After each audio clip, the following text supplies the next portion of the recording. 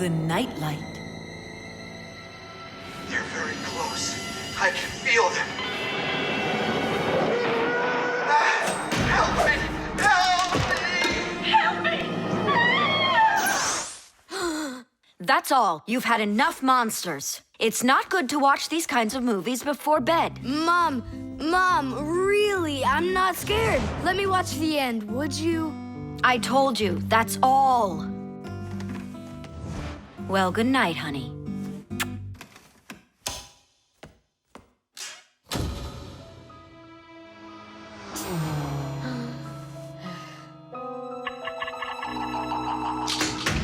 Ah! Who's there? They're very close. I feel them.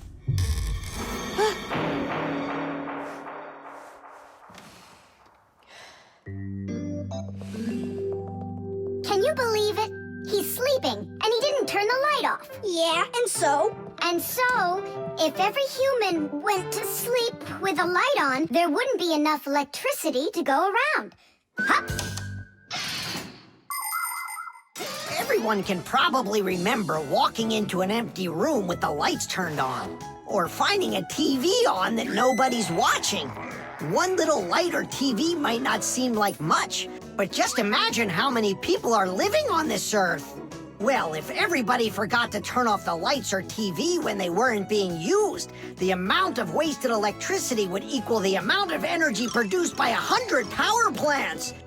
And each of these power plants needs freight cars of coal or rivers of oil to keep running.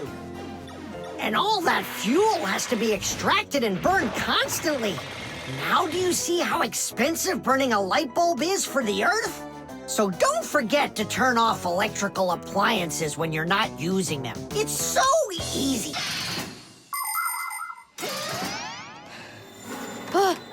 Who turned off the light?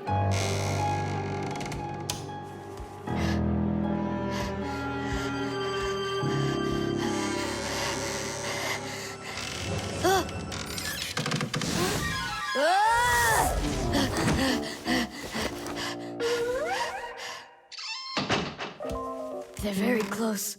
I feel them. I feel them. I feel them. Look, what's up with him? I think he's playing sleep hockey. Looks like his position is left out. Ha ha. Anyway, he should get a penalty for wasting electricity. Monsters! Hey, what do you think we are, hockey pucks? Nolik, Simka, forgive me. Who did you think we were? Monsters. Well, I see how you could mistake Simka for one, but obviously not me. Tom Thomas, what are you doing? Why are you sleeping with the light on? I was so dumb. I watched this monster movie on TV before bed. Now I'm scared to sleep without the light on. And that dumb old monster flick, why were you watching it? I felt like getting scared. You're great at getting scared. Keep quiet, or we'll wake up your mom and dad. How am I gonna fall asleep now? Here's a good idea. You can use a nightlight. A nightlight is a little light that humans who don't like to sleep in the dark use in their rooms. The nightlight has a dim glow. That's because it works with a special kind of light bulb that uses very little electricity. These kinds of light bulbs are called energy efficient. That's hard to say. And you can find nightlights that use such low energy bulbs that they can work off of a battery. But you know there isn't a nightlight here. How would you get by without us? Tonight, I'm here to help you. I'm gonna be your nightlight. Look, right there. There's our lampshade.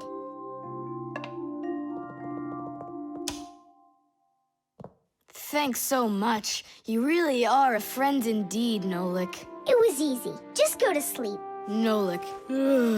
Do you know any good stories?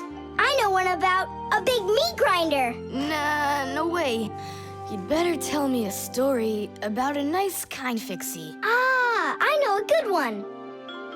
And here's how it goes. Grandpus was working inside of a very big clock. Actually, the clock wasn't that big. And I'm not sure if it was Grandpus, but it was a clock. I think. The toothbrush. Once I finish you, my top secret growth potion, I will create my own giant canine crew! And then I'll rule the... Whoa! Wow, this is super. You're better than a TV show. Oh yeah, it's fun, but it's gonna end badly.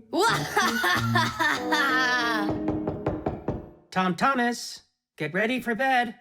I'm going, Dad. But first, my secret recipe. We start with a bit of carbonatorous. And now a little bit of bread and butterous. And finally, beard of foamerous. Chusaka. Don't be afraid. Drink, my baby. And you'll grow 10 times your size. What? It doesn't taste good? Oh, right. I forgot it needed stirring. This hypersonic mixer will do the trick. Tom Thomas, you shouldn't use what doesn't belong to you. That's your father's toothbrush. Ah! Hey, cut it out! You're acting crazy.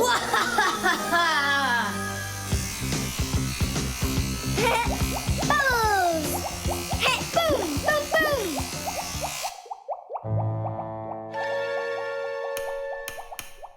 Uh-oh. You said it. Uh-oh. You, Tom Thomas, are a big boy, but your brain is smaller than Nolik's. Why, thank you. Just go put the toothbrush back in its place, like you never touched it. Nah, that's not right at all. Tom Thomas, what's up?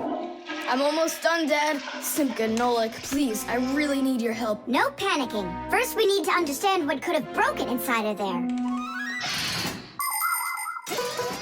An electric toothbrush is really simple, as long as you know these 3 parts. The battery, the motor, and a very clever mechanism that connects the motor with the bristles. The whole secret to the toothbrush is right in there. That mechanism uses the spinning of the motor to make the bristles move very fast back and forth, from left to right, from right to left. And that's how it brushes your teeth. So what can we do about it? Here's what we do. First, we take out the motor. Then we take the gears out. And then the mechanism. How much time do we need to do that? 1 or 2 hours. What? No! Just listen here, Tom Thomas. You need to open up the battery compartment. Wait for me right here.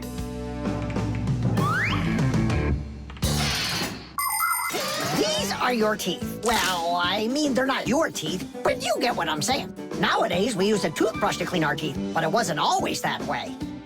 The ancient Egyptians used a chewed stick to scrape their teeth, while the ancient Greeks rubbed their teeth with a rag. And the Vikings, well, who knows what they used? And then, only 200 years ago, an Englishman named William Addis came up with something better. He drilled holes into a meat bone, inserted bunches of bristles into them, and there you go, the toothbrush. And here's what I need to tell you all as a fixie. That is, as a master repairman. You need to make sure to brush your teeth often, especially after eating, or you'll be getting them repaired often at the dentist. Well, is something wrong with the mechanism? No, it's fine. Is the motor burned out? No! Then what's wrong with it? You're not gonna believe it. But the battery died. That's all? I know what to do. I'll put in new ones.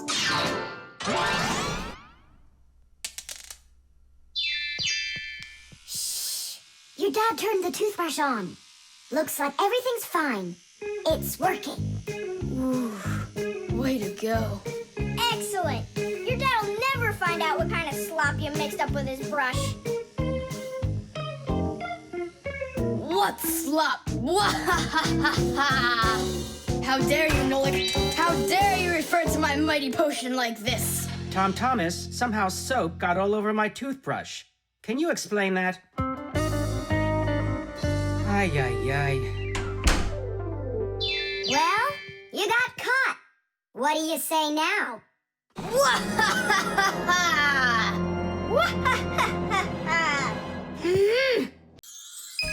The magic wand.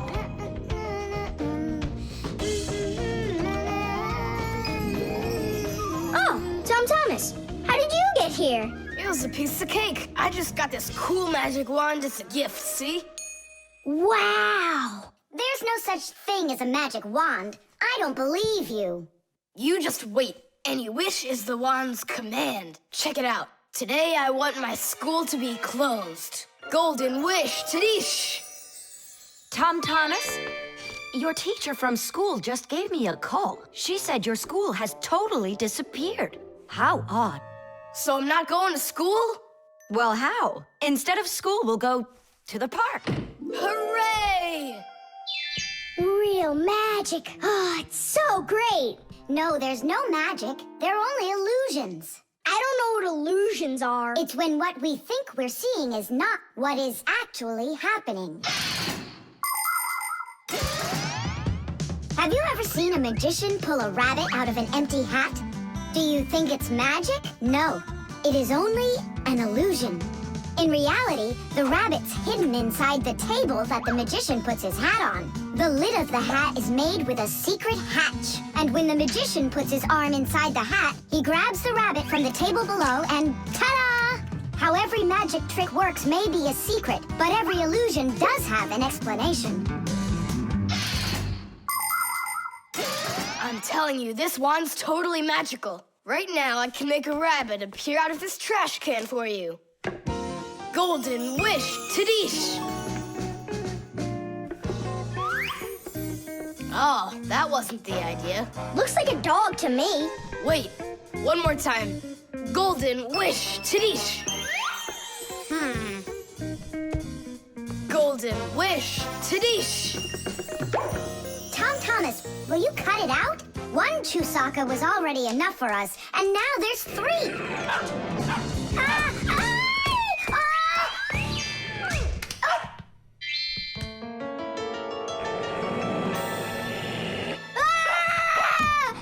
Hey, Tom Thomas, please tell your rabbits that they can stop barking so loudly. Shame on you for attacking helpless little kids. Wait, I'll make you bigger now. Golden wish, Tadish!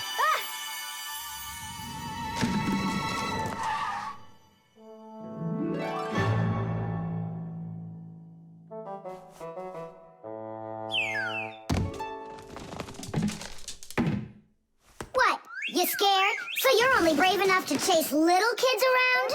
Wow, I'm huge. I'm as huge as Tom Thomas. I'm huge! Oh, Nolik, be careful!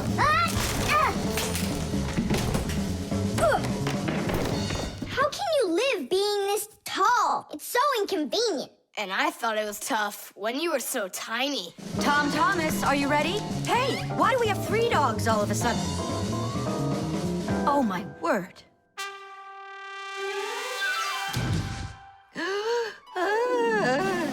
No! Why are you screaming? I was dreaming that someone had given me a magic wand. And then I had to make it big, see? And my mom saw you. That's awful. That would have made me scream. I wish I had a magic wand of my very own. We Fixies aren't ones to believe in magic, but we do believe in what humans can do, because humans often work wonders. For ages, flying in the sky seemed to be an impossible dream. But today, anyone can take off to the sky in an airplane. It used to be that humans thought that only magic could take them to the moon. But now astronauts have already walked on its surface. In fairy tales, people were able to see and talk to each other through a magic mirror. But today we have the internet and telephones we can use. Refrigerators, televisions, automobiles, computers. There are so many things that humans have created. Wondrous things that they used to only be able to dream about. Like a miracle from a fairy tale. A magic wand? Why do you need it? First, I'd skip school today. Tom Thomas, are you ready? I told you, we're going to the park. And what about school? I'll skip it? Good joke. Could this be a dream too? No, it's just that today is Sunday, and that's the magic of it.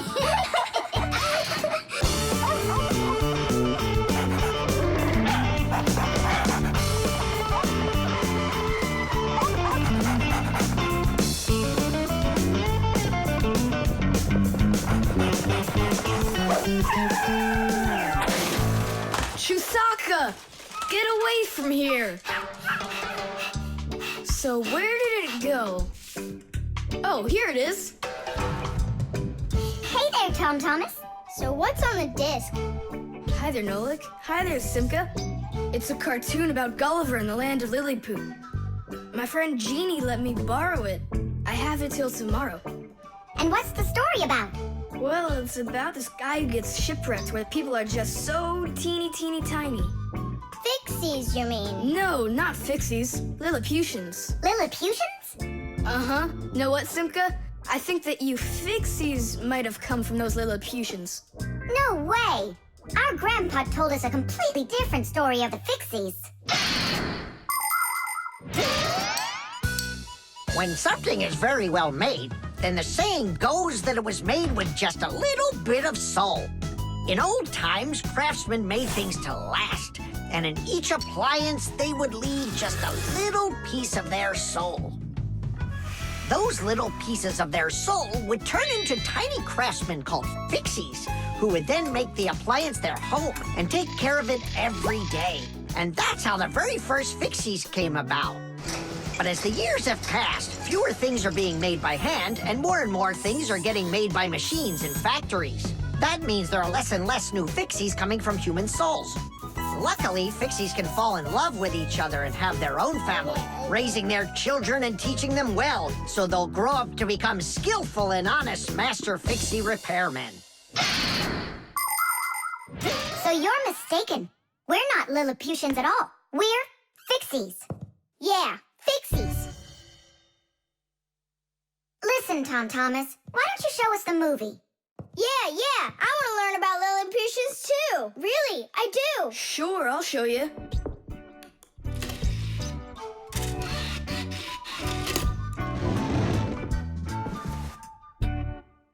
Oh no, what's going on? I broke it. I can't give her back a disc that's messed up. Don't panic.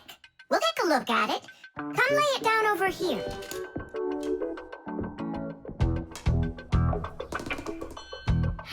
Tom Thomas, why is this disc all covered in jelly? Because I was touching it with my fingers. I mean, what else? It's obvious you don't know how a disc works at all. And you know how it works? Yeah, I know. Yeah? If we take a look at a digital disc through a powerful microscope, we can see rows of tiny valleys of different lengths. These valleys are actually a code for the cartoons, games, or music recorded onto the disc. Inside a disc player, a laser beam reads the code and helps turn it back into pictures and sounds. But if you scratch the disc or smudge the disc with dirty fingers, the laser can't read it and the disc won't play. That's why you need to keep discs clean and stored in cases. So that's why you should only hold discs along the edges. And when you're done watching them, you have to put them back inside their boxes. And what about this one? Do we have to get rid of it? Not so fast. Nolik, this calls for a major cleaning. Let's get the brooms.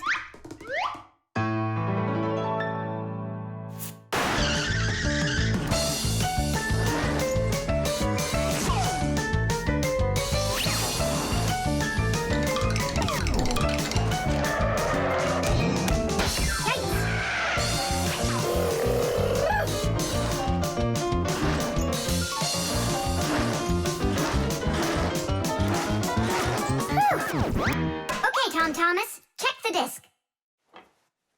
There you go. Now you're holding it right. Hooray! The disc works fine. Hooray! Now we can watch the movie about the Lilliputians. Hey, Gulliver, why are you sitting there? You've seen this movie already. I know in what? What? Look at that pile of discs. Where do you need to put them? In their boxes. The vacuum.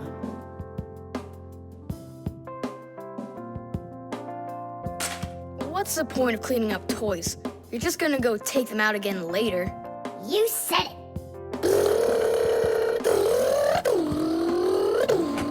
Tom Thomas, if you're done cleaning up, go and eat your lunch. Okay, be there soon.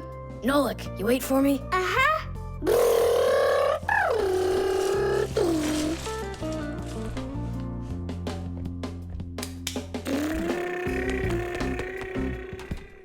Oh.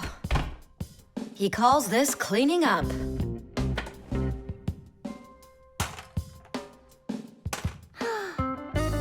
Uh-oh.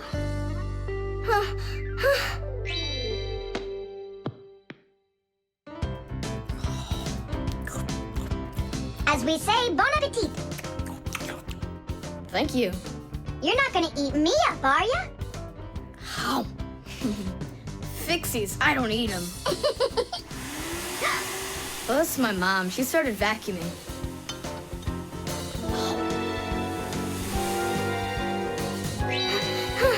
Please help!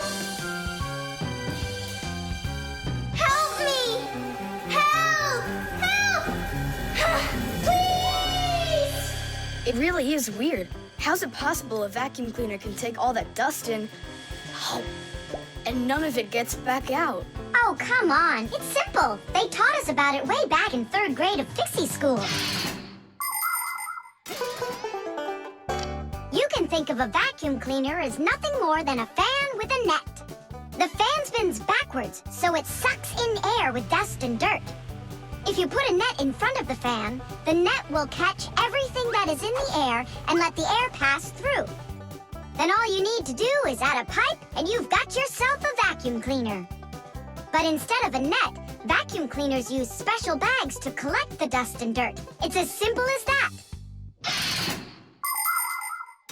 Oh, whoa, Simka. Nolik, could he get sucked into the vacuum? Oh, no! Did he stay back there? Tom Thomas, what's the matter? Mom, I can finish vacuuming you. I mean for you. All right, I'll go clean the dishes. Nolik! Nolik! Nolik! Nolik! Nolik! We better go and get help right away. Marcia! Nolik got sucked up inside the vacuum. It's impossible. He can't fit in here. No, not in this vacuum. Into the big one, the human. It's just terrible. Nolik, my Nolik, he could suffocate in there. Come on, quickly. Yuck! This dust is just awful. And it's awfully bad for you, too. Dust is a tiny enemy. It's so small and unnoticeable. But if dust gets inside machines and appliances, it's a disaster just waiting to happen. It can keep gears from turning properly. Dust can make appliances overheat. And if dust gets onto electric contacts, it can create a short circuit that can even cause a fire. That's why we Fixies have to constantly clean the insides of appliances from dust, even though a lot of us are allergic to it. Choo! If only people would just dust a little more often than they do right now. Choo! At least people could dust more on the outside. That would make our work so much easier, and their equipment would break a whole lot less often.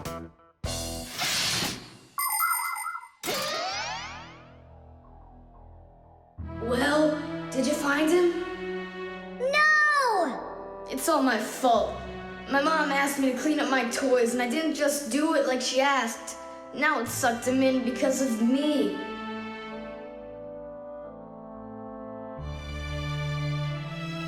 Nolik! Nolik!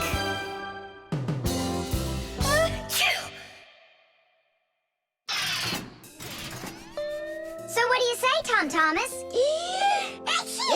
What? I already apologized, and I already promised to clean up my toys. And why are you sneezing? To keep you company, so you'd feel a little better. SMS.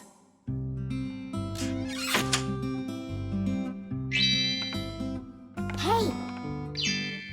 All clear. Oh, take a look. A mobile phone. You think they bought Tom Thomas a new one? Oh, wow! Nolik, stop! Awesome. Turn around! Oh! Tom Thomas, help us, please! We're trying to save your telephone! That's not mine. Oh, Katya left it behind. Katya! Katya! She's gone. It's too late. Oh, an SMS just came in. You won't read it, will you? Of course not. But what if it's something important? Tom Thomas, don't you even dare go and read her letters. Uh-huh, pretty interesting. Looky, there's just a ton of these messages. Now, Nolik, you go and distract him from the telephone. Uh-huh.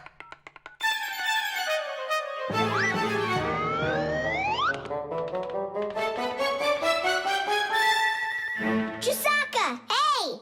It's me, your buddy Nolik!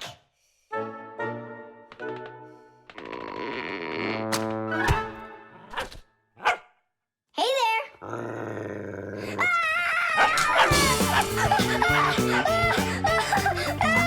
Chisaka, cut it out. Stop it! That's enough with the barking. Out of this room, right now.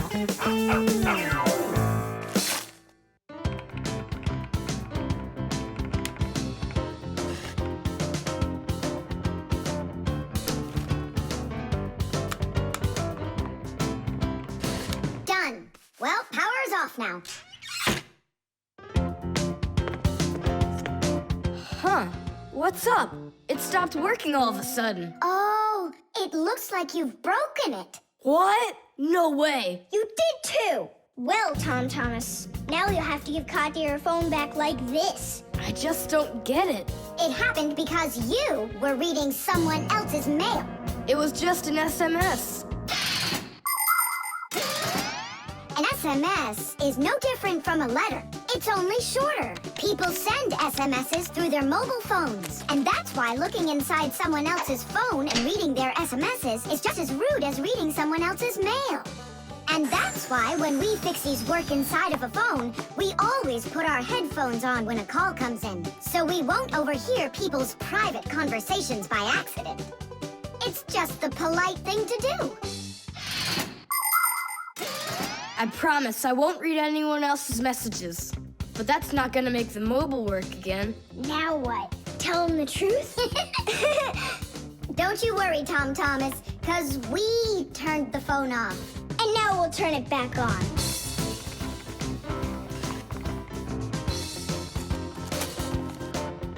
See that? The contact's barely attached. We just need to write a note to the Fixies who work over at Katya's. I'm sure they'll fix it. There are Fixies living in every home, and the work they have to do can seem endless. The TV starts acting up, then the doorbell breaks, the washing machine stops running, and then the phone won't ring. And besides all of that, there is cleaning and there's oiling. Like the appliances in the kitchen or kids' toys and all those other things. Modern houses are literally stuffed with all sorts of devices. And that is why the Fixies keep working day in and day out. Unfortunately, this can make Fixies get carried away by their jobs. And they can forget about their Fixie relatives and close friends that live in the neighboring houses and apartments. And that's not right. Just like humans, Fixies have to remember to go and visit each other more often and write each other letters, or at least send their regards. That's all. It's working again. You're the best. Now I can give a call to Katya and tell her she left her phone over here. Thomas! Is that you calling? Yeah? And to who? Katya? And her phone is where?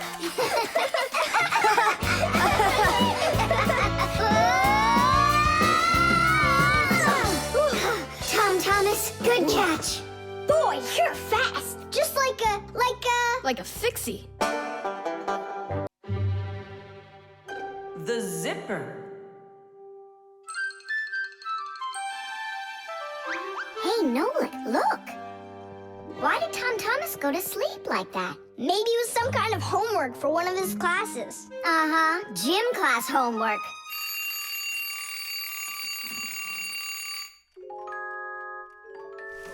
Good morning. Good morning.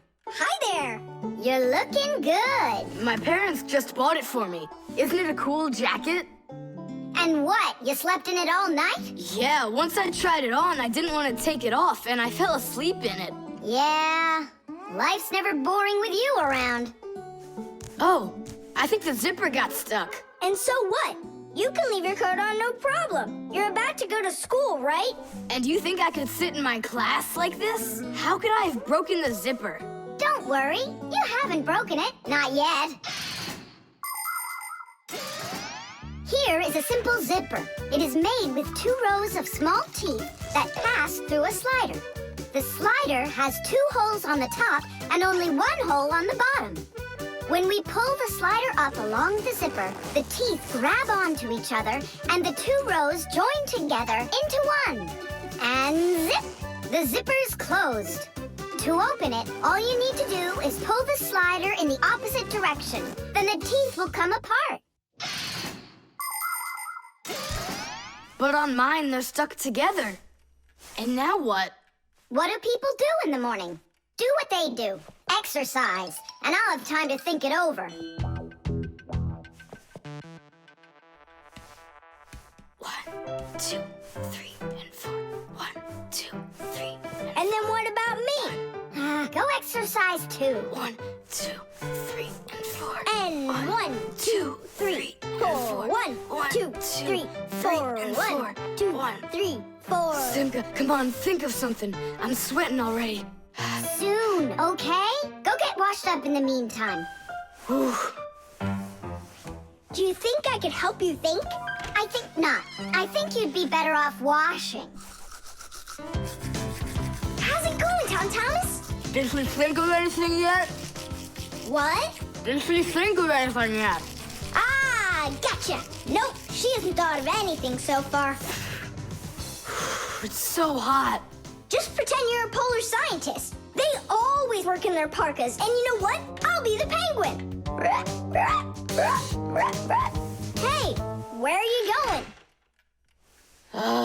I can't take it anymore. All right, just sit right here, and I'll try to find the problem.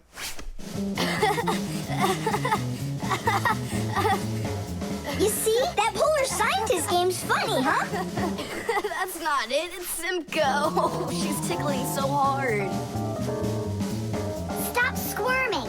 And you stop tickling me. Aha! So that's why it won't open all the way. It's only a piece of thread stuck in there.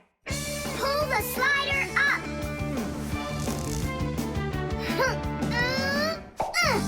Tidish! You can unzip it now. Thanks so much.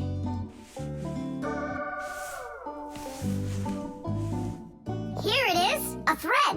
That's what the whole problem was. You're kidding. So I've been sweating because of some piece of nothing? In technology, every little thing matters. I remember when scientists built one of the first computers around 60 years ago. It was a giant machine. It filled up several rooms and had more than 1 million parts. It was a technological wonder. But all of a sudden, this technological wonder went kaboom and broke, and no one understood why. The computer just stopped working, and that was that. The scientists were going crazy. They couldn't find a problem. Turns out that this huge computer broke because a little butterfly had flown inside the computer and got stuck in between some contacts.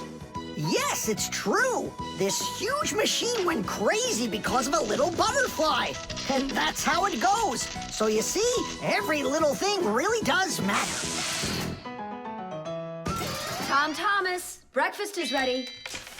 What are you doing in your jacket? It's 'cause I was playing Polish scientist. Simka, what took you so long to figure it out? I just thought it would be funny to see Tom Thomas do his exercises and brush his teeth in his coat, that's all. That was your plan? Well, yeah. Can I joke around a bit? The compass.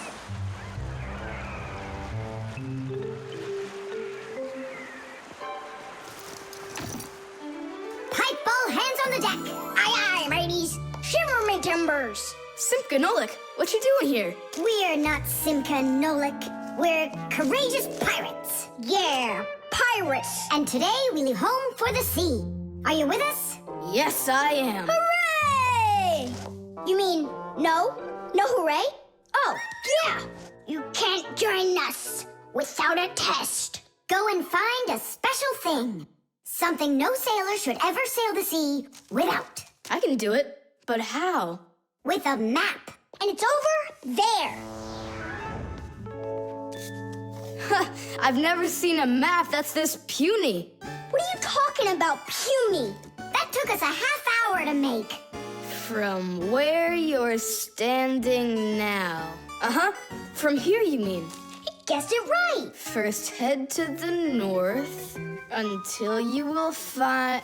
Hold on. But where's the north? It's where the North Pole. Ice and polar bears are. But how do I know which direction the North Pole is? By compass, of course. A compass is a special tool that helps sailors and pilots know in which direction they're traveling, whether in the air or on the sea. Our planet is like a big magnet that has 2 poles, the North Pole and the South Pole. These magnetic poles help the needle in the compass find its way. The needle is magnetized, so one of its ends will be attracted to the north magnetic pole and point at it, while the other end will always point towards the south. That I know, but there's no compass around here. Then let's make one by ourselves. Out of what? We can use a needle. We just have to magnetize it. And how's it supposed to turn around? In a saucer of water.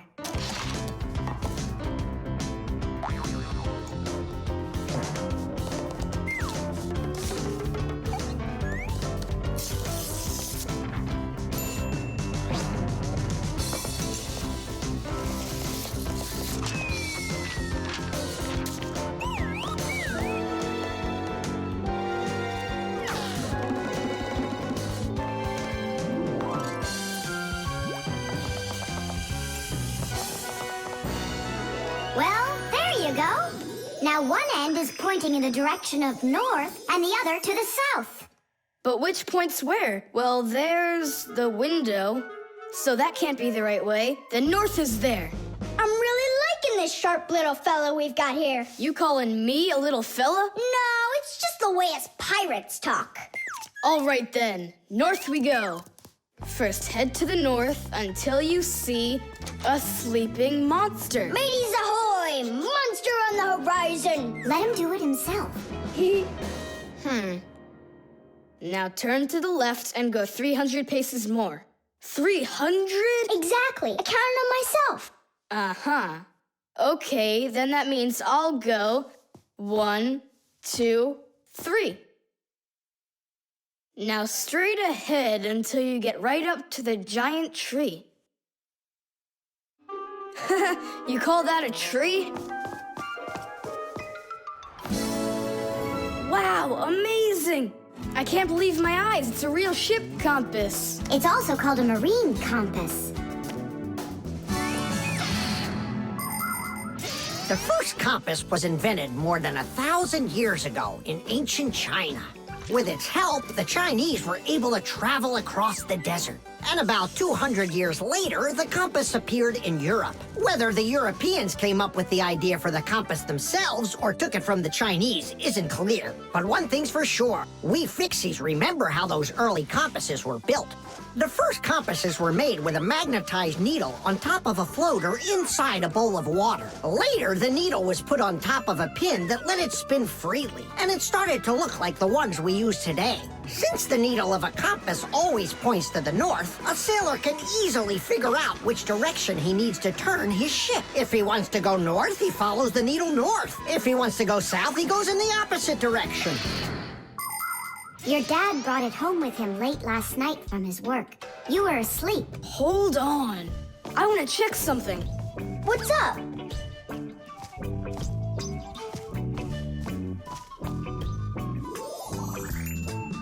Yeah, they line up together. Of course they line up. If not, how else would you have gotten here? We're done with the needle. It has to go back. First, head south 600 paces. 6 for you, matey. The screws. Hey, Tom Thomas, what you thinking about? Huh? For school, I have to write an essay. My very best friend. I don't know. Who should I write about? What do you mean, who? Aren't I your closest friend? Of course. How could I forget to write about you? And you can keep forgetting. That's our secret, right? Don't you remember the promise you made when we met? Sure, how could I forget?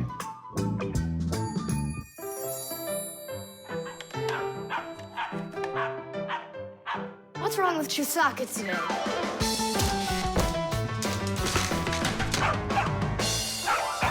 Chusaka, why are these screws bothering you so badly?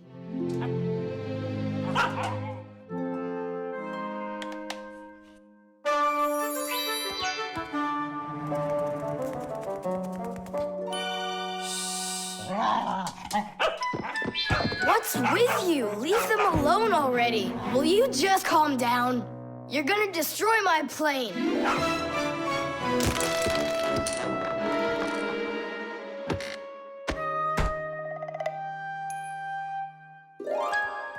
Let's get out of here. Ow! What's going on? What's going on? Hey, if you don't turn back again, I'm not letting you go. Oh, please, don't be afraid. I'm not gonna hurt you too. I'll just ask you one question and let you go. Nolik, we can't. Don't worry about it. Quit your staring. Ask your question, boy. No way you can talk. Just tell me, who are you? Fixies. That's all. We answered. Now you let us out. Oh, wait, but what's it mean that you're Fixies? That's already question number 2. You promised to let us out, didn't you? I'm sorry. You can leave now. Simka, it's fine. I can see from his look that we can trust him. All right. We'll tell him. You gotta swear that you don't tell anyone else. I swear it. Fixies. We're the little people that live inside of machines and appliances and take care of them, fixing them, cleaning them, and oiling them. Humans never suspect us. They think that if something breaks and then suddenly starts working again, that it happened all by itself. Well, nothing happens by itself. It happens because we, the Fixies, are living inside. Yes, without the Fixies, humans would have so many more problems with their machines. That's awesome. And so what are your names? That's already question number 3.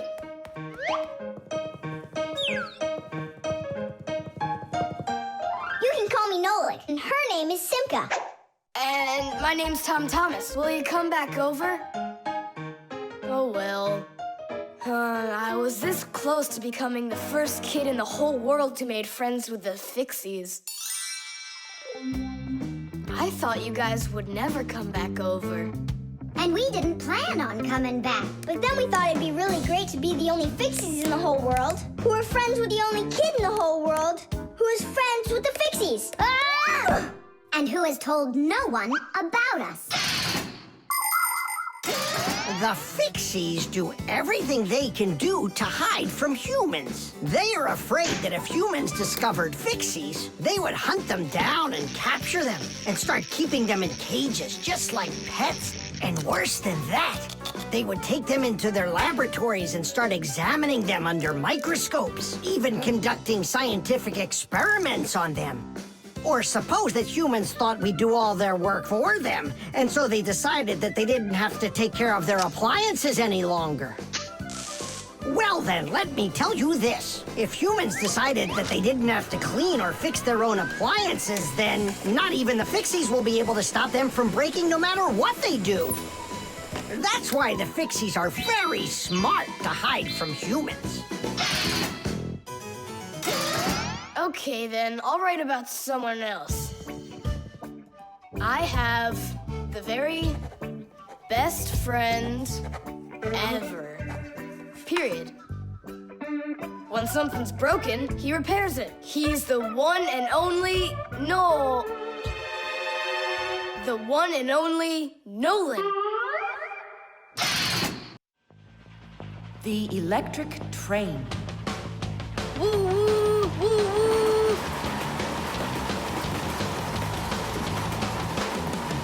Zoom, zoom. And suddenly, the Earth is attacked by an alien spaceship. Pew, pew, pew. If help arrives here on time, we'll be saved. Move faster, faster. Come on, get off the train. Move it, move it. Tom Thomas, we came here to play. Ah, finally you're here. I need some aliens for this game. What kind of aliens are you talking about? Just plain old aliens. You know the ones. They come destroy the Earth and just about everything. We don't want to destroy anything at all. Why can't we be, the train engineers, huh? Train engineers? You don't know anything about driving a train. Oh, we know plenty about trains. Humans invented the railroad long ago, but back then, the rails were made out of wood. People didn't start making metal rails until the end of the 18th century. But the first railroad cars had no engines to give them their power. Instead, they used horses to pull them along. Later, horses were replaced by the steam engine. Wood and coal would burn in their furnaces to boil the water in the boilers, making the steam that turned their wheels. And the Fixies were there to help those trains go, making sure all of the parts could work together smoothly. But now steam engines have long gone away. The railroad uses electricity now for its power. These electric trains race along the railway at almost the speed of an airplane. So you might know trains, but you'll still be the aliens. This railroad is mine. So you're gonna play the way I want. The train is unloaded and leaving the station. Woo! You can play toot-toot by yourself. And I will. Pew, pew, pew, pew, pew. Hey, why did you stop?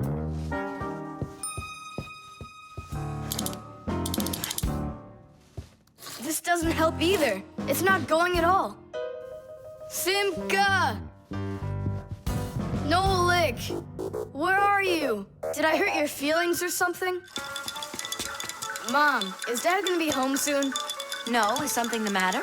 We've been attacked by evil aliens. The train has to be fixed right away, or we'll never escape them. You want some tea? I've got to think of something. Simka, Nolik, I know you're in there. Please forgive me if I hurt your feelings. I'm really sorry. There's nobody but you that can save the world from the evil aliens. All right, you talked us back into it. Well, let's go and check the rails. Nolik, follow me. I'm faster. Whoa! Well, so much for being faster. It looks like I found the brake. Tom Thomas, the rails are broken. I know, and so? You know, but that's why your train's not running. Just like a real train, model trains run on electricity. But there aren't any batteries inside the locomotive to pull the other cars. The engine gets its electricity from the rails. Each piece of the rail has a wire in it.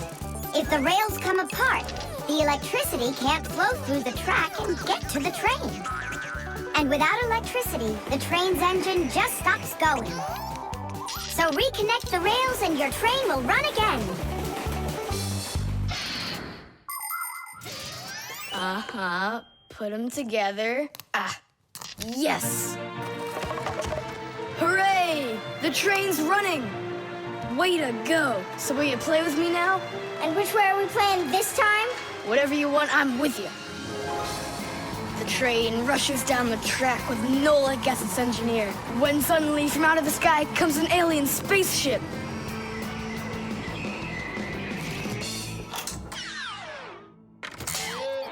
Greetings to you, O people of planet Earth. I come from far away, from another galaxy. Have you come to destroy everything? No, I've come to fix it all. Oh!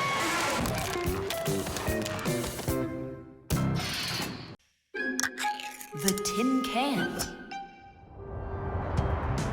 Well, what else goes? A flashlight. It's good to have when you're camping. Listen, Tom Thomas. Just leave a little room for me in there. I'm good to have when you're camping, too. I'll leave you some room. Just hide in there so Dad won't see you. And you can't tell Simka anything about me going with you. All right. And last on the list, a few cans of meat. Hi, Tom Thomas. Have you seen Nolik? No, Then who did I just hear you talking with? I was just reading the label. Huh. Where did Nolik run off to?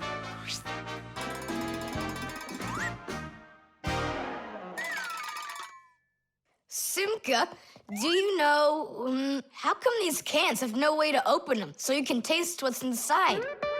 What do you mean? Don't you know what makes canned food special? It comes in a can.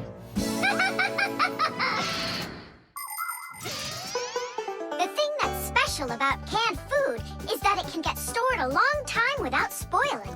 You see, meat and vegetables spoil when harmful bacteria start multiplying inside of them. So, if you can get rid of the bad bacteria or stop them from getting into the food will last a long time. That's why jars and cans are sealed very tightly. This stops harmful bacteria and air from getting inside and spoiling the food. So you're telling me that Nolik's not here, right?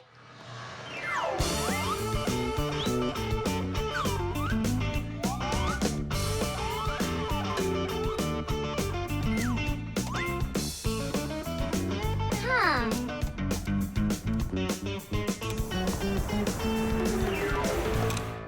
So it looks like he's really not here. Who is that?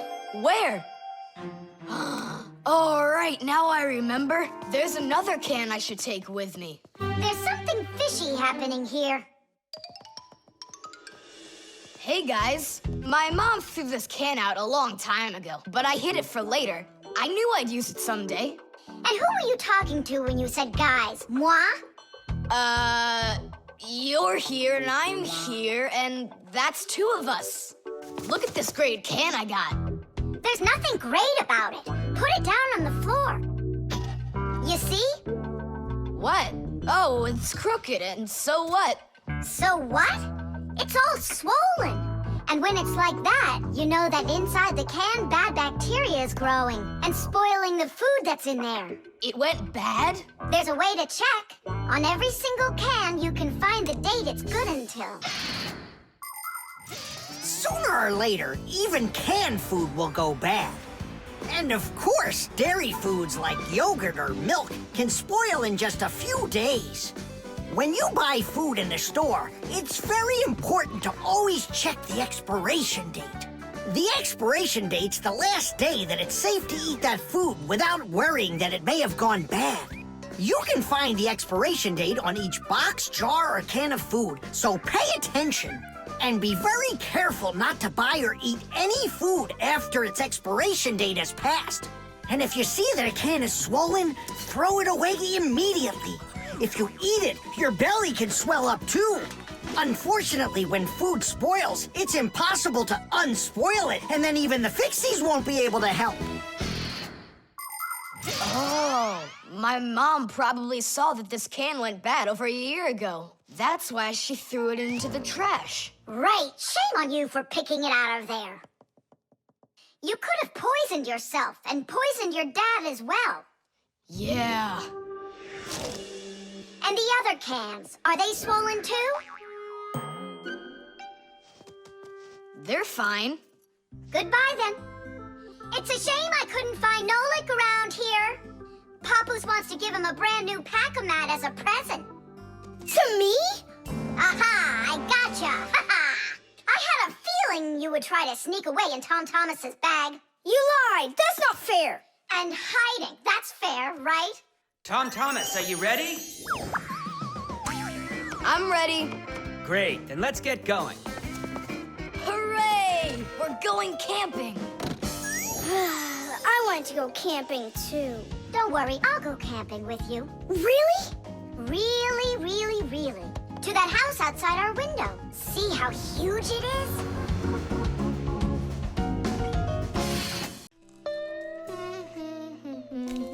The microwave.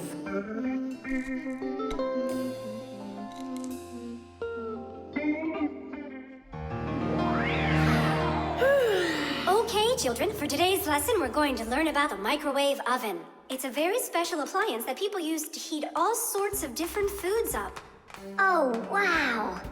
Is there any chance that we could get heated up here? You'll find out about that too, if you'll pay attention, of course. Whoa. Got it? Now listen carefully. I'm listening. Of course, young Fixies go to school just like human kids, but their parents teach them a lot of important lessons too.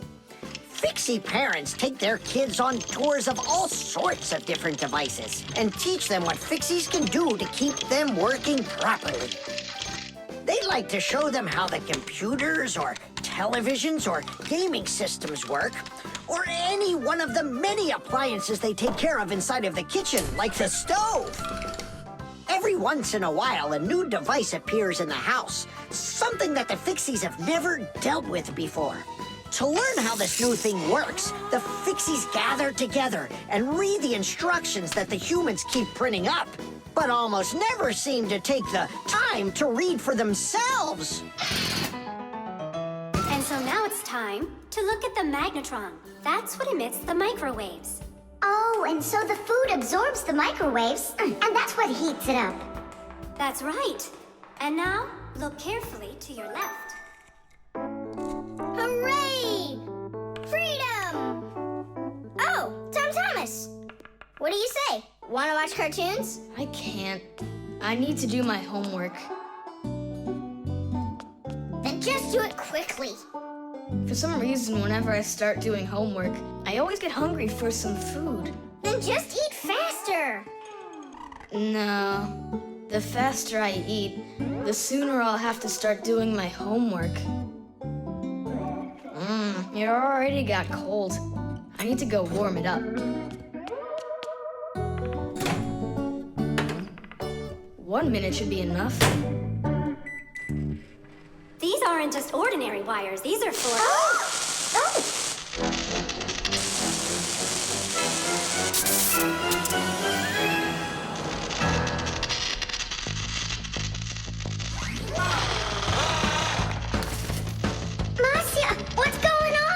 looks like it might be an overload. The microwave might burn out. Then we better run out of here. What do you mean, run? We need to save this microwave.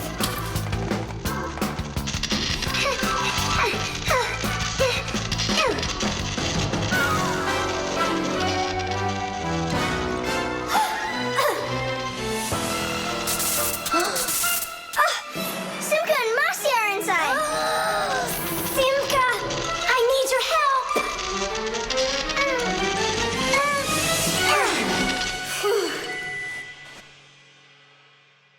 Tadish. Oh, what's wrong with the microwave? It looks like it just broke. Who cares if it broke? What matters is that Simka and Marcy aren't broken. Look, there's no one here. Of course not. We were behind the wall. You wouldn't believe what happened in there. Oh, there you go. Tom Thomas, why did you put that fork into the microwave? Why not? You mean I'm not allowed? Remember, never put any metal objects into a microwave. If you put forks or spoons in a microwave, you can burn it out.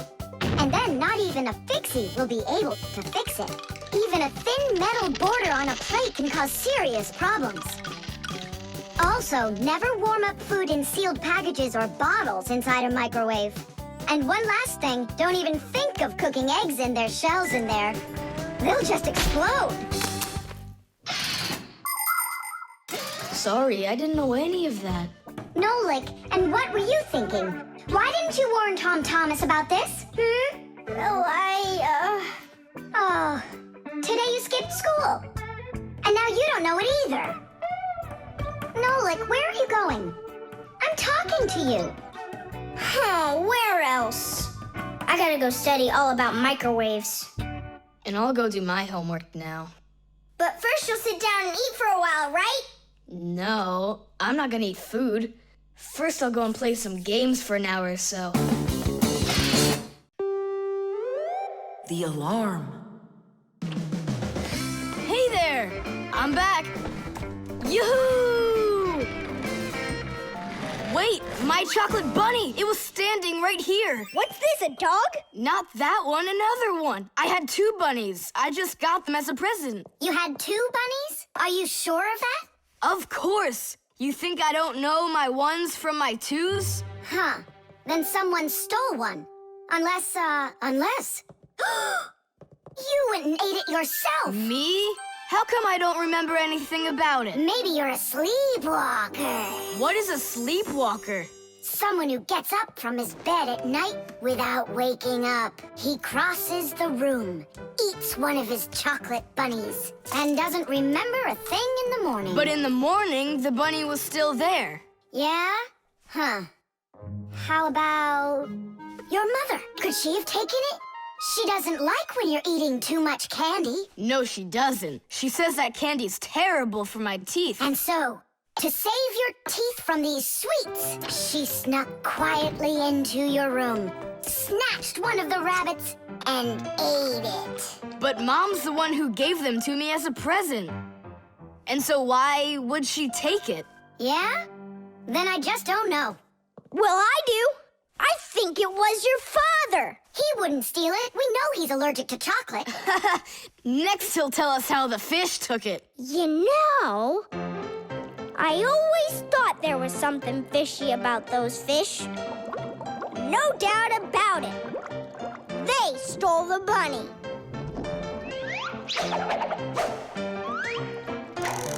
Uh-huh. And then they hid it in their aquarium. Oh, Nolik, that's funny. You know what, Tom Thomas? You need to protect that other chocolate hair. Exactly. It has to be eaten right away. Now, before it disappears. Just wait a little. You don't have to eat it. Let's think of something else. Of course, we need a security alarm. Need what? The alarm was invented to keep houses, cars, and other valuable things safe and secure. The simplest alarm is a siren or light bulb that is connected by wires to a door or window. When someone tries to open a door that has an alarm on it, The alarm goes off, making the siren howl and the light flash. Alarms can also be set up to call the police if they go off. Super! But where can we get ourselves a security alarm? You have an electronic construction kit, remember? You're right. Then bring it over here.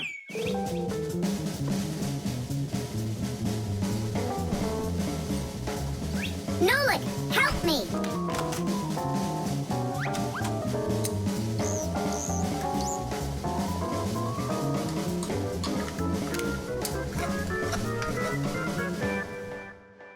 Tidish! Tidish is the Fixies victory call. When a job is well done and we Fixies are proud of our work, we exclaim, Tidish! And raise up our hand with our thumb and first two fingers sticking out. You want to know what it means? It's very simple. Fixies love solving problems and fixing things that are broken. And do you know what you need to do to solve a problem? First, you need to find out what's broken. Second, understand why it broke. And third, repair what's broken so it works again. So do what the Fixies do and first, find it. Second, understand it. And third, fix it. Tidish! It really is a great word, and it sounds funny. But we Fixies surely like it a lot. Well, Tom Thomas, turn on the alarm. You sure the alarm will work? I'm sure, without a doubt.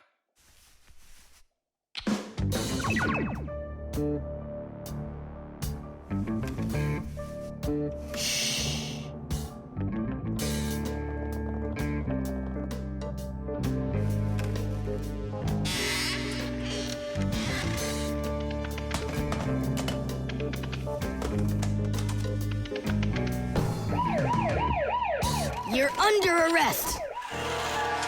Freeze!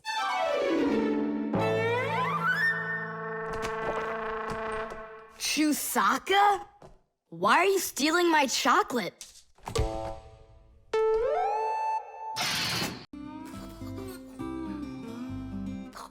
The remote. Hey, Simka, the button got stuck on the remote. How can we get it back out of there? Look and learn, Nolik. Please help. Oh, come on, come on, come on, come on, come on. Oh, oh, oh. Should I let it go now? Oops.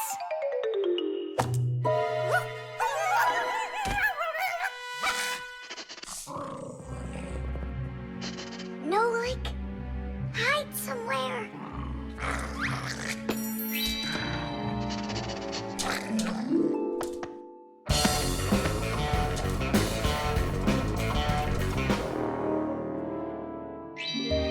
Nolik, she stole the remote. Nolik, where are you hiding? Nolik! Hello there, Fixies. Hey, where are you? Hey, Tom Thomas, you got here just in time. Chusaka ran off with the TV remote. And so what? I can turn it on without it. And my favorite cartoon is just about to start. Forget about the cartoons, will ya? Nolik is missing. I'm afraid Nolik hid inside of the remote. And Chusaka took it. Oh no, Nolik's in big time trouble. Tom Thomas, there must be something you can do. Chusaka, Chusaka, come here. Where is that dog hiding? I'm gonna go look in the other rooms. Simka, Tom Thomas, here I am. I'm over here. For now, I'll wait here. Chusaka's not out there. Where are you? Hey, Simka. I ran to get a pack-a-mat. What are you gonna do with it?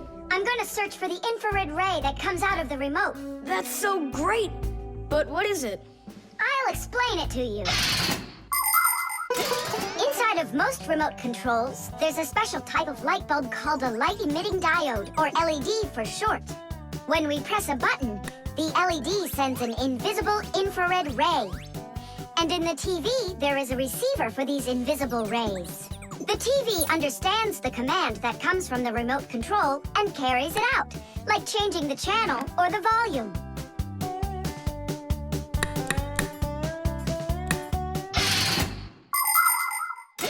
the rays are invisible, then how is it possible to see them? In the Pack-A-Mat, I've got these special goggles that can help me.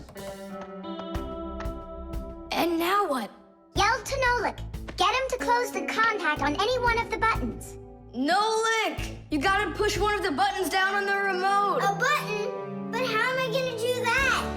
Wait, 1 second. Two socks with a brain full of rocks. Meow. Meow. Oh, Mamma Mia. Now she'll eat me together with the remote. Nothing for you here. But here's something. There he is. He's over there. Chusaka, come here. Do you want a hot dog? So you want to play tough?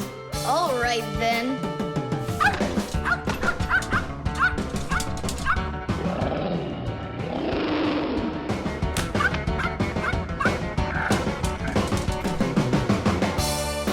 Hooray! You're in one piece. How did you find me? By looking out for the remote's rays. It's just a shame it's impossible for me to see him. What are you saying? You can! If you want to see infrared rays, all you have to do is look through a digital camera. Try it for yourself. Turn on the camera on a mobile telephone. Now go ahead and press any button on the remote control and point the camera toward the front of it. You'll see a bright dot on the screen of the camera. That's the light-emitting diode working. It's letting off a special light that can't be seen by the naked eye. It's also possible to point the remote control at a mirror. And then through the camera, you can see how the light-emitting diode turns itself on. So what that means is that invisible rays bounce off of a mirror in the same way that regular light does. So you can control the TV by bouncing the light from a remote control off of a mirror. You don't believe me? Then go ahead and try it yourself. By the way, if your toys weren't all stuffed under the bed, we would have found the remote without the goggles. Don't worry about it. When the cartoons are over, I'll put them away. So, you done watching? Time to clean up. The washing machine. Look at that, Simka. They're showing Titanic on the television. Hey, Nolik, that's not a television. That's a machine for washing laundry. No way. Yeah, it's just a plain old washing machine, Nolik, don't you know? Tell me about it. You're such a great explainer. Inside of a washing machine is a big drum. People put their dirty laundry in there and add a special kind of soap called detergent. When they turn the washing machine on, the drum fills with water, and then the motor starts to spin the drum. That makes the laundry rub together, forcing the soapy water in and the dirt out to make your clothes clean. After that, all that's left is to get out the water by spinning the drum really fast and sending the water down the drain. Oh, thanks a lot, Simka. I always wondered, why would you want to put laundry inside a television? Are you joking with me? Uh-huh. Oh, I'll show you a funny joke. Get over here. Shh, it's Tom Thomas's mother. She's got headphones on. We're safe. She doesn't hear anything except the music.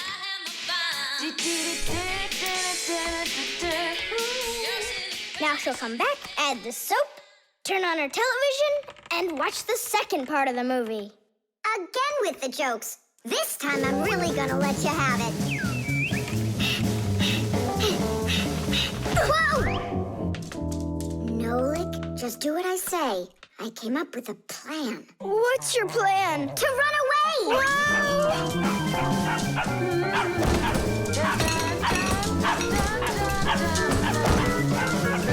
Who's here? Hello?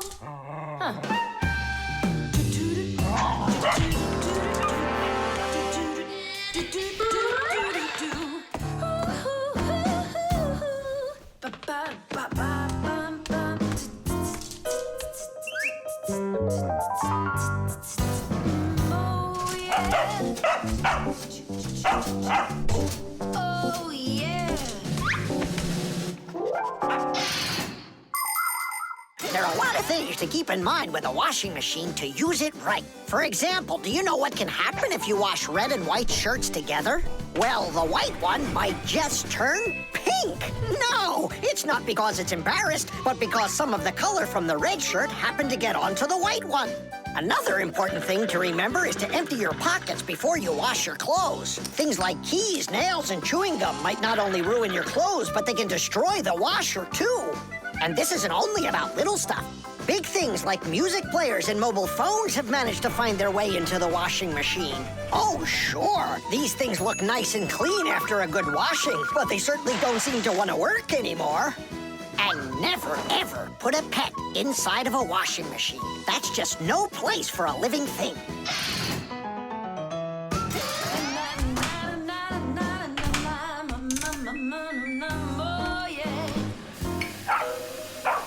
You know what, Simka? I've never been laundered in my entire life. We better get out of here, Nolik, right now. And the faster, the better.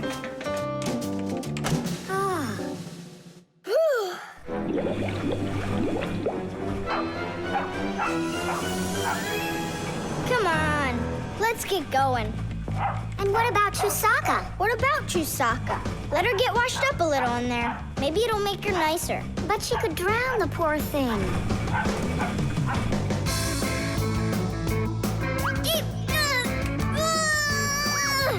I don't think we can do this alone. We should get help from Tom Thomas's mother. 1, 2, stop! What? She moved out of the way.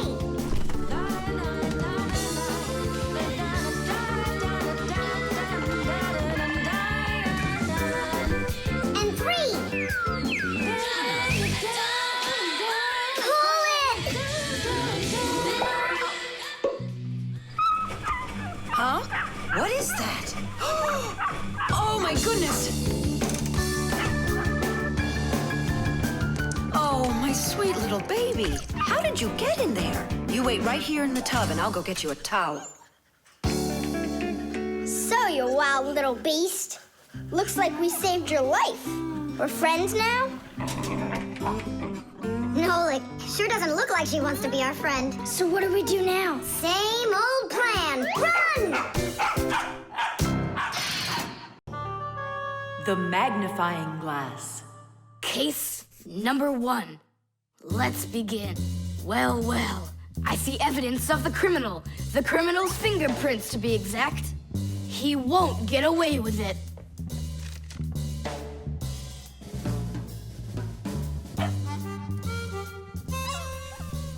Why do you think she's just looking at us instead of chasing us? Oh, maybe she can't see us and we're invisible. Then how come I see you? Simka, Nolik, be careful. Don't destroy the tracks. What kind of tracks? Whose tracks are they?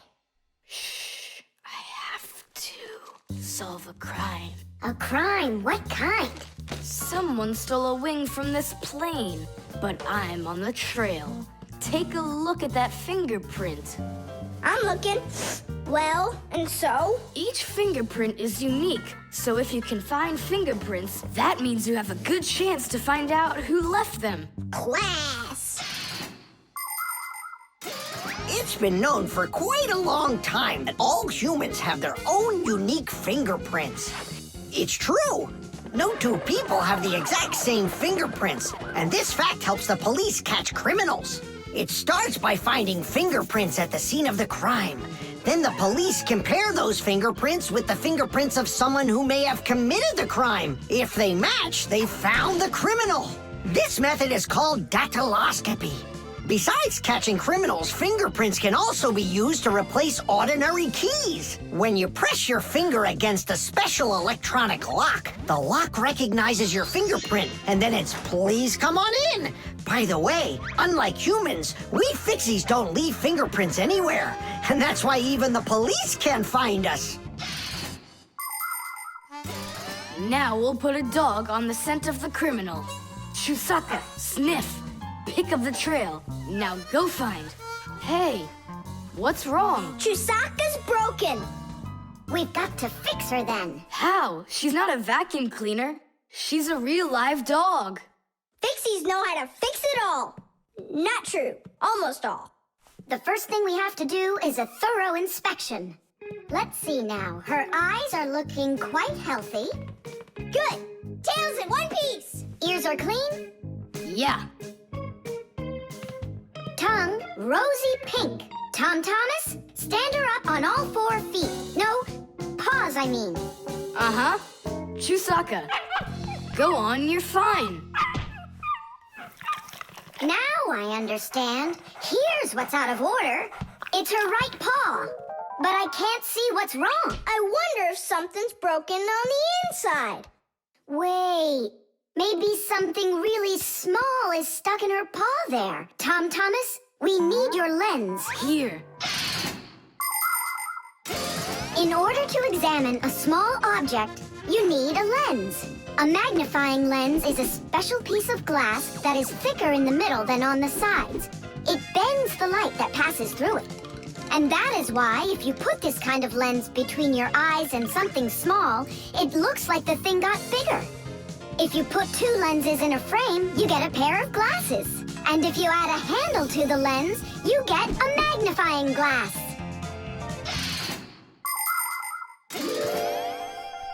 There it is, a splinter. It's glass, I think. Looks like it. You're right. It's possible it's from the lamp in the hallway. It broke yesterday, and I guess not every little piece got swept up. Chusaka, hey there! You're all better now. Looks like we fixed her. Tadish! She's all repaired and working. Maybe we shouldn't have cured her. Ungrateful dog. Simka, Nolik, here it is! The wing that was lost. Yeah, that's great, only you still have to figure out who hid it underneath the bed there. Yeah, you still need to match the fingerprints. The fingerprints on the wing are the same as on the plane, but whose are they? And did you check your fingerprints out? Huh, all the fingerprints are mine. So I guess it was really my own fault. I just lost it somehow. So it turns out that you were the criminal? Hooray! The crime's been solved! And you, Tom Thomas, are the criminal!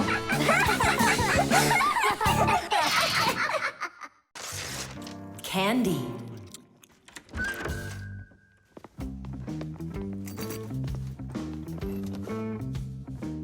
Nice black eye. Tom Thomas, did you fall? How did you hurt your eye? I had a big fight with Johnny. Oh, wow! How could you? What was the fight about? We argued over who's cooler, a racer or a boxer. A race driver's cooler. Of course! That's what I said to him. But Johnny had to prove it's a boxer. Well, He proved it all right. Can't you see? You don't prove anything at all by fighting. What a profession, a boxer. yeah. Now your dad, he's got an amazing profession, a journalist. He gets to travel to different countries and brings back all sorts of funny stuff. They even show him on TV. No. What do you mean? Boxers are cooler. Everyone's really afraid of them. Don't be gloomy, Tom Thomas. Have a candy. I've got a good idea. How about a taste tester? That's the best job. And what is he testing? A taste tester is someone who tests the tastes of drinks and food. Yeah, how come? They want to find out if the food is delicious and what all the flavors are in it. Super! What a great profession. But a taste tester's not a job just anyone can do. I can do it. Then let's check. So open your mouth and then close your eyes.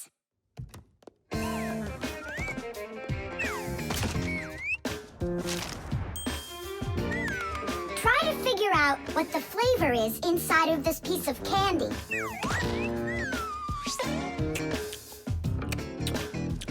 Strawberry.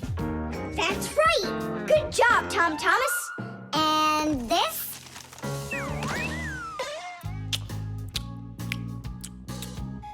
That tastes like orange. You missed that one. It was lime. Yeah, Tom Thomas. If you want to be a food taster, you're gonna need to do some serious practicing. Let's do it. Raspberry? You got it! Simka, how do they get the candy to be hard on the outside and filled with liquid on the inside? Don't get distracted, you're training. Yeah! Hard candy is made like this. First, a sweet syrup is cooked until it is thick and stretchy. Then the mixture is pulled into long, hollow tubes that are like noodles. As the tubes cool down, they start getting harder. And it's right then that the tubes are filled with the soft, fruity center and then cut into pieces. It all has to be done quickly before the tubes have a chance to get totally hard. And that's how candy is made that is hard on the outside and soft on the inside.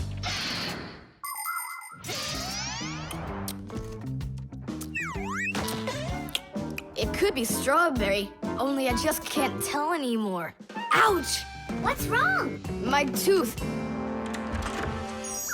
Was I hearing things? Or did someone yell? Oh, I got it. Come on. Let's take a look at your tooth.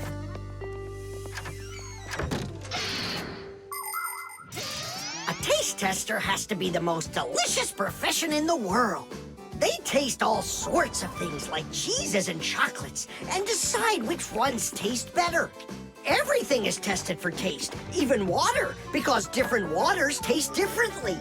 There are also testers who don't test food and drinks, but rather they test the smells of things like deodorants or perfumes. Not everybody can become a really great tester.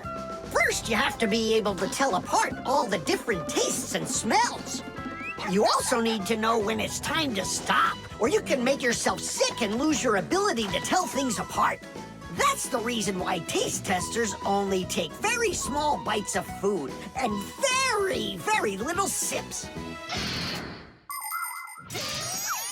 If you're gonna have a bad tooth, it's good to have a mom who's a dentist. That's true. She's a good dentist. She'll fix it in no time. She'll pull that tooth right out.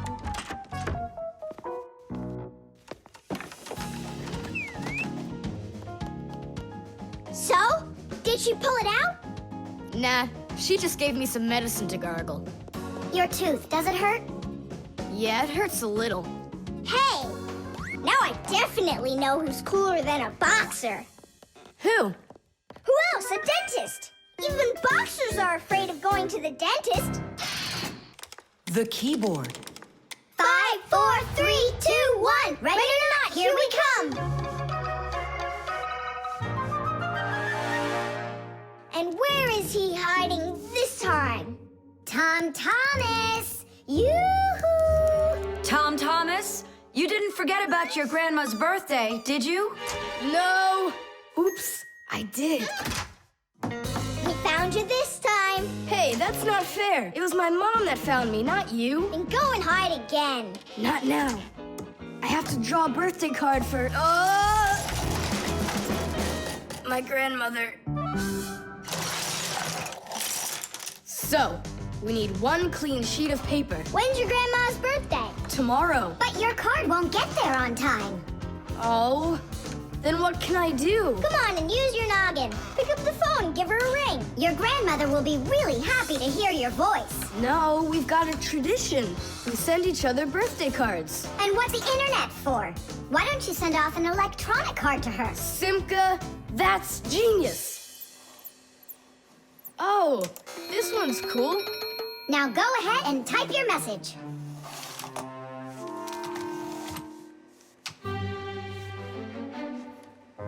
The letter D isn't working. How can I write Dear Grandma without D? Just let her be a plain old grandma without the deer. But the letter G isn't working either. It looks like we could use a pack-a-mat here. A pack-a-mat? What for? To clean off the keyboard's contacts that got all dirty. What contacts? A key on a computer keyboard works pretty much the same way as a doorbell does. When we press on the button of a doorbell, the contacts inside touch, which lets the electricity flow that makes the bells ring. And when we press a letter on a computer keyboard, an electrical current runs from the keyboard to the computer, and that letter appears on the screen. But if there's dirt between the contacts that stops them from touching, then the current can't flow.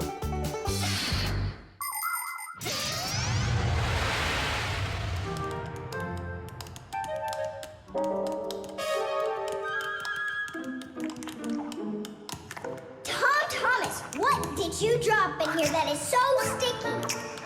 It's probably the soda I was drinking. And so, you shared it with the keyboard? Here's the reason why it's not working. Where did so many crumbs come from? They fell off my sandwich.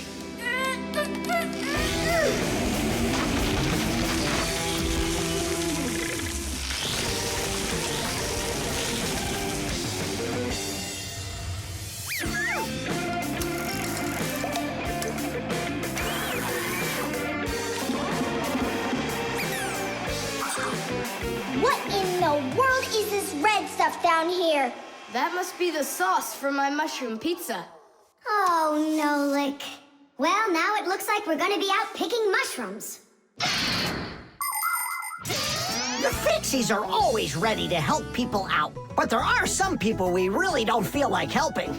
I remember when I was working as a Fixie back in one house. It was a disaster.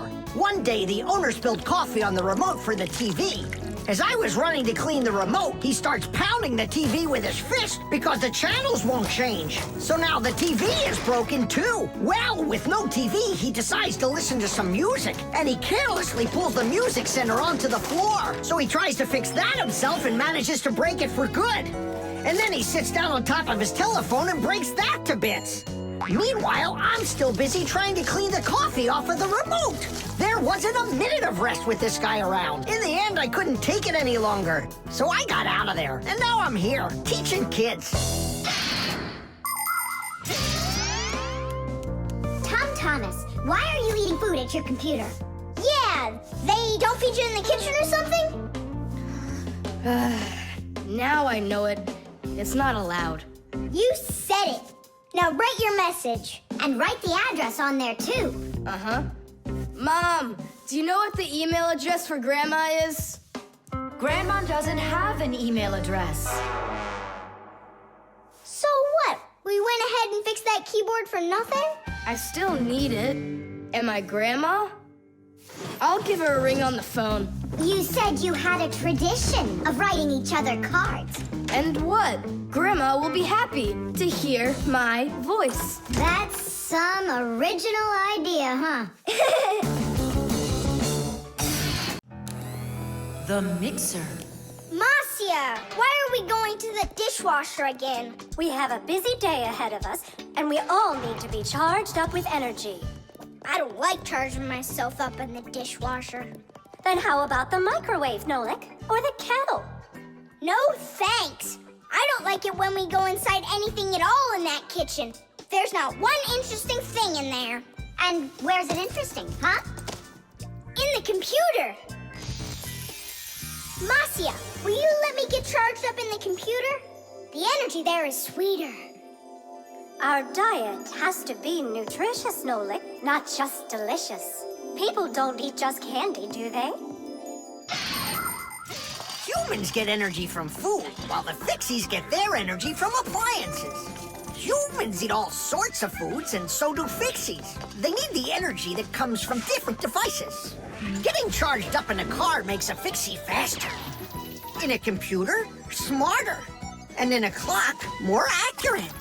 To get a balanced energy diet, Fixies mustn't stay inside of one place all the time like a television. It's healthier for us to move from one device to another.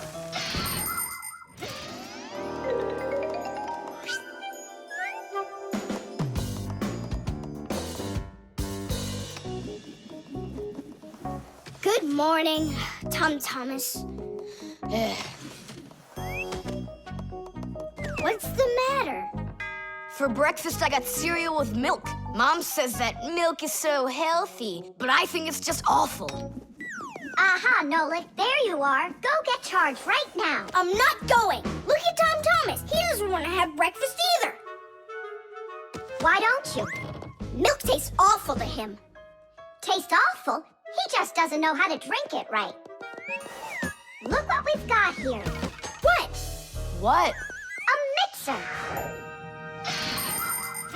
A mixer is a kitchen appliance that's used to mix together different foods. With a mixer, you can make things like frosting, sauces, or an omelet. But the most delicious thing you can make with a mixer is a milkshake. It's easy. Just put some fruit, syrup, juice, ice cream, or anything else you'd like into a container and then add milk. Now use the mixer to stir it all up until it's smooth and creamy. And that's it. You've got yourself a milkshake. Guys, what do we have for a milkshake? We've got a jar of jelly. Will it work? That'll work. And strawberry jam? That'll be great. Here's a banana. I found some chocolate, too. And I found strawberry ice cream. Start up the mixer. When you get up from your bed, yo. When you get up from your bed, open your favorite cereal. When your day is ahead, open your favorite cereal. When your day is ahead, there is still something you need, yo. There is still something you need. A little milk poured in that bowl, yo, will make it delicious indeed. A little milk poured in that bowl, yo, will make it delicious indeed.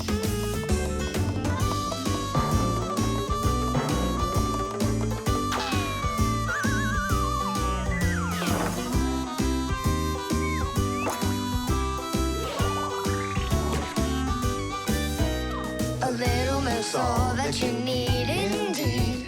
A little milk's all that you need.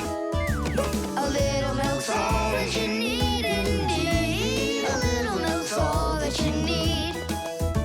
A little milk's all that you need indeed. A little milk's all that you need. Wow, this mixer's cool, isn't it? You think we can make one more shake? Just one. They were good. Sure, if you want to. Oh, where did all the milk go? Way to go. Looks like you drank all of it. And I remember when you said how milk is awful. I didn't know how to drink it right.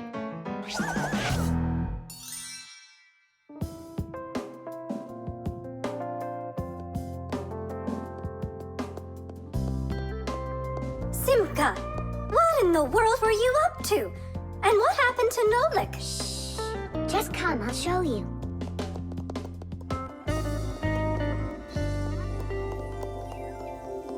Nolik, here you are. Didn't you say that charging up in the kitchen is boring for you? The mixer's not boring. It gives you energy that's yummy, delicious, and nutritious.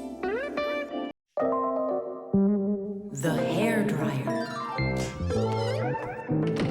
Nolik, are you here? Yep, I'm here. I got a cool trick to show you. What? Oh, That was real magic, dude. Took long to learn it? no, that's not the trick. It's a trick with helium. Oh, what is helium? Well, helium's a very light gas they fill balloons with so they float in the air. That's not magic at all, you silly. Who's never watched a flying balloon? The trick's not about the balloon flying. I need to get its gas. Ugh. How can I get it down from there? Get a hairdryer. That's the way to do it. Yeah, what for? So I can show you a trick. All right. Mom, can I use the hairdryer for a minute? A hairdryer is a great, simple invention. Inside a hairdryer is a fan that sucks in the air from behind it and pushes it out the front to blow your hair around and make it dry. To heat up the air, there's an electric coil inside of there. When the coil heats up, it warms up the passing air. And the hot air helps your hair dry faster. Of course, you don't have to turn on the heat setting, but then you better like that cold wind.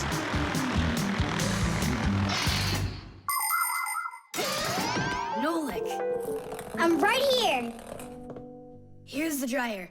I want to see your trick. All right, flip the switch. Now you lay the ball right into the airstream. Oh, great! The ball's flying. And now it's my turn to fly. Really? Whoa! Yeah! I'll shoot right up to the ceiling so I can grab the string and pull the balloon down. So turn off the heat and away I go.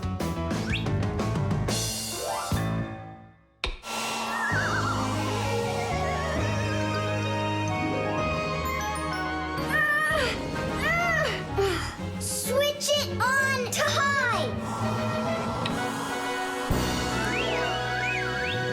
Got it. Give it to me.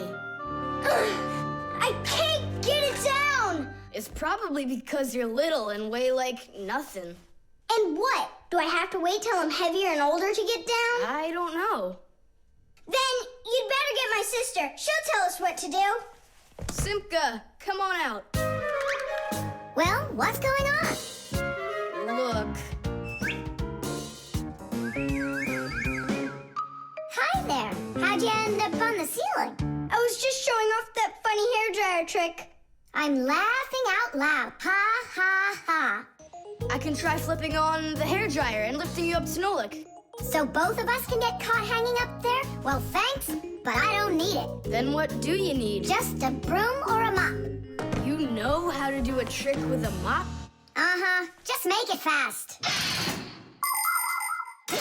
They can be quite ingenious creatures, those humans. Sometimes they figure out clever ways to use ordinary devices, like a hairdryer. Of course it can be used to dry hair, but it can also be used to dry a wet spot on clothes. And a hairdryer can even be used to remove a sticky price label. Now, suppose you buy yourself a new cup that has a terribly sticky sticker that just seems impossible to peel off. Well, try warming it up with a hairdryer. The glue will dry up a bit and the label will come off easier. There's no doubt that a hairdryer can be very useful in any household. But you need to be extremely careful with it, especially in the bathroom. If water gets inside a hairdryer, there's a real risk of getting a horrible electrical shock that can seriously hurt you and destroy the hairdryer as well.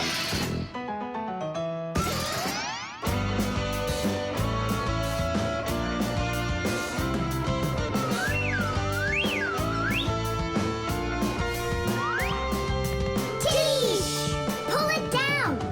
Hooray! Going in for a landing. Tom Thomas, I can't tell you how great it was to fly inside a stream of air. Good for you. Now I'll sound like a Fixie. Really? Uh-huh. Huh. Watch me. Hey, what are you doing? Just look. I'll breathe in one breath of helium. Isn't it bad for you? You can only breathe a little. Hey, hi there. Oh, Tom Thomas became a Fixie. And that's my trick for you. Funny, huh? Oh, that's too funny. What a squeaky little voice you got there. See, I'm already not a Fixie. The helium stops working after just a couple seconds. That's good.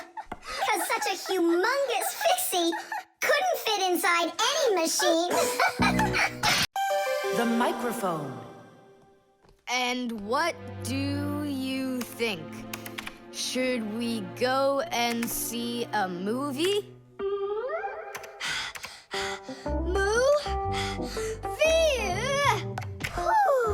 Hey, you didn't type everything that I said. You should listen more carefully. And you should try using less words.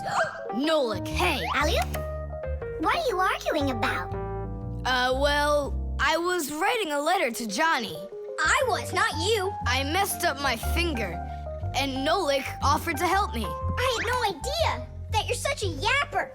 Oh, Now I see. Tom Thomas. Didn't you know that you can call Johnny straight from your computer? you sure? You see that picture of the phone? Just click on it.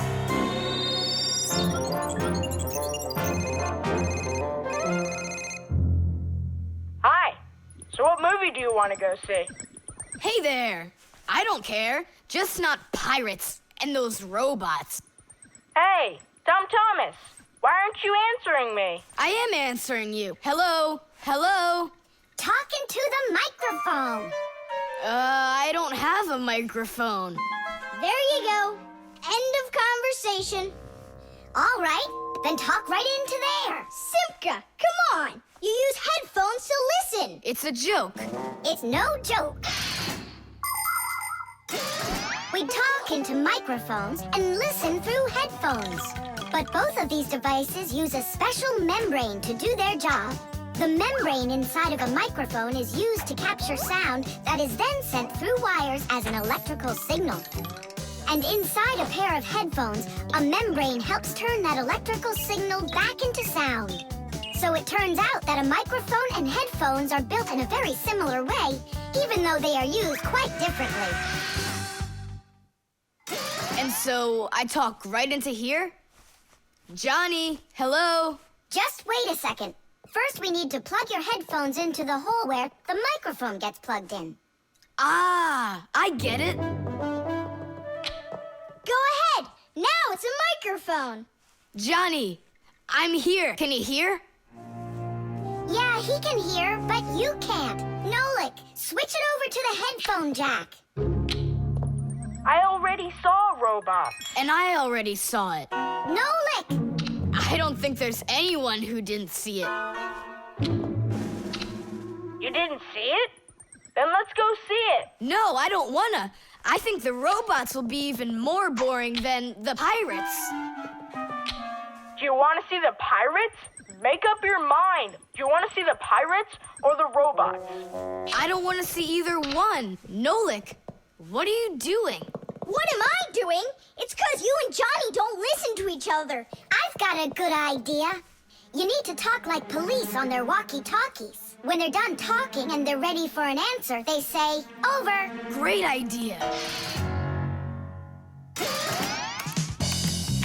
When we talk to someone using the telephone, there are two channels for the sound. We talk through the first channel and listen to the other person talking through the second one. But sometimes two people need to talk to each other using only one channel.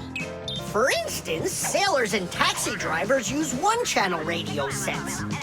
When a radio set's turned on, you can hear the other person talking, but they can't hear you talk unless you push a special button down. Then they'll hear you, but you won't hear them. So that means you have to take turns talking, because if everybody tries talking at once, nobody will understand anything. So then, to let people know that you're done talking, and you're ready to listen to what they have to say over. Johnny, hello. Why don't we try talking like police on their walkie-talkies? Whenever you're done talking, say to me, over, over. All right. So are we going to the movies? Over. Nah, I don't feel like it. Why don't we go play ball instead? Over. Sounds good. Who were you talking to before? Over.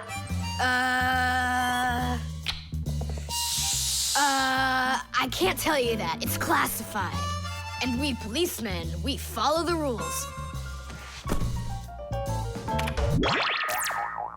Wow, that worked out great. You two are the best. Over. Oops. We try our best. Over. We do. Especially me. I'm completely over. Whipped cream.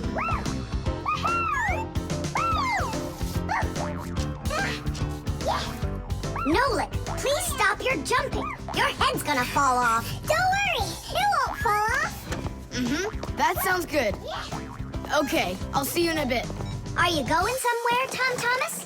Me? Nowhere. Katya's coming over, so we can do our homework. I need some strawberries. Is she gonna bring the strawberries with her? You got it. And my job's to supply the whipped cream. They're so good together. Whipped cream, do you have any? I'll go and check. Wait, for me. Ugh. Simka, what do they make cream from? It's made from from milk, and the milk you can get from a cow. And what about whipped cream? The cow jumps up and down like you, so the cream can get whipped up. Really? I'm joking, Nolik. I looked everywhere. We've got regular cream, but there isn't whipped cream. No problem. We can whip some up right now. Cream is thick milk with a lot of fat. If you want to make whipped cream, you need to cool down the cream, add some sugar, and then beat this mixture very well. This adds tiny air bubbles that turn the cream into a delicious, white, fluffy foam. But it's important not to overdo it. Or instead of getting fluffy, the cream will start getting thicker and thicker until it turns into rich, creamy butter.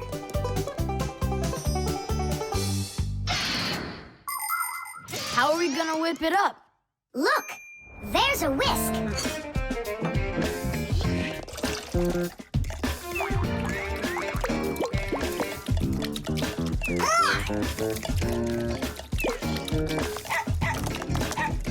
No! Hold on!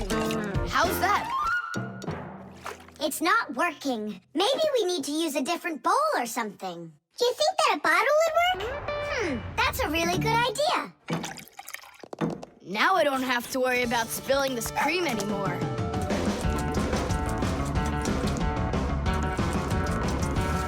Shake it with both hands. Come on! Come on! Come on! Come on! Come on! Come on! Come on! Shake it harder, Tom Thomas! That's all. I'm just too tired. The cream looks exactly the same as when you started. You didn't try hard enough. Oh, really? Then try whipping it yourself. I got it. That's who's gonna help us. Chusaka? Yeah, awesome. Bring it down! A little more! Perfect! Open it up. Chusaka, Chusaka, the rainbow rocks! Na, na, na, na, na!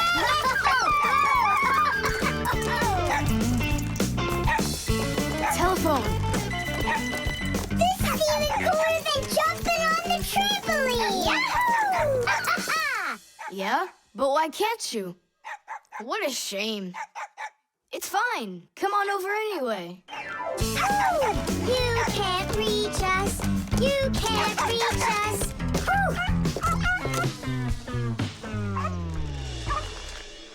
I'm so tired. I'm sure that at least we got the cream whipped up. Oh, see that, Simka? There's no cream left. Just some yellow stuff. It's butter, I'm sure.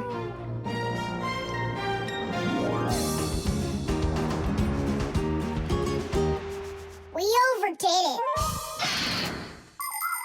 People make so many different things out of milk, like cream or butter or frosting for cakes and cupcakes. With dry milk, sugar, and boiling water, you can make condensed milk. And if you make it cold, brr, you get ice cream. And if the milk gets sour, no problem. Humans make all sorts of foods out of sour milk, like yogurt, sour cream, kefir, and buttermilk. If you drain off the extra liquid from sour milk, you'll have cottage cheese. And by boiling milk a special way, you can make all sorts of different cheeses. There are so many kinds of cheeses made throughout the world that it's hard to even count them all. And even certain kinds of chocolate can't be made without milk. You must agree that plain old ordinary milk is just one super magical, extraordinary thing. It's just awful, guys. What, Katya's not coming over? She's coming over, just without the strawberries. She didn't know that her grandmother had already used up all of them to make some jam. So you're telling us that we don't need any whipped cream? Right. Katya's bringing a cake. And she said that we'll need butter. She wants to make frosting out of it. Butter? I don't know if we have any. We got plenty. The scale.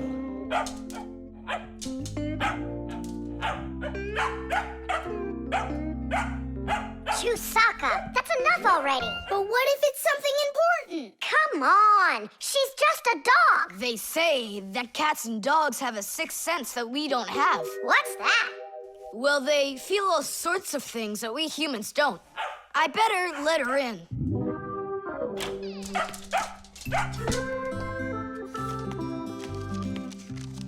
Mom and I will be home before dinner.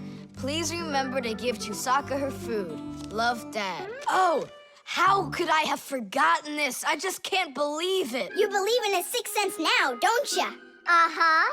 Only it looks like for Chusaka, it's a sense of hunger.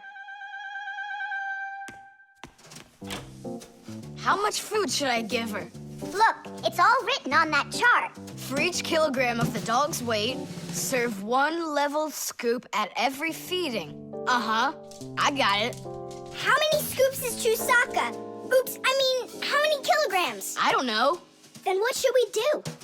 You don't know? We'll weigh Chusaka, that's what we'll do. With what?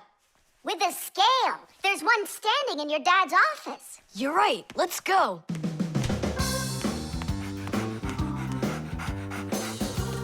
I was wondering, does it bother your mom that only your dad has his own office and not her? Nah, Mom says she's got her own office. It's called the kitchen.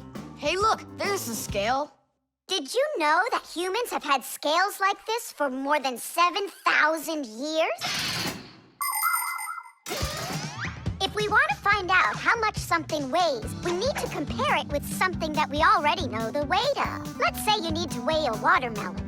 You put it on the scales pan and it drops down. Now you keep adding weights to the other side until the two sides balance. Well, this one is too heavy, but this one is just right. Since the weight is 10 kilograms, it means that the watermelon weighs 10 kilos. And that's just how simply a scale works. Well, should we start? Chusaka!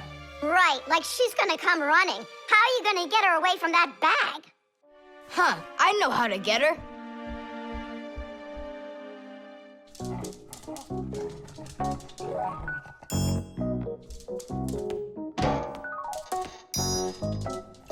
Here, hold this little piece of food while I weigh her. This may be literal, but it's way too heavy. Just hang on. Please, hurry up.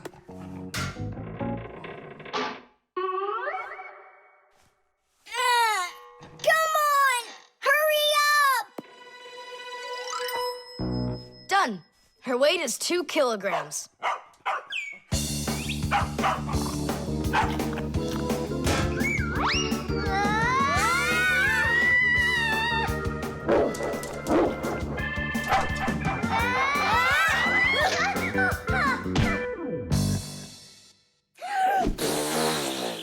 Okay, now we can feed Chusaka. Chusaka weighs 2 kilograms, so 2 cups will be just right then. Do you think that you can feed your pets any kind of food at all? Oh, no! For them to be healthy, pets just like humans need to have a nutritious diet. Today, there are special pet foods for birds, fish, dogs, cats, and all sorts of other pets. These foods are made with everything your pets need to stay healthy, like meat, fish, fruits, grains, vegetables, and vitamins. These kinds of foods give pets a well-balanced diet, and there's no need to cook them. They're ready to eat. Just pour them in a bowl and your dog will be happy. And so will your cat, and your bird, and your fish, too. Just be careful not to mix them up, because what's good for a fish isn't good for a dog. Each animal needs its own special food.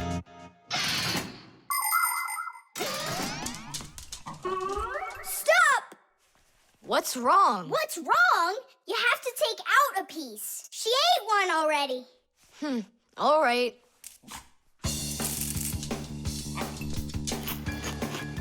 So, that's 6 cents. You still think it's true, right?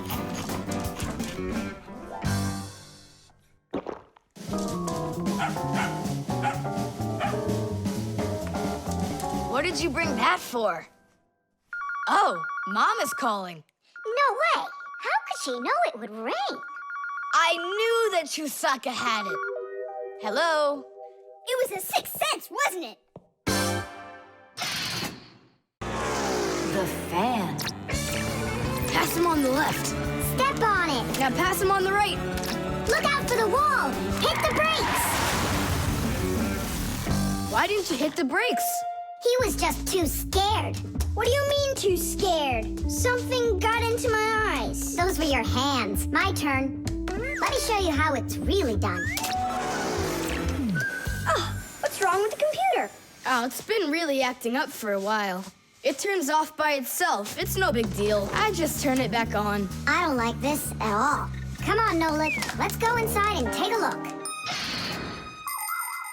Just like people, machines can get sick too. They can get a very high temperature and even start coughing and sneezing. And if a machine or an appliance gets seriously sick, sometimes it can be too late to fix them at all. So wouldn't it be better if we could keep them from getting sick in the first place? Everybody knows that people who look after their health get sick less often and live longer. And the same goes for machines. Machines break less often and live longer if they're properly taken care of. That's why machines need to be checked from time to time and cleaned and oiled. And that's what's called preventive maintenance. And preventive maintenance is something that always should be kept in mind by humans and by Fixies.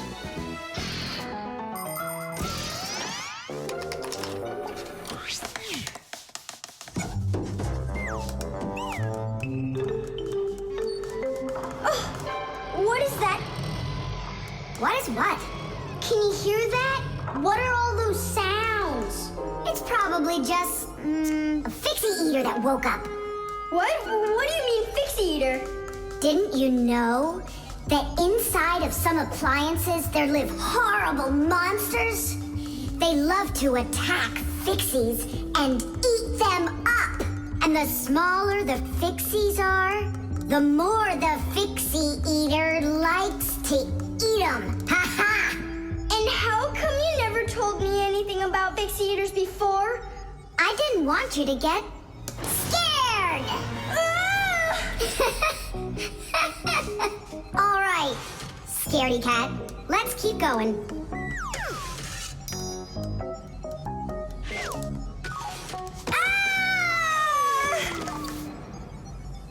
Simka, where are you?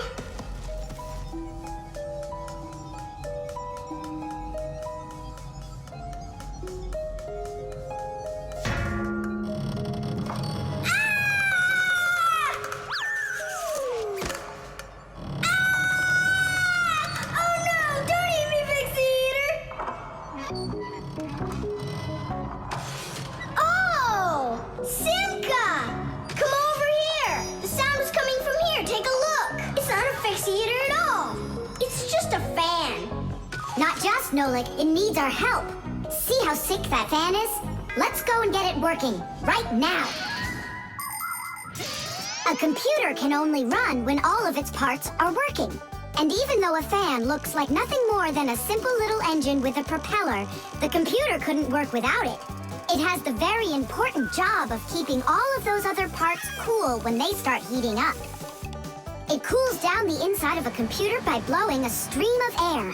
But if the fan gets dirty and starts working poorly, the computer might get overheated and turn off. Or it can simply break. You have to turn off your computer. How come? I'll tell you later.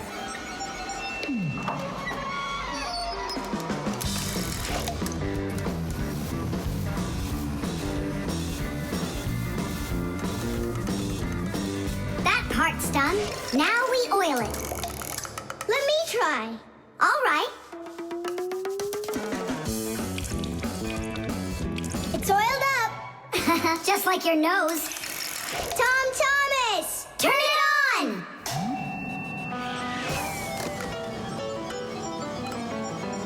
Tidish! And then suddenly, I hear this terrible roar of a Fixie eater. But I wasn't scared one little bit. And I just ran right into the battle. And Simka? Oh, she was hiding somewhere. You know, she's a girl and they're all cowards. So I had to fight the monster all by myself. Ah! Oh, I guess that was an example of how girls hide like cowards when they're too scared.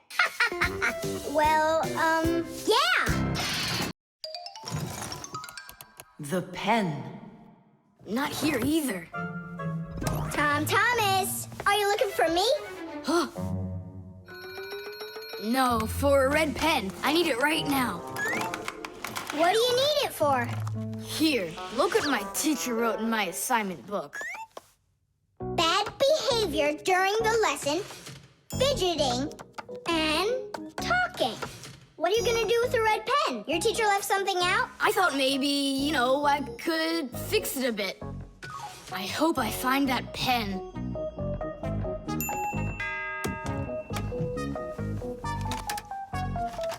Oh, whoop.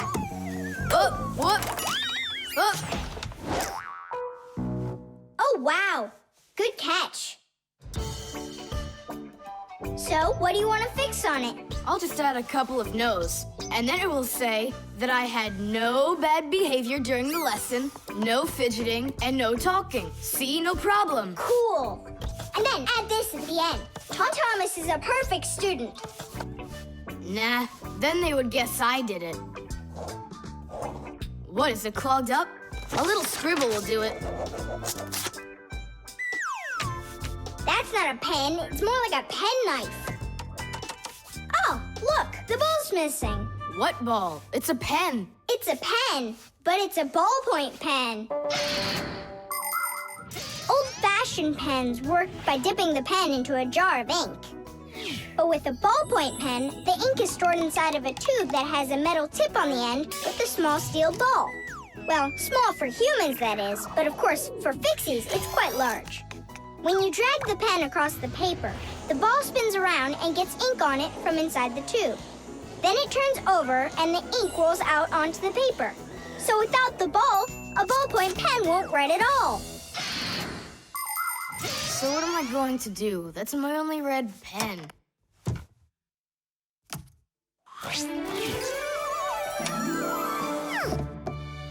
Hi, everybody. Why do you look so sad? We lost the ball from the tip of this pen. Where? It's here somewhere. Then you're in luck, boys. In the pack-a-mat, there's a metal detector. You can use it to find different kinds of metal objects.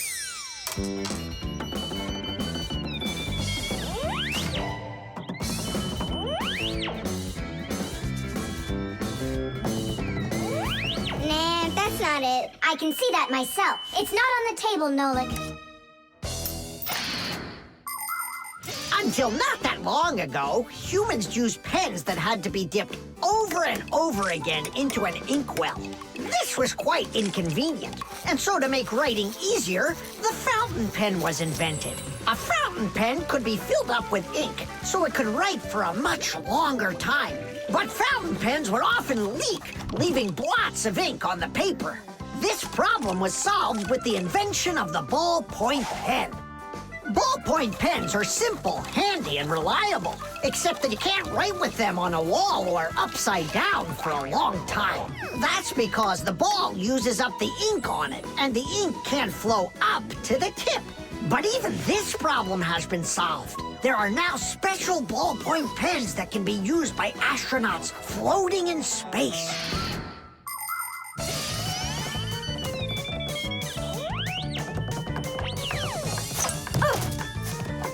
Is this the one? You're right. That's it. Don't you just see how awesome my metal detector is? Is that what you're calling me now?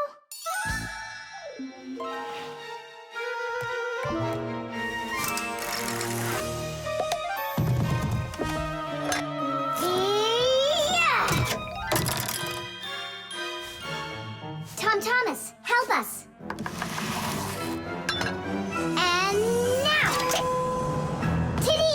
Cool. By the way, what do you need the red pen for?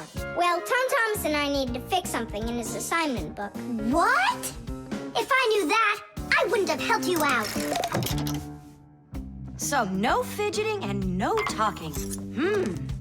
And your teacher, she writes in your assignment book when you behave well? Uh-huh.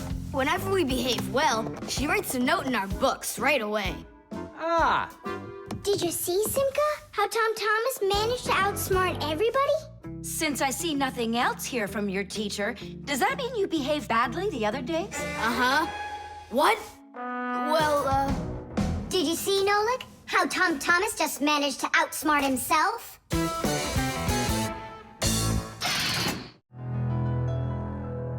The magnet.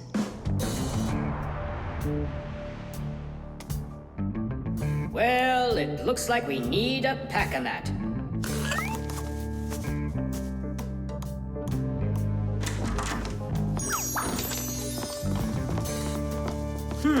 Where did this screw come from?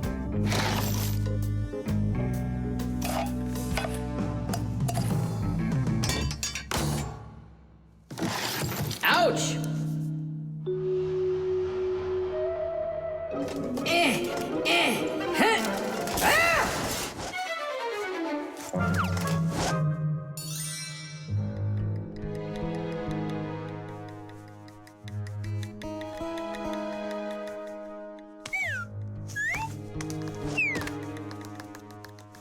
Papoose isn't in there either. It's awful. He's probably disappeared forever. It's already been 5 days. Don't worry about it. We're gonna find him for sure. Yeah, we'll find him for sure. Let's go take another look in the kitchen. But we already looked in there. We'll look better this time.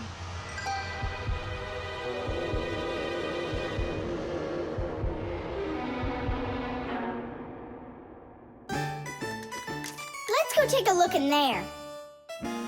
We looked so many times already. Simka, Nolik, what do you keep searching for in here? It's not a what, it's a who. Our Papoose is missing. We've been looking for him everywhere.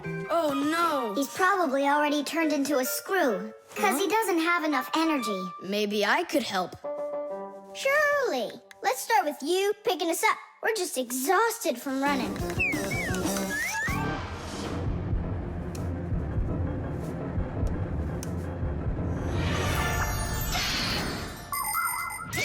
In a dangerous situation, a Fixie can choose to turn into a screw.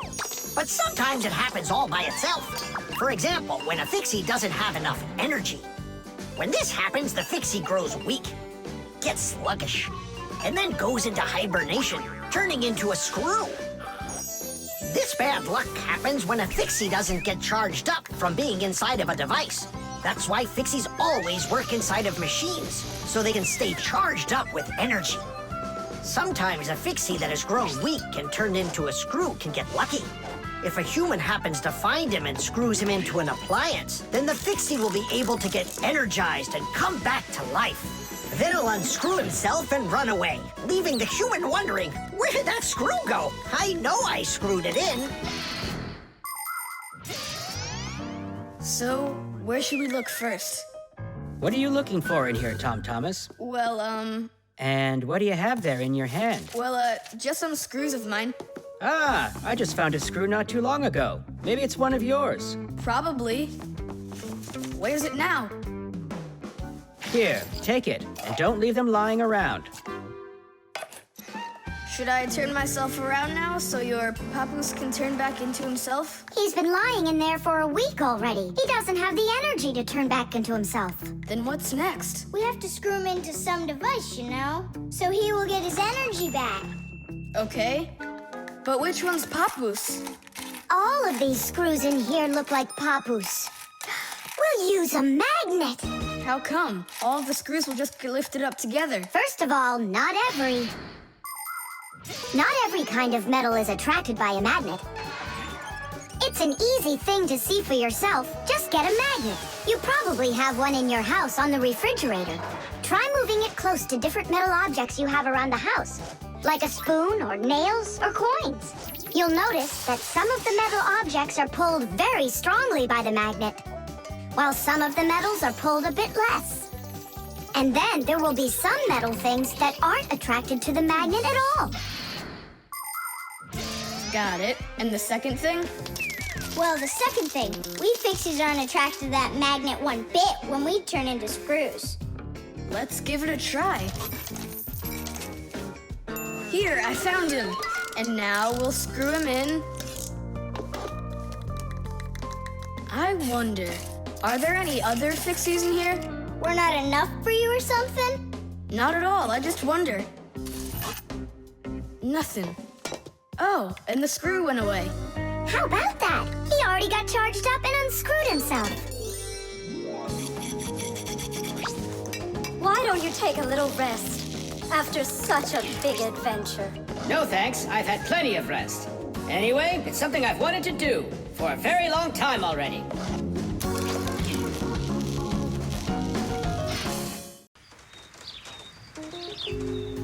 The Thermos.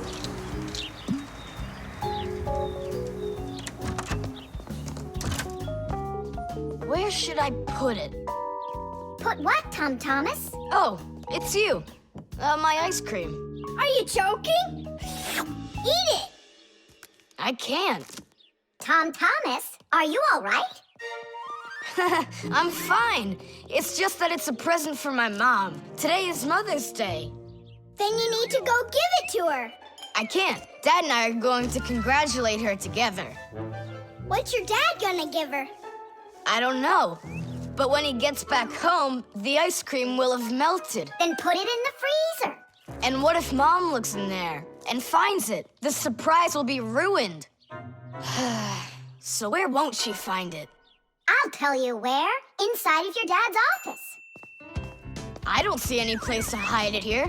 There's no freezer or anything. Why don't you take a look inside the box? Here's a thermos, but what good is it to me? Thermoses are for keeping things hot. The ice cream will melt in there. It will not. A thermos is made by putting one bottle inside of another. Between the bottles is an empty space, and that's the secret of a thermos. That space stops heat from getting out or in. So if there's hot tea inside, the empty space doesn't let the heat from the tea get out. And if there's ice cream in the thermos, the space stops the heat that's outside from getting in. And that's how a thermos keeps hot things hot and cold things cold.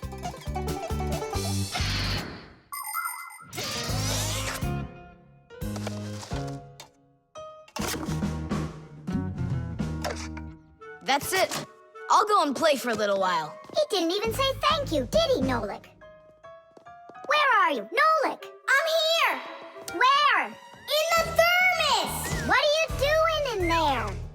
I wanted to see that vacuum you talked about. Just don't touch anything! And don't even think of licking the foil! The ice cream's so cold, your tongue will stick to the metal. It's already stuck! What did you say? It's already stuck! Already stuck! Uh-huh. Try to unstick it. Well, is it working?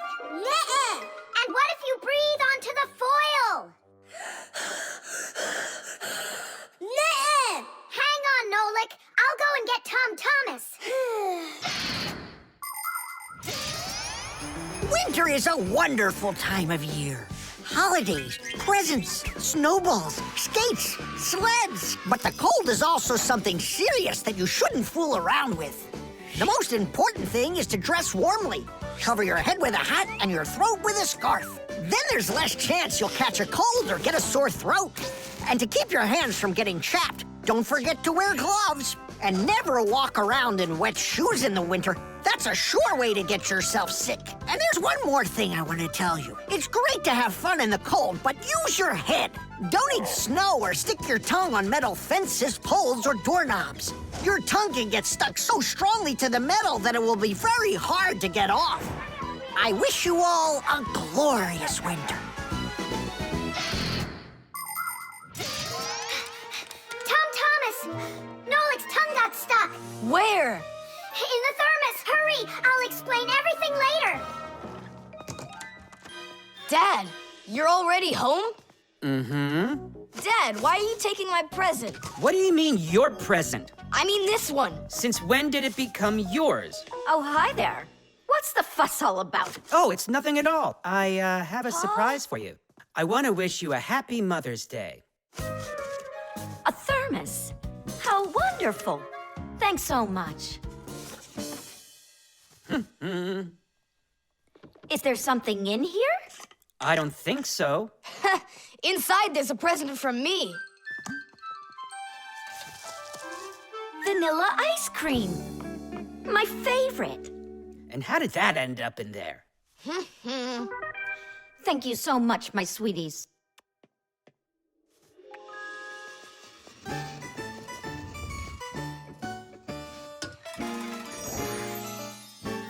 Nolik, you got me so scared.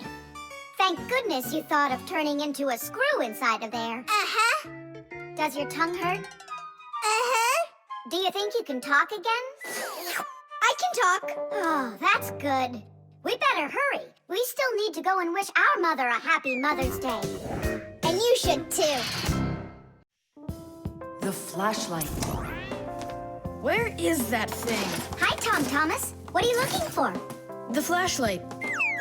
Ah, here it is. Why do you need it? Katya, I want to talk with her. Why not use the phone? This thing's a flashlight. It's not a telephone. No, you don't understand. Me and Katya came up with a secret code. If I flash just once, then it means hello there.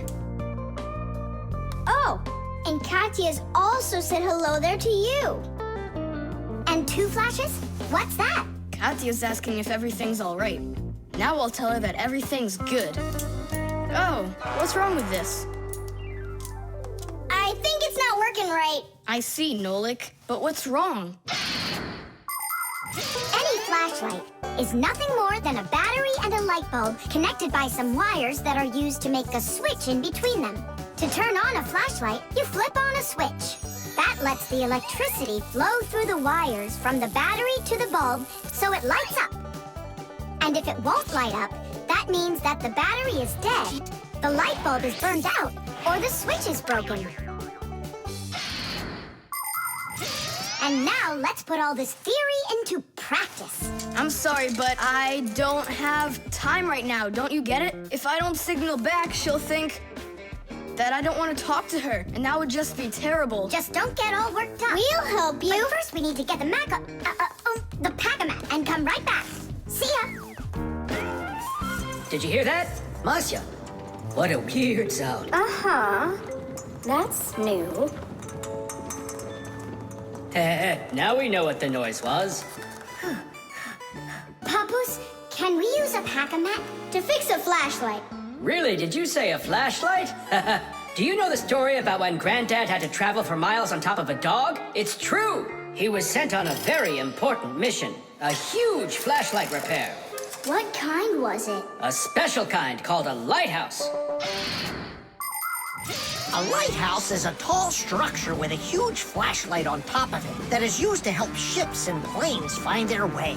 People have been using lighthouses since ancient times. The most famous of them all is the Lighthouse of Alexandria. It was built in Egypt more than 2,000 years ago, and it was more than 100 meters tall. The ancient Greeks considered this lighthouse one of the 7 wonders of the world.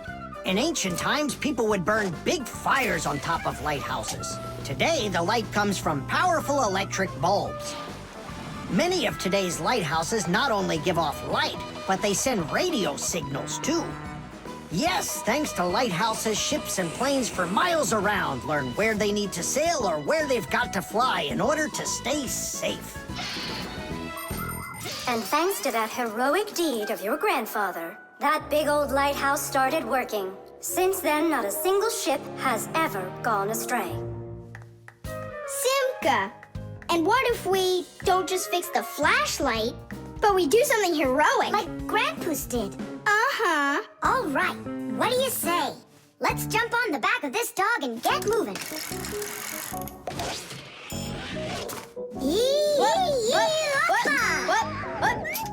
What? Stop ducking. Grab hold of my hand. Uh-oh.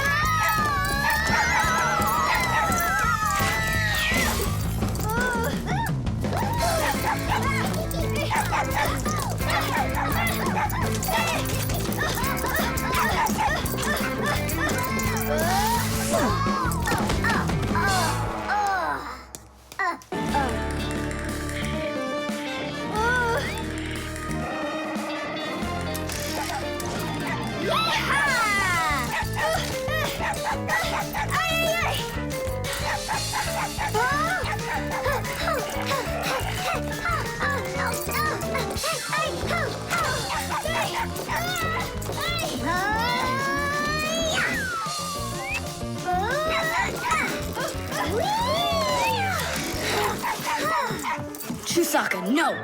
Get out, right now! Tish! That was really some heroic deed. Now it's time to go get that lighthouse fixed. Tom Thomas, hand the lighthouse over. What kind of lighthouse? The one that's your flashlight. I have no use for it. What do you mean, no use for it? But then how are you gonna tell Katya what she needs to know? I already told her. Watch this. No, that wasn't the deal. Yeah. You want to tell us our heroic deed was in vain? Well, if you need some heroic deed, then sure, fix it. Hooray! The ship in a bottle. Simka, Nolik, here, take a look at this. Oh, wow. Awesome. Where did you get this from? From one of the shelves in Dad's office. He's got lots of cool stuff in there. That's cool. I'll be the captain. This is like a totally real sailing ship with masts, cordage, and everything. And how can it all get in there through such a little hole? A ship in a bottle is a real miracle. Do you want me to tell you the secret of how it gets inside? It's like so. All of the ship's masts are collapsible. Before the boat is put into the bottle, the masts are folded down and pressed against the ship's body, so it's small enough to fit through the bottle's neck. And once the ship is inside the bottle, the masts and sails are opened back up by pulling on a thread. Hands on deck! There's a giant octopus starboard! I'm an octopus, huh? Oh, look out. Brave sailors like us, we're not afraid of storms. Tom Thomas, be careful! Hey! Oh, Did it break? no, it's all Tidish. It's not close to Tadish. Take a look how this mast broke. Whoa! What have I done? Don't worry, we can fix it. Get some glue, okay?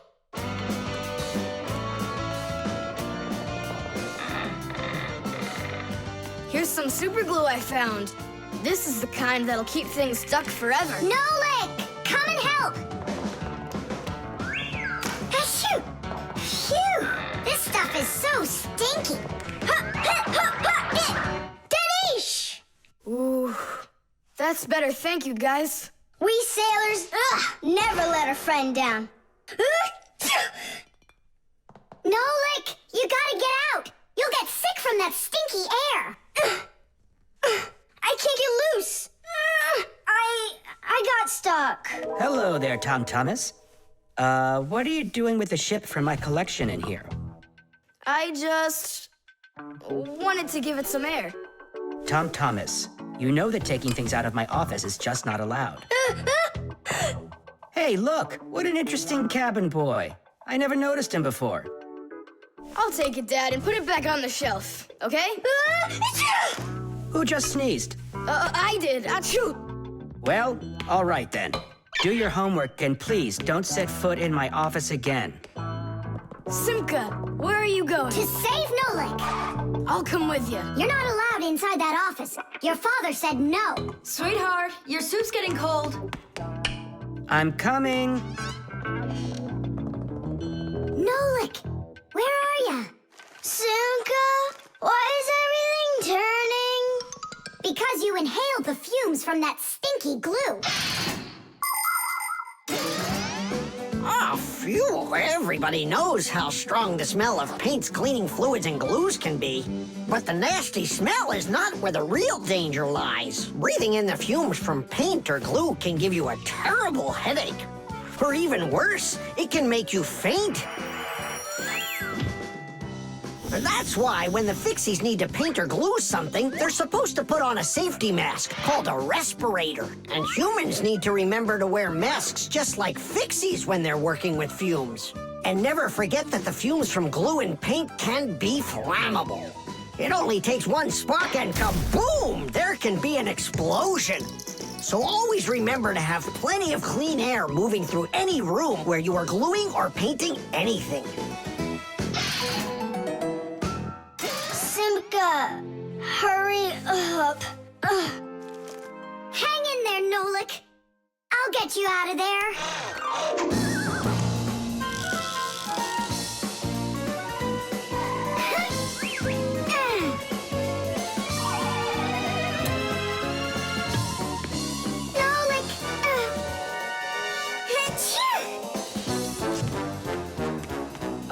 So, is he okay? Nolik! Nolik! Nolik! Oh, you're alive. Turning starboard. Turning port. Piasters! Piasters! Oh, whatever. He's gonna be fine. Nolik, do you know who I am? A giant octopus? The electric kettle. That's 4. Come on, Tom Thomas, just one more. Come on now, Tom Thomas. I know you can do it. 5. That doesn't count. That doesn't count. No, your chin was below the bar. Whew, that's all. I can't do anymore. You weakling. You're the weakling. I'm not. I just haven't eaten in a while, and that's why I lost my strength. You're a slave to food, Tom. And you see, that's the difference between us Fixies and you humans. Many people wrongly assume that the only way Fixies could live is by stealing food off of humans' tables. Or worse yet, by stealing it from their refrigerators. That's just a lie. It's not true at all.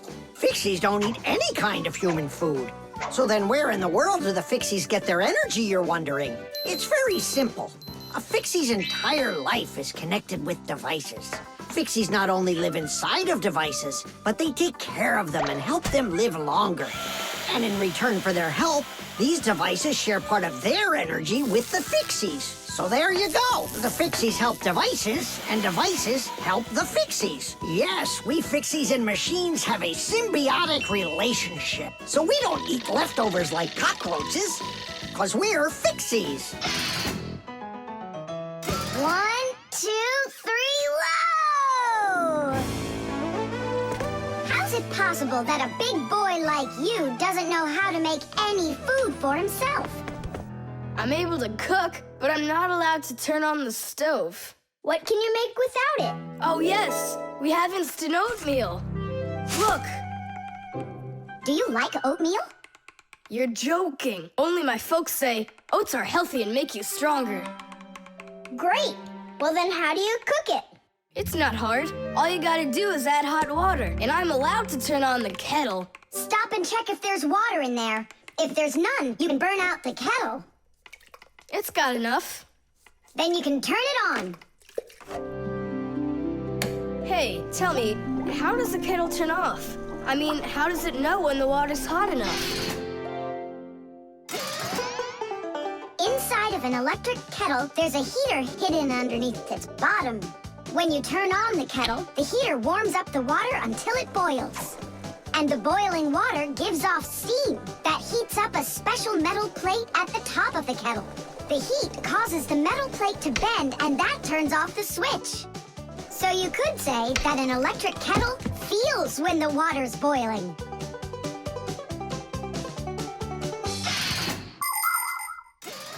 Okay, now I understand. Hey, why do you need 3 bowls? You don't need to make any oatmeal for us.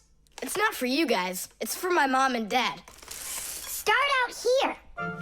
No! Keep pouring into this one. And I say pour it here. And I say first you should pour it into mine. Oh, Nolik! Where are you? I'll find him. Hang on, I'm going in. Ah! Simka! She was right over here. Nolik! Over here. Simka! Here. Nolik! There. Ow!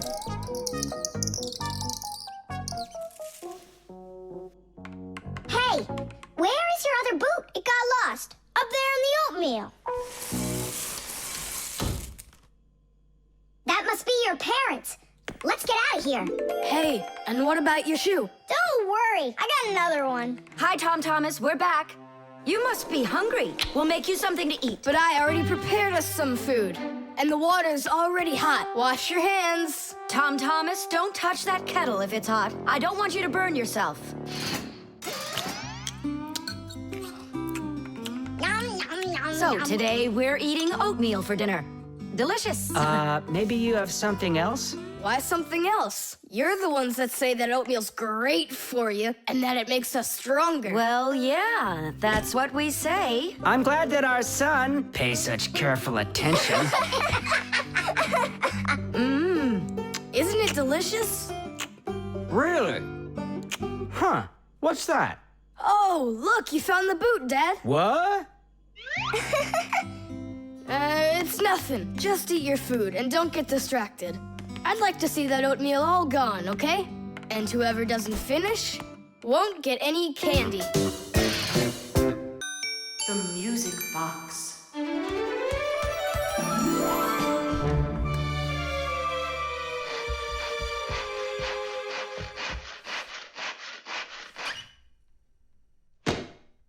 And when the Pied Piper began to play his magical flute, the rats came out of their holes and followed him. And they never would be seen in Hamlin ever again.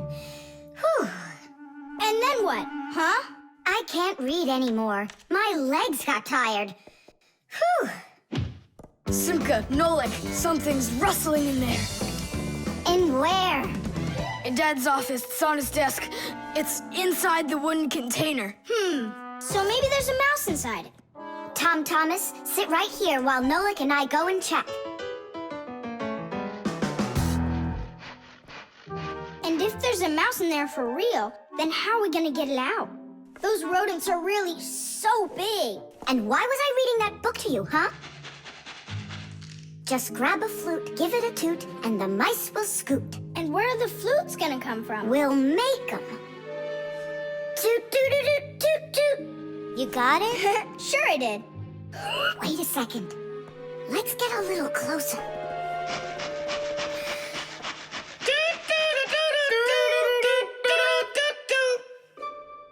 See? It's just like I told you. No more mice in there. So let's toot a little more so they won't go back in. All right. So you're the ones messing around out here. Oh, Grandpoos, it's you here. All day I can't work on what I need to do. Right from the start, someone's opening up the top, and then you two tooting. It was Simka who came up with the tooting. Just because you're afraid of mice. Wow, what kind of machine is this? Well, what do you think? A coffee grinder? No. A hole puncher. Is it a foot scratcher? What? Well, a machine for scratching your feet. You're joking all the time, you. It's a music box, and it's just wonderful. Music boxes were invented more than 200 years ago. Inside, there is usually a cylinder with short pins sticking up from it. In front of the cylinder, there is a comb with metal teeth of different lengths. If you pluck one of the teeth, it will make a pleasant sound. A short tooth makes a higher sound, and a long one, lower. When the cylinder spins around, the pins pluck the different teeth, and music plays. Awesome! So what's broken in here? The spring slipped off. It has to be pushed back into the right place. Will you help?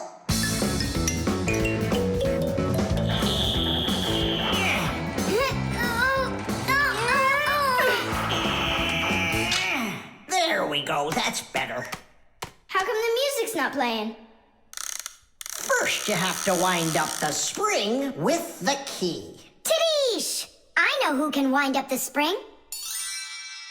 Well, Tom Thomas, can you guess what kind of machine this is? A paper cutter. How about a hole puncher? You're such a joker. Now don't go and tell me it's a foot scratcher. Then I don't know. Then wind it up with the key and you'll find out.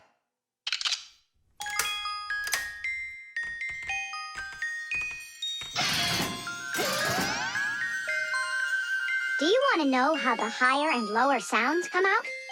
Put a regular ruler over the edge of a table. Hold down one end of the ruler and pluck on the other. The shorter you make the end hanging off the table, the higher the sound will be. The teeth inside of a music box work the same way. And bells work the same way, too. The smaller the bell, the higher it rings. The sound of a violin or a guitar depends on how thick the strings are. Fat strings make a lower sound, and thin strings, a higher one. How tight the string is also makes a difference. Take a piece of string or a rubber band. Tie one end to a doorknob and pull on the other end. With your free hand, pluck the string. The tighter the string gets stretched out, the higher the sound. If you want, you can even play a tune. I think I got it now. It's an old player for music. That's close, but not it. A music box is what they call it. I just said that. So, what was it in there, Just a broken spring. It's not the thing I'm dying to know. Who was moving around there? All I'll say is we, Tom Thomas. Won't let that secret out. Shh. The drain. Hey, Nolik, come help me. The fan in the computer needs dusting. Not right now. Me and Tom Thomas are painting a card for his parents' anniversary. Oh, look, poor you. You must be so tired. Hi, Simka. It's really great you're here. I have a question. 12th anniversary, is it spelled with an F or is it with a V? You know what? First put down the number 12, and then put a dash on there, and then a TH. Oh, right. But first I'll change the water. I'll be right back. Oh, Mama left her in here. Whoa! No! Oh no, what have I done? I spoiled my mom and dad's special day. Where? In the bathroom? My mom's ring was lying there, and I dropped it into the sink, and now it's washed away. There goes the day. It didn't wash anywhere. Don't you know anything about how a drain trap works? About a what? A drain trap's a special curved pipe under the sink basin. Water flows out of the faucet and flows down into the drain trap, and after that it goes down to the sewer. But when you turn off the water, not all of it washes away. Some of it stays down in the drain trap. It's made that way so the smell from the sewer won't get back into the house. A ring is much heavier than water, so if you happen to drop it down the drain, it won't wash away. It will stay at the bottom of the drain trap.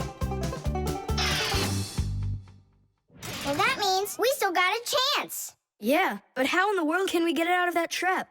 Who knows? I don't know how to swim. Don't worry, it's all under control. Do you have any thread? Plenty of it. Go get it, and I'll be back in a flash. I can't fix it like this. I need my welder. Papoose, I need to borrow your pack-a-mat for a little while.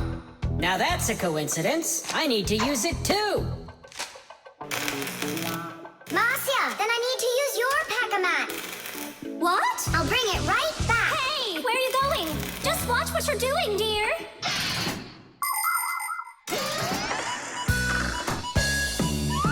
Just like the name says, Fixies live to help machines and appliances.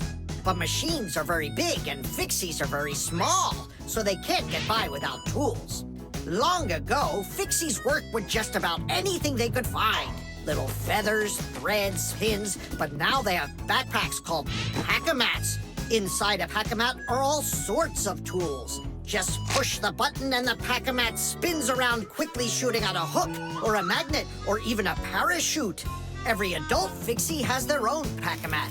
But before children can get them, they have to go to school and study hard and then pass an exam before they have the rights of a full-fledged Fixie. And it's only after all of that that young Fixies get their own pack-a-mats. And what? You're going down there with just that on? Not just like this. Yeah, like that. Huh? She was just saying, when I tug on the thread, you need to pull me up. I got it. He just said, I got it. I don't need to repeat what he said. She said she doesn't need me to repeat what you say.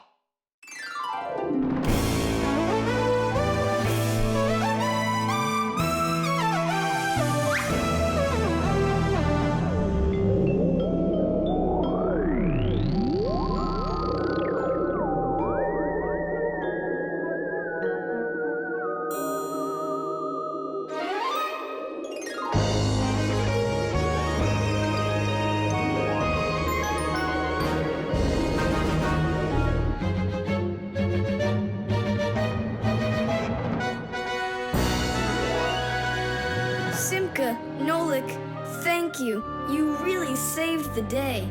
That's what Fixies are for.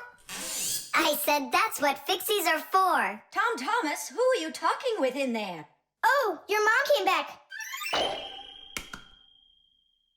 No one. Hey, can you turn back into Fixies? I gotta ask you a question. I forgot. Should I write 12th anniversary with an F, or do I write with a V? Just write the number. You're right. The lie detector. Simka! Shh, quiet. I'm on a stakeout here. Who are you staking out? Tom Thomas. We've got to bet that he won't be able to survive 3 days without any TV. Really? Can I be on the stakeout with you? Shh. Simka! Ha!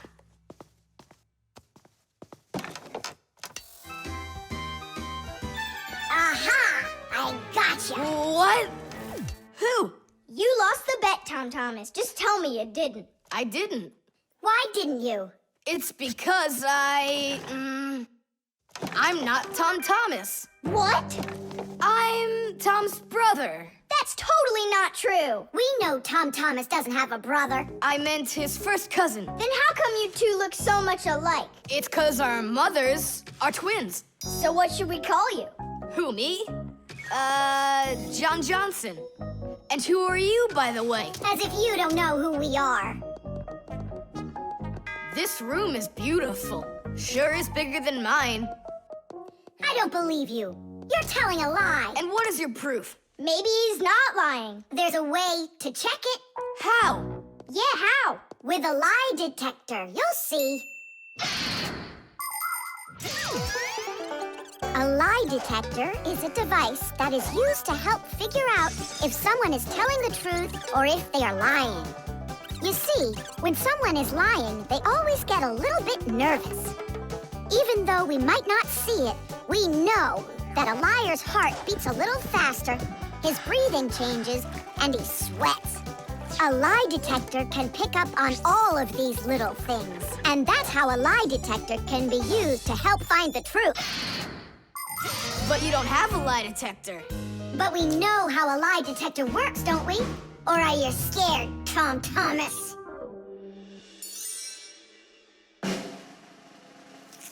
What's that for? To listen to your pulse. How come? So I'll be able to check how fast your heart is beating. And Nolik? He's gonna keep an eye on how often you blink. And what are you doing with the egg?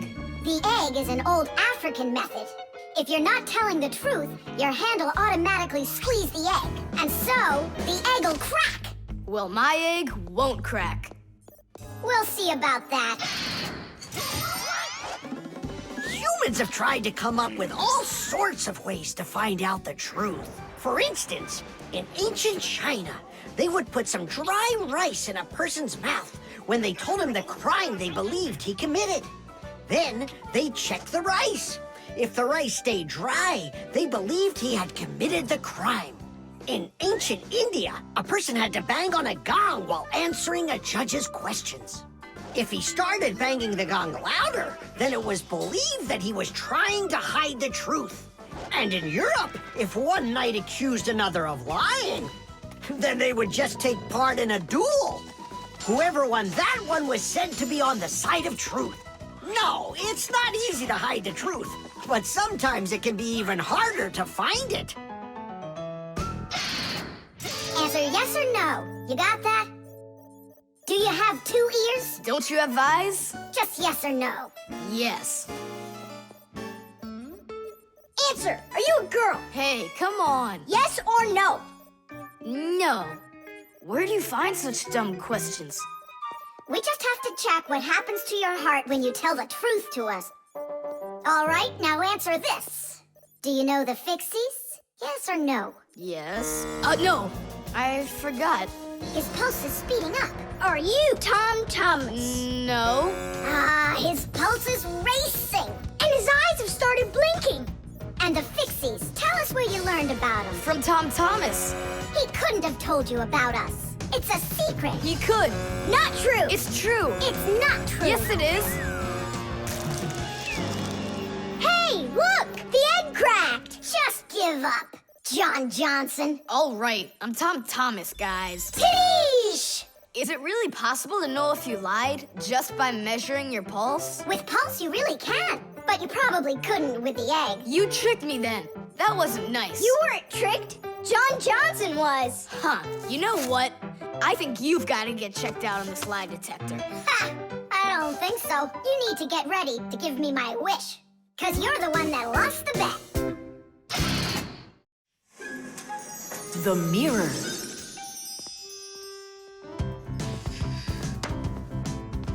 Hi there, Tom Thomas. Why has this mirror been standing here in the hallway for a whole week already? My dad can't seem to find any time to hang it on the wall. Are you sure it won't fall? It hasn't fallen so far. So, Nolik, do I look like Spider-Man? Ah! No, you don't look like him at all. Yeah! Hey! You can't climb on walls like Spider-Man. Yeah, I'm sure you can do it. I can do it. Just give your chewing gum to me.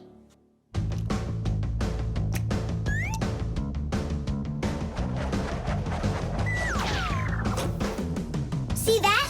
Like in the movie. Oh, like that's really hard. Just keep watching.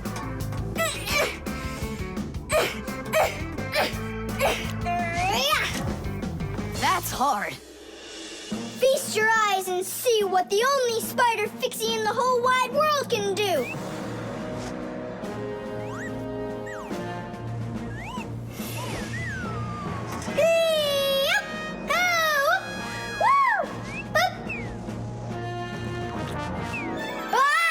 Catch me! I gotcha! The mirror! Whoa!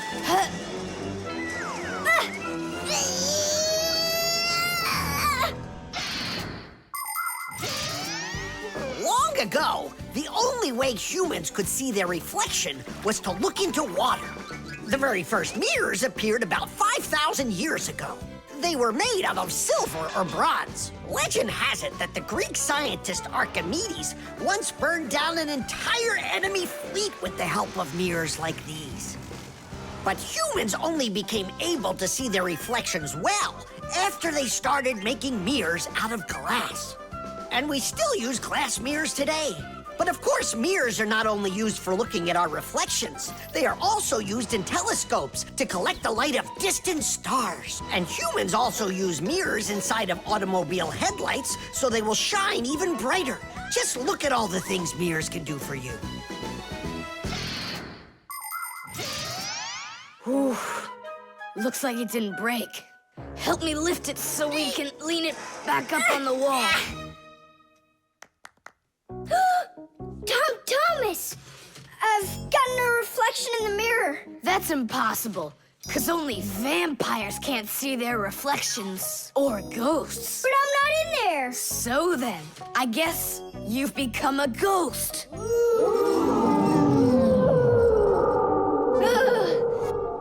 not a ghost. I don't like them.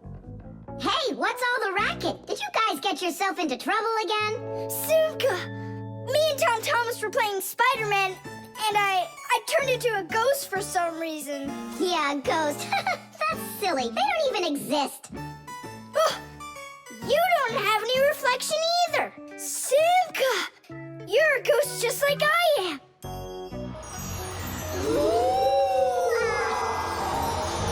That's just goofy.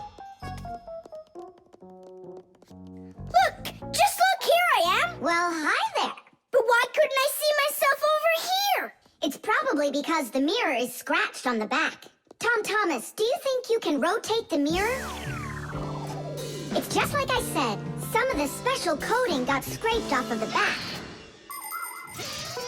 A mirror is not just a piece of plain glass. Plain glass lets light pass through it, but a mirror reflects light. To turn a piece of glass into a mirror, people spray a special shiny coating on one of its sides that reflects everything. And then to protect the shiny coating, an extra layer of paint is put on top of it. But even with that protection, you still have to handle mirrors carefully. Because mirrors can easily scratch or even break. And do you think that this one is possible to fix? Yeah, we can do it. It's a good thing you have a pack-a-mat with you. I thought we might need it after you started screaming over here. Don't tell me you've got paint in there for a mirror. A pack-a-mat's got everything you'll ever need.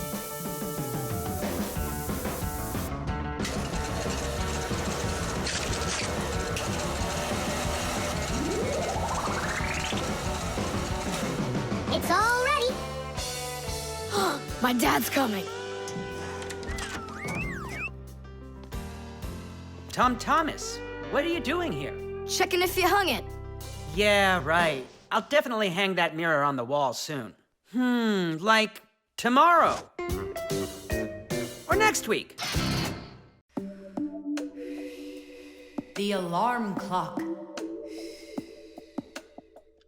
Ha! It didn't ring again. Nolik, let's go fix the alarm clock. Simka, wake Tom Thomas up. Tom Thomas, get up! Tom Thomas! Hey, you'll be late for school. Tom Thomas, get up already! This is really something. And where's the battery in here? No, this is an old mechanical alarm clock. It doesn't work with a battery. It uses a spring. How's that work? People wind up the spring tightly, and then as it slowly unwinds, it turns the gears, which turn the hands of the clock. Achoo! Oh! What? The alarm clock broke. Let's hurry and get you washed up. Tom Thomas, are you just getting up? Dad, the alarm clock didn't go off. It's broken. Here's the problem. It won't turn, because the feather's stuck in the gears. Nolik, help me.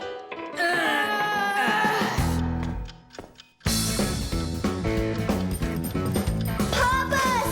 What's going on? It looks like it's an earthquake. Huh, it really is broken. About time to throw out this old piece of junk. Tom Thomas, I'm off to work. Don't be late for school. I won't. Where are we? In the trash can. And what's gonna happen to us? Well, you see, Nolik. People throw out broken things without a second thought. Even appliances that can still be fixed end up in the trash all the time. And the trash is taken to a horrible, deadly place called the dump. If a Fixie happens to be inside a broken appliance, he will come face to face with great danger. Once, my uncle got thrown into the dump buried inside an old TV. He barely managed to jump out of the bulldozer's path, and it was a miracle he didn't end up in the incinerator. After that, he just roamed around the huge dump, trying to fix anything. He became totally crazed. Good thing the Fixie Rescue Squad managed to find him and bring him back home. I don't want to scare you, but we might be taken to the dump, my boy. Papas, I'm scared. Huh. Where is the alarm clock? Maybe my dad took it to get fixed. But Nolik and Papoose are in there. Now just a little bit further. I don't want to go to the dump. No tears. There's only one way out of here. We need to fix the clock and make it ring. But how? Inside the clock, there is the main spring, and there's also a second spring. The second spring is held still by a brake, and so it waits. When the little hand reaches the time the alarm was set to go off, the spring jumps off the brake, and the gears are free to start turning. That makes a little hammer beat the cup of a bell very, very quickly. And that's how an alarm clock rings. So this feather is stopping tapping the gears and not letting the hammer strike the bell. Exactly. I'll start rocking the gear back and forth, and you tug it. And 1, and 2, and 3. Tadish!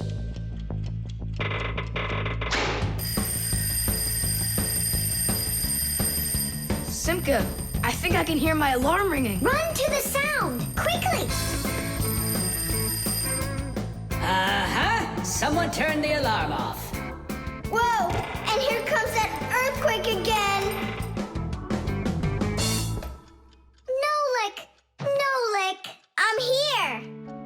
Nolik, we fixed the alarm clock. So what was wrong with it? A feather got jammed in the gears. And how could a feather get in a clock?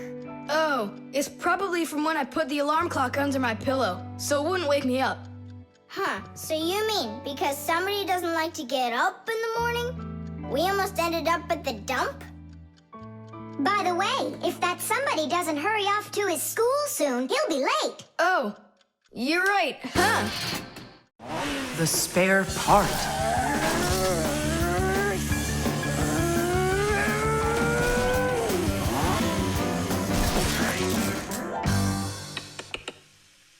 Hey, what's going on?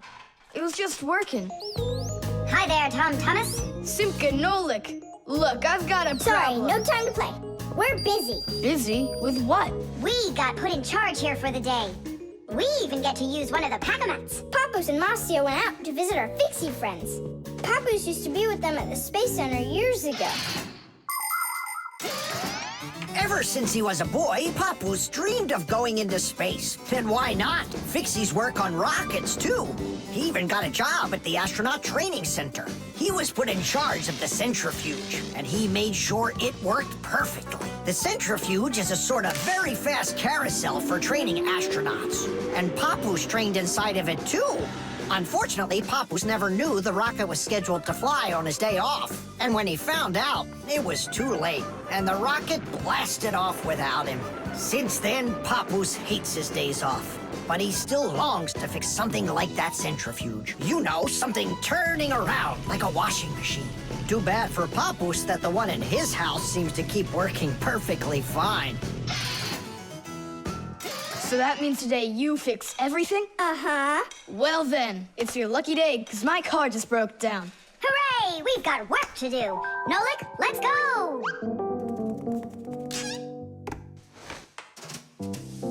Well, what broke down here? Wait a sec. Here, this part burned out. It's all covered in black. I wonder where we can get the same part, but a clean one. A clean one? Nolik! Genius! There's the same exact part inside the dishwasher. We can take it from there. Come on!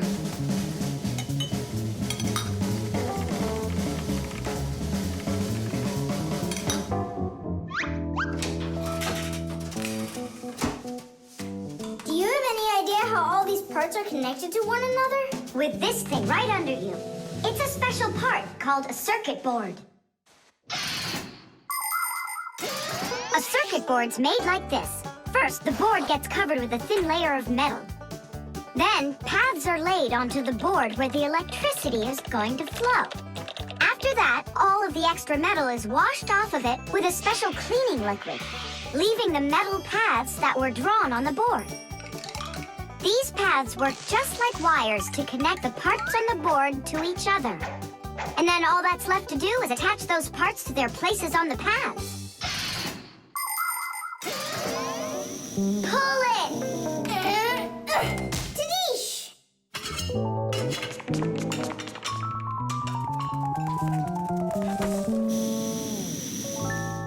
Tom Thomas, Tadish! Hooray! It works again! Tom Thomas, I'm about to start the dishwasher. Are there any dirty dishes in your room? Nah. Slow down! Slow what down? Slow down your mom. We took the new part out of the dishwasher, see? Mom, wait! Don't start it! You need to put in this one, dirty cup. Nolik, follow me. Inside the TV's the same part.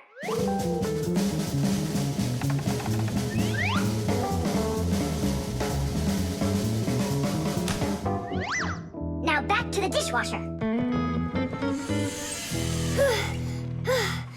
We barely made it. We grabbed the part from the TV in the living room. Not the TV. My mom's favorite program is about to start.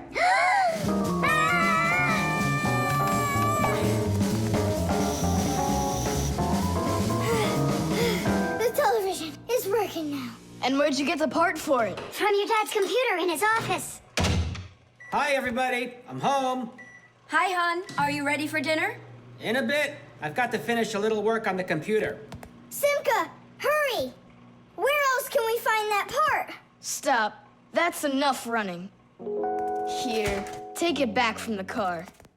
And then we put the part back into the computer and it started working again. Oh, that was really silly. Remember, you little experts, never repair any device at the cost of another one. I understand now. And I understand. If you were smart, you could have taken the part out of the old radio in the closet.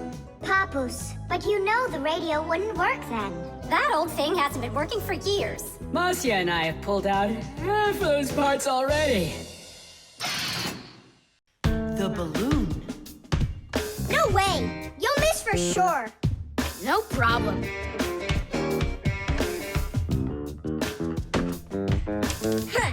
Anybody can do that.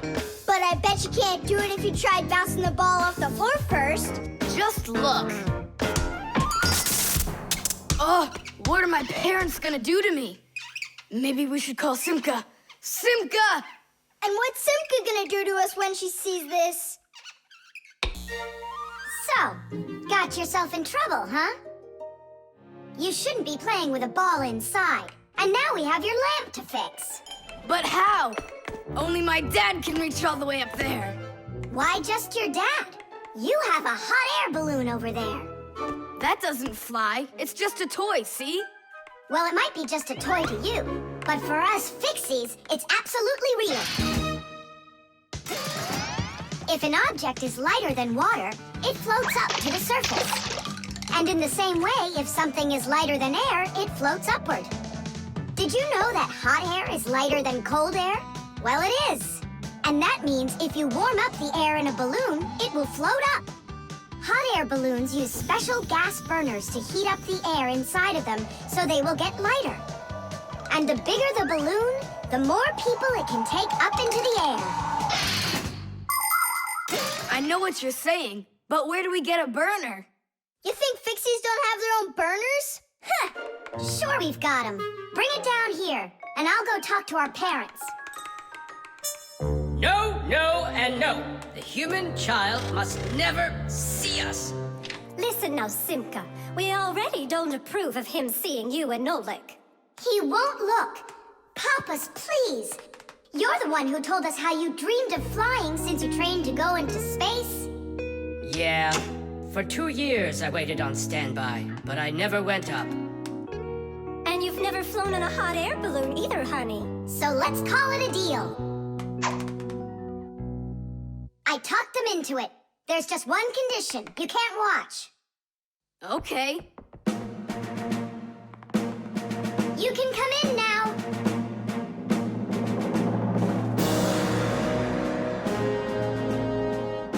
Now prepare the burner. Coming right up.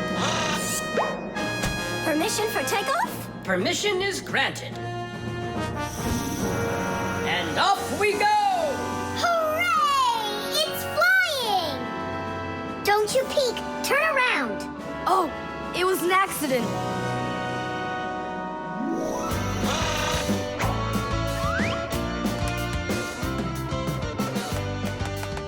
I'm going to evaluate the damage. Maintaining proper altitude.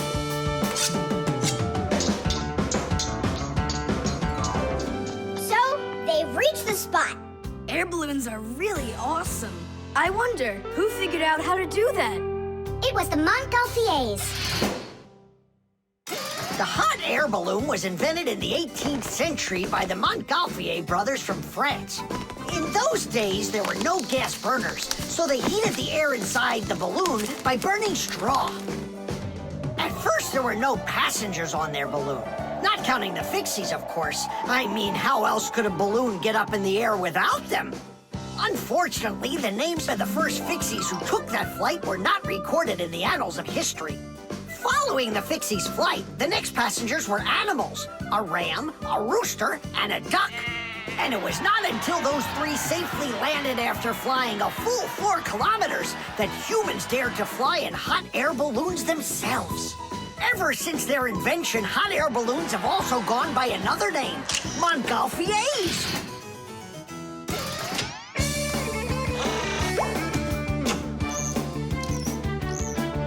Hooray! Tidish! Tidish! All right. Simka, please let your parents know that I'm so very thankful. Okay, by the way, now you can turn around. You know, Simka, let's fly the balloon just like them. There's no way, Nolik. We would need to use the burner, and kids aren't allowed to play with fire. I'll give you a ride. Look, I still need to put it back up on the shelf, so climb in and let's do it.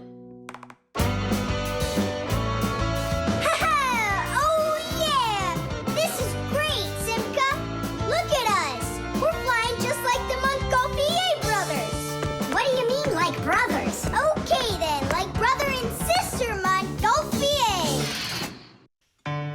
The aquarium.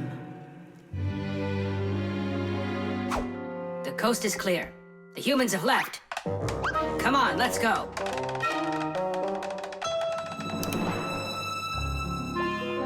Marcia, why are the fish looking so tired? 'Cause they're not getting enough air in there. The water in the aquarium is dirty and it needs air, but the filter isn't working. The filter? Yes, that device over there. These fish need our help, and if we don't do something right now, they could die. Right. First, I'll fix that light, while you and Marcia go over there and see what is wrong with the filter. But I want to go and look at the filter too. You're too small for this. Oh, whoa, whoa, whoa. And you're a giant. I mean, you're like 6 feet tall, huh? That's enough arguing. Nolik, let's go.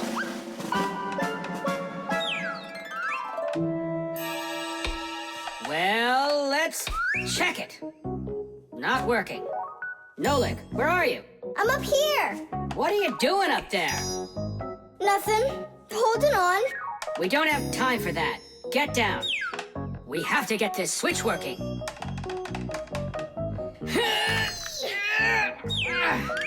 Marcia, what's the matter with the filter? Well, probably something's caught inside and it's stopping the motor from turning. A filter is used to keep the aquarium water clean. A motor in the filter turns the paddles and pumps water through a fine net or a sponge. The dirt in the water gets trapped in there, and the cleaned water is put back into the aquarium. Many filters not only clean the water, but also add air to it, so there will be more oxygen in the water. You see, even though fish live their lives in water, they need oxygen just like all of us.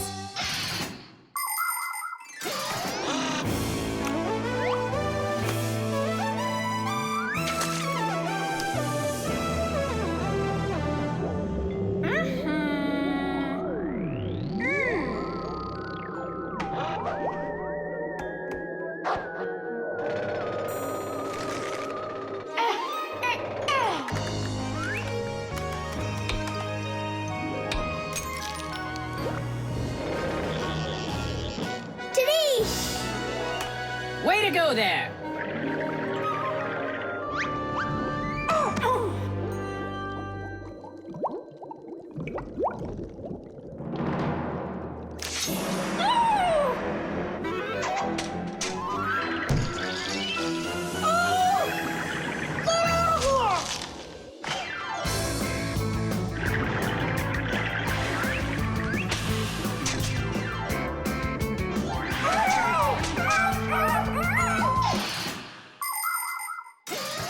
There are lots of ways for people to breathe underwater. As an experiment, try putting an empty glass upside down in water, and you'll see that some of the air stays in there. That's the idea behind the ancient diving bell. An empty bell was lowered under the water, and some of the air remained in there for the diver to breathe. And about 200 years ago, the first diving suits were invented. The diver got air from a hose that started above the water. This This let the diver spend a long time under the water and even walk around on the bottom, but just not too far. Later on, people learned to squeeze a lot of air inside of metal tanks, and that's when scuba diving started. Scuba divers breathe the air stored in these tanks so they can swim freely and even dive deep down below the water. Our work is done. The light is on, and the filter is working. And the fish look so excited. As if they're not fish, but monsters. Thank goodness they're behind glass. Papoose! Just hang on. We'll be right there to save you. But I don't even have my pack-a-mat. Ooh, look how they're chopping their teeth. They must be so hungry. You're right. They're hungry. Nolik, come on.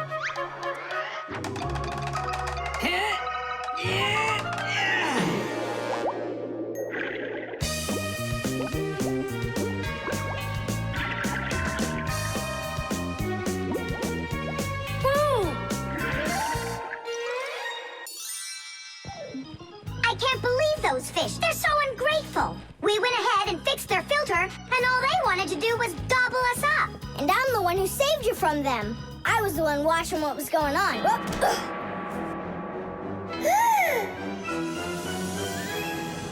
Oh, gee. Hold it. Do you think giving her some food will help?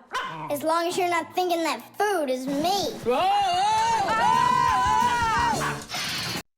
The short circuit. Are you sure we're allowed to play in your dad's office? We're not gonna play in here. We came here on a tour. I think this place is like a real museum. Just take a look at that.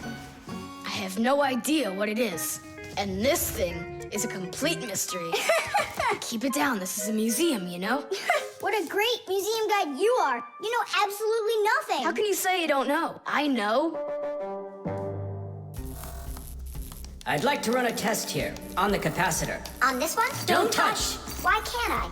It's not a museum. Because it's dangerous. If you touch it, the shock could be deadly. But you two are touching it all the time. I've seen it. The only time is when the device is turned off. And right now, the device is running.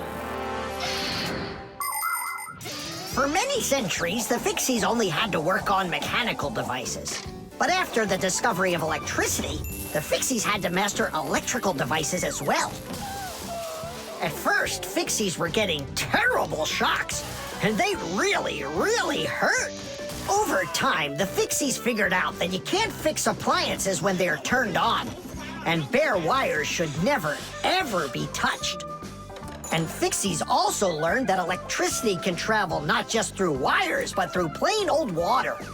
So that's why if a broken wire ever ends up in a puddle of water, you must never get close to it, or you could get a terrible shock. Fixies learn all these important rules, and they hope humans understand that they need to learn them as well. Look. Now here's one I know about. It's an old radio my dad got from my grandpa. More than 60 years old, can you believe it? Your grandpa? The old radio. That was a joke. Is it still working? I don't know. Let's check.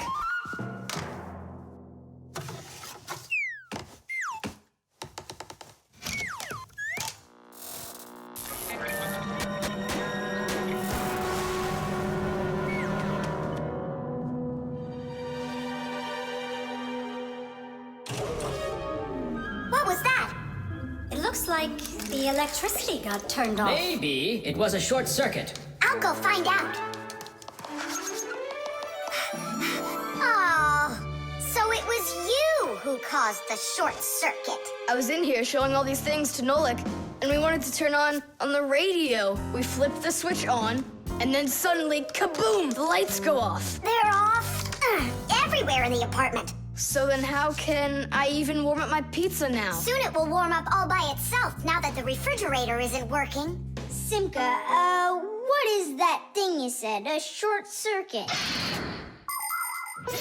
Electricity goes back and forth from an appliance with two separate wires. For example, an iron uses the electricity it needs to get hot.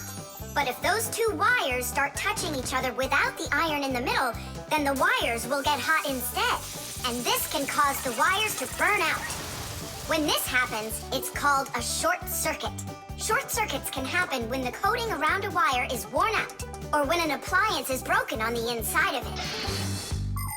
So when you tried turning on that old broken radio, the wires in the apartment started burning. Does that mean all the wires got destroyed? Don't worry. In our apartment, there's an automatic switch to stop that. It turns off the electricity when the wires start getting too hot. Oof. And what about that, automatic switch? Is that something you need your mom and dad to turn on? No question. You definitely would. But you have us. Yeah. And we have Papus and Masya. I'll go tell them what happened here. And you guys, you turn off the radio. But we'll get electrocuted. What do you mean electrocuted? Thanks to you, there's no electricity.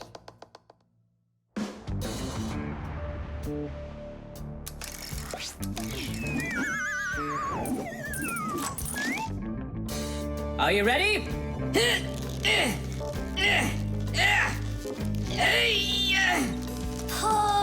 it up.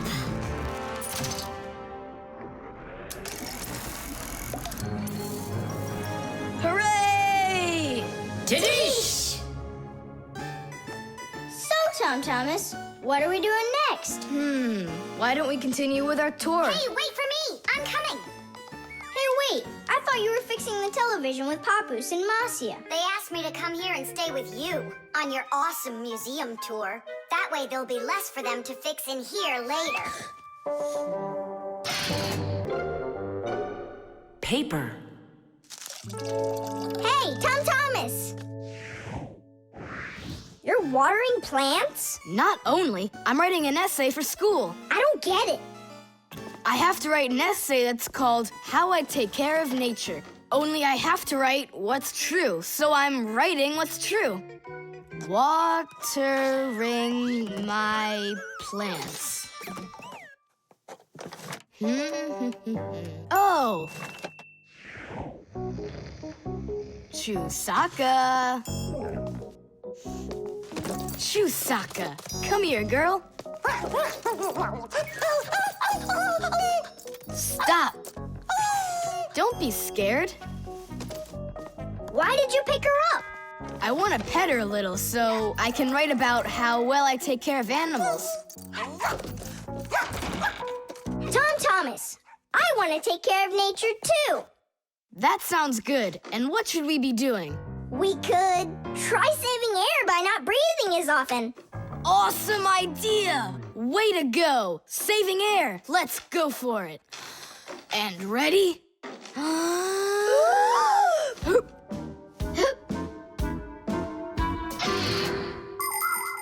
Humans invade nature and destroy more and more of her riches with each passing year.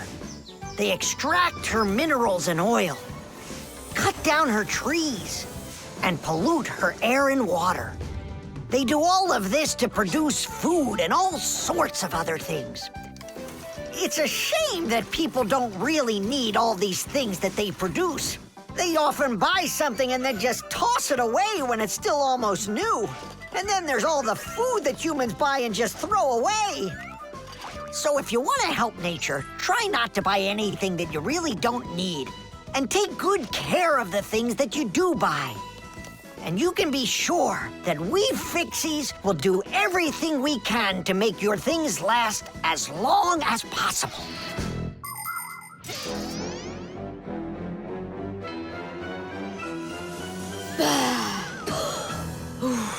That's it. Now we can write it. Uh-huh, write this. I also do my duty by saving air. A whole 20 seconds worth. You got it? What's that noise? Huh. I must have left it running when I needed some water for my plants.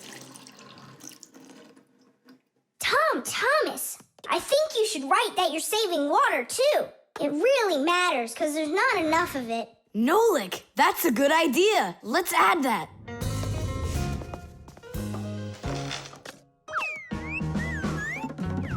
Hi there. What are you guys up to? We're writing about how Tom Thomas protects nature. It's a homework assignment for school. Uh-huh. I've already written how I'm watering the plants, I'm good to living creatures, how I'm saving air and water, and how I'm conserving carrots, too. I never want to eat them, especially in soup. Not eating your vegetables? No way. Doesn't count. You sure of that? Mm-hmm.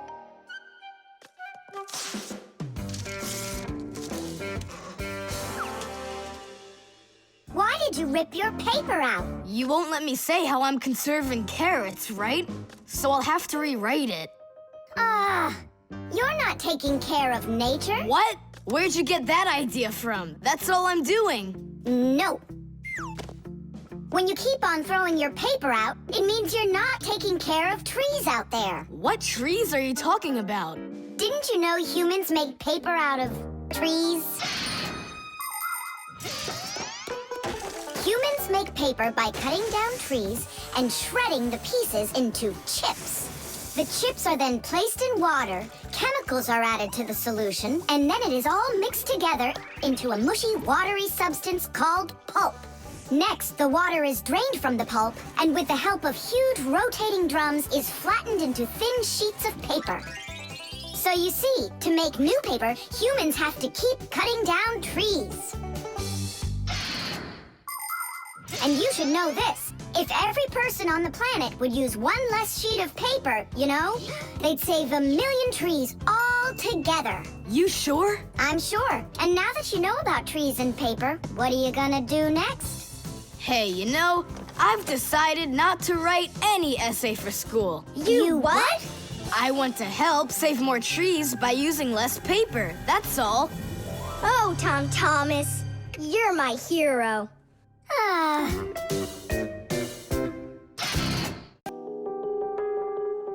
The Piggy Bank. Mwah. Tom Thomas, why are you throwing away your money? That's not what I'm doing. I'm storing it. This is a piggy bank. Oh, here's another coin. I don't like its snout. That's one very suspicious-looking pig. Are you positive your money's safe with her? Don't worry. Whatever I put into my bank here is not getting back out. This piggy bank won't give up a cent. You greedy piggy! Come on, Nolik. Simka must have taught you about how banks work. Humans came up with the idea of piggy banks because they wanted a good place to save their coins. For storing lots of money, people use a safe, a large metal box with a very strong lock. Now that kind of piggy bank's almost impossible to break open. The biggest safes are in banks. Banks use them to store their customers' money and other valuables. There are even safes in banks that are whole rooms. You'd need an awful lot of change to fill up one of these piggy banks. So why are you saving up all this money? For roller skates. How much more do you need to save? I don't know. I can't see if there's enough in there. Then just go and open it. But there's no way to do that. The only way is to smash it real hard. So smash it. Nuh-uh, forget it. I have nothing to put my money into. But what if there's already enough for roller skates? And what if there's not? All right, then I guess I'll count your money for you.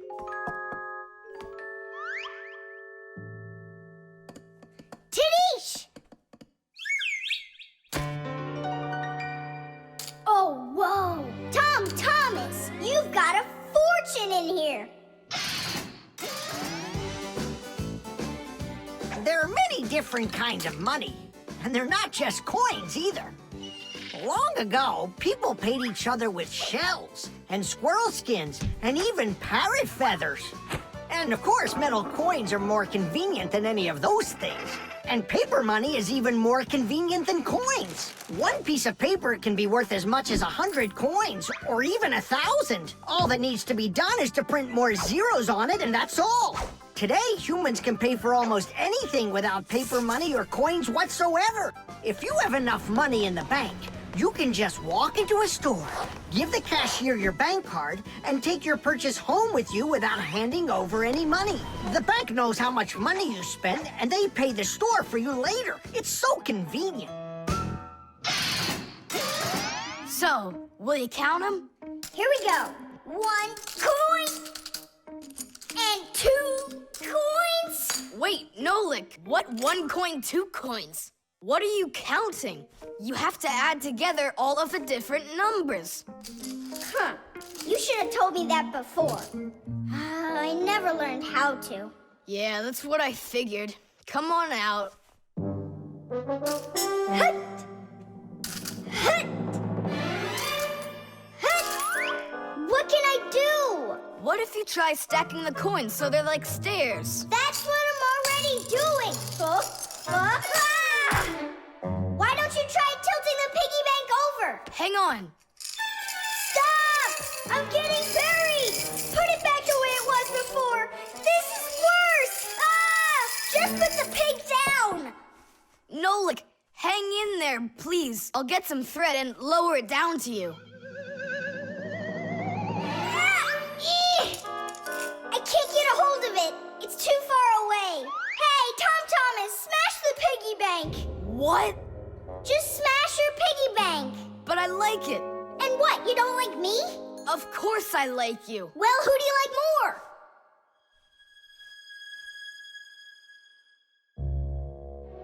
You're my friend, aren't you? Of course. Then smash the piggy bank, will you? Okay, Nolik, I'm gonna do it.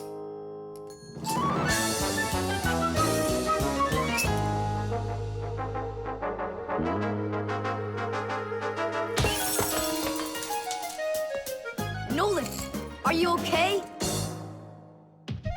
I'm okay. Thank you, Tom Thomas. Thank you, my friend. No problem. At least now you can count up how much money you have. Nah, there's no reason to do it. There's no way it's enough for roller skates. You sure? What a shame. But now you've got all of this money here to buy a piggy bank that's totally brand new. The stapler. Tom Thomas gets the ball. He makes an incredible move. He's wide open.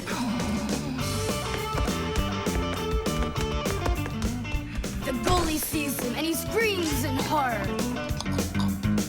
He shoots and score! Yay! Tom Thomas, stop kicking that ball. Your school concert starts in 30 minutes, and I don't want to iron your pants again. All right, Mom. Just one more time, huh? No, I'm sorry. Mom said I have to quit kicking the ball. But Mom said nothing about dribbling the ball. Go, you can do it. You can do it. Yeah.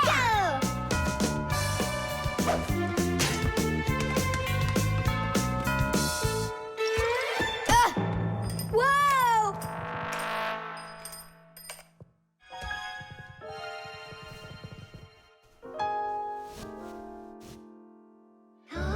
Tom Thomas, your pants. This can't be. These are my special concert pants. Ugh. Yeah, how will you go now? Well, your mom does have enough time to sew them. I'm scared to even tell her about it. She said that I had to stop playing. Hey, I've got it! Here. You think we should fix the rip in his pants with a stapler? Yeah, isn't it a good idea? I gotta try it out.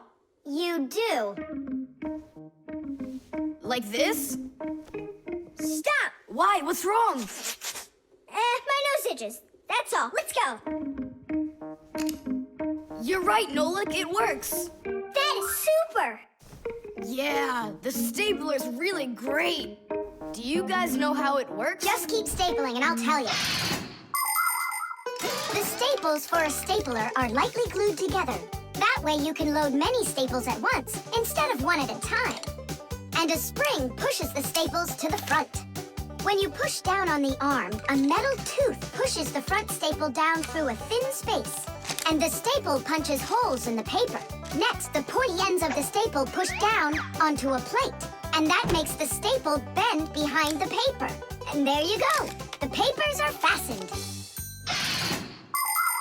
So you could say that we're sewing, but using a stapler instead of a needle. Yeah, and it works even faster. Huh? What's going on? Could it have run out of staples?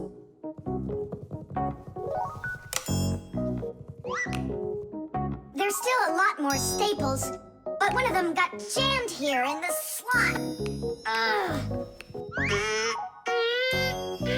Tom Thomas, we're leaving in 5 minutes. Okay, Mom. So, did you get it? No. Why don't we get Papa's to help us? 'Cause he's really strong and he's got a pack-a-mat. We can do this ourselves. Tom Thomas, find something we can use to push that staple out.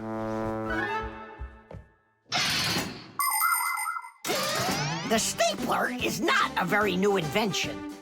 It's been said that the French king, King Louis XV, had a stapler made out of gold and precious gems.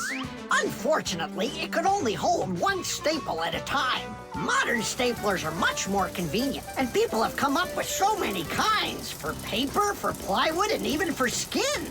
Yes, surgeons often use them during operations. Then there's the staple gun that's used to upholster furniture. And its older brother, the nail gun, can even be used to hold together the walls of a building. And here's an invention almost as important as a stapler.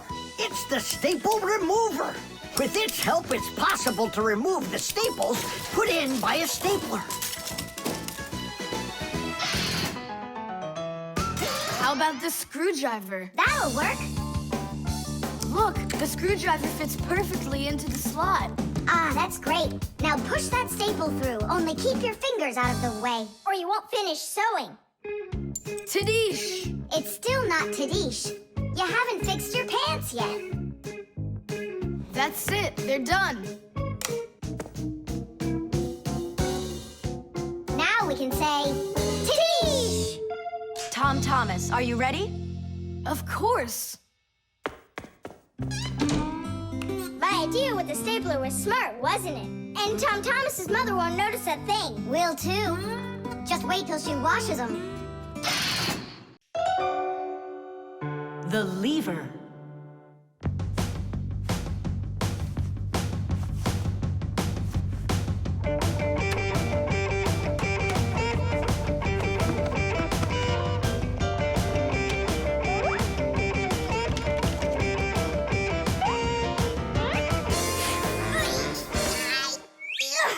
It's a new weightlifting record! You're so strong. That's so light, I could lift it up with my finger. Oh my! But do you think you could lift up your nightstand? Don't know. Never tried it. So then go on. No way! And you are so much bigger than that nightstand. But watch, I can lift this big pencil. And just look how much smaller I am. So, who's stronger, you or me? Well, I guess it's not me. The Fixies may be very small, but they are actually much stronger than humans. Yes, it's true. What, you don't believe me? Well, who's stronger, an elephant or an ant? You think it's the elephant. Well, of course, it's so much bigger. But did you know that one ant can lift up 50 ants its own size? And an elephant? It can't even hold up one. So it turns out that for its size, an ant is much stronger than an elephant. And the same goes for Fixies. Fixies are incredibly strong for their size. They can lift things that are 100 times heavier than they are. And Fixies can jump 50 times higher than their own height. If humans were as strong as Fixies are, they'd be able to lift an automobile all by themselves. Yeah, Tom Thomas. It's time you built up your strength. Well, how? Start lifting dumbbells. Or if you want to, you can use my barbell. No thanks. I'll use the dumbbells my dad has. They're in his office, I think. Oh, there's one. And where's the other one? Aha, there you are. I'll get you out of there. Come on. I'm helping you here. It's stuck. All right. Move aside. I'll get right out. What is this, glued to the floor or something? Hey, what's all the racket? Hi there, Simka. We can't get the dumbbell out from under there. Well, of course you can't. The sofa's pressing down on it. So that's what it is. And I was worried that I lost all my strength. Well, that means we have to lift up this sofa. We can't do that. It's too heavy for us. We can do it. Tom Thomas, get me your hockey stick from your room. We can't move a sofa with a hockey stick. Don't worry, you'll see. Here, I brought it. What is it for? We're gonna use it as a lever. A lever? Well, yeah. A lever works the same way that a seesaw does, with a board resting on top of a piece called the fulcrum. But with a lever, one side is longer than the other, and that's the secret to its power.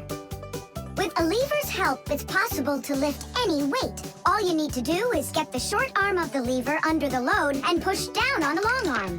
And the longer the arm, the more weight you can lift. And that's how a lever makes people stronger.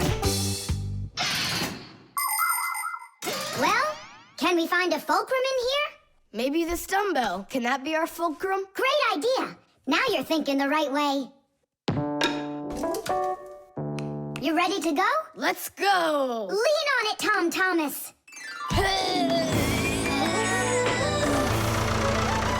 Yay! It's working! Tadish! I'm so strong, did you see? Now watch how I lift Dad's heavy weights for you. Look, I can do it. It's just like I told you. You'd be better off training with my weights. Didn't you just see me lift up the sofa? You didn't lift the sofa, the lever did. Did you ever hear the saying, knowledge is power? I've heard it. Although, some physical power won't hurt you either. So pick up your lever and go out and play some hockey. You know how built those hockey players are.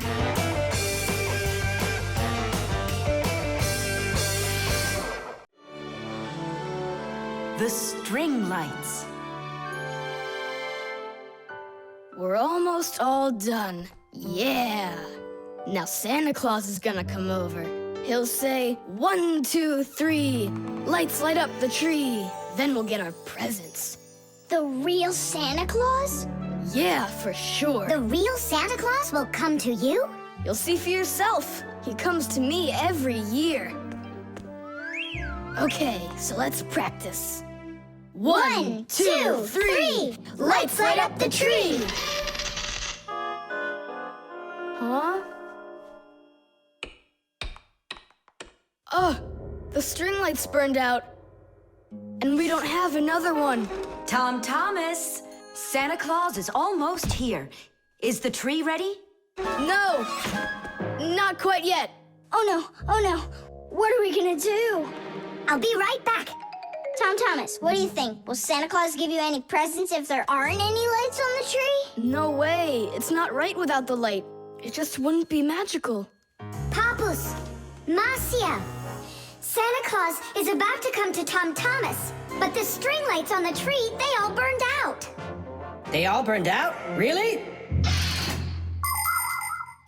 The bulbs in a string light are connected together like a chain with a piece of wire between each bulb.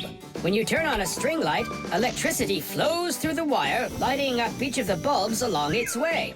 But if any of the bulbs gets burned out, the circuit will be broken, and the electricity will stop flowing.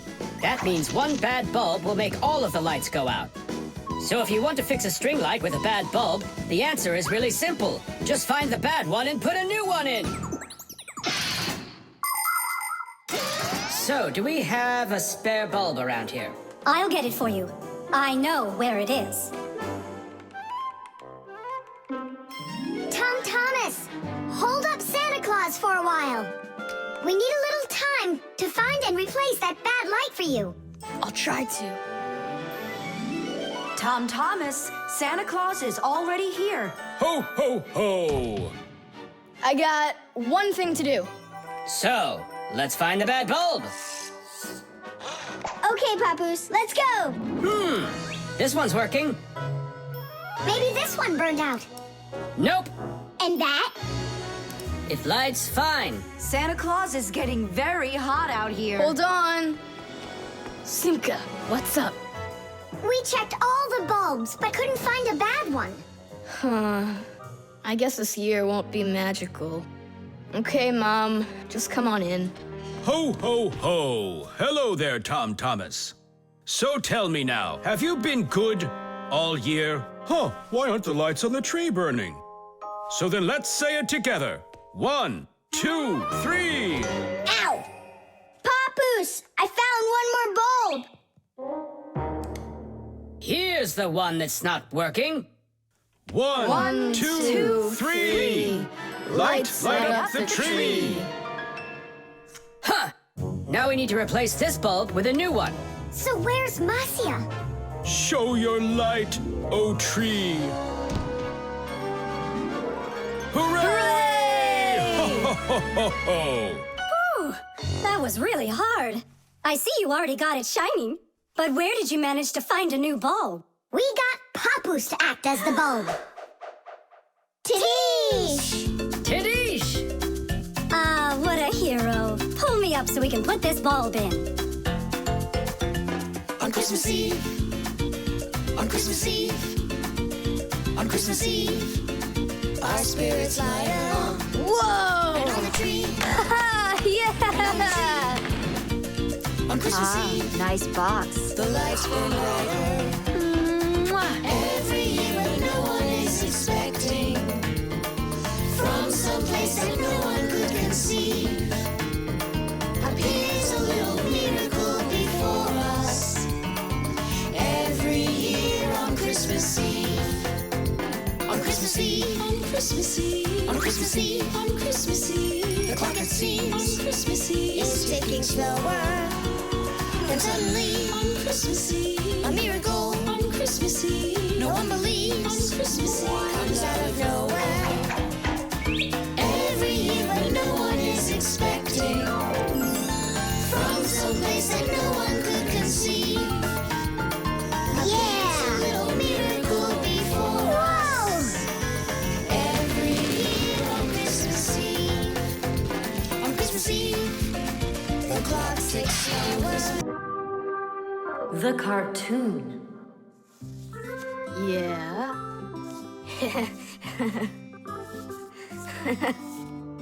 Like that. Yeah. Tom Thomas, aren't you done yet? Yeah, show us your surprise and quit drawing. But this is the surprise. So make yourselves comfortable. Quiet on the set and action.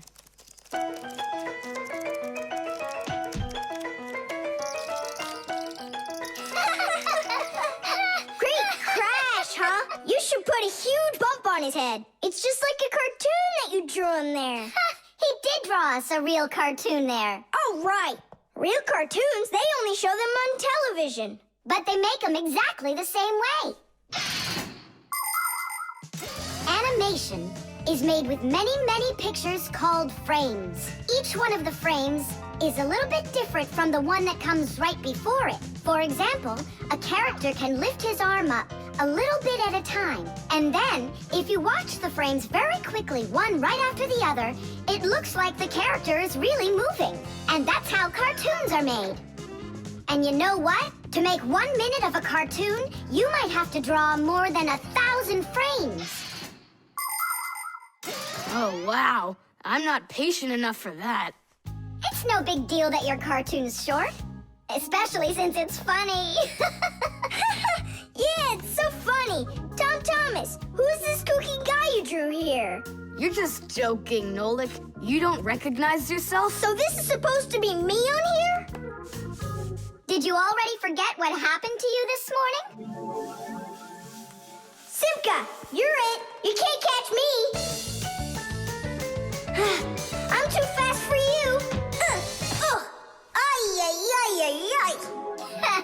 You weren't too fast for the pole. Oh, Simka, you didn't have to tell him about that. Real sisters don't treat their brothers like that. Oof. And your cartoon's not funny at all. Nolik, don't go. It's okay. He just needs to sulk for a while. While he's gone, there's something I want to show you. Do you have a cartoon you can put on the TV? I have plenty.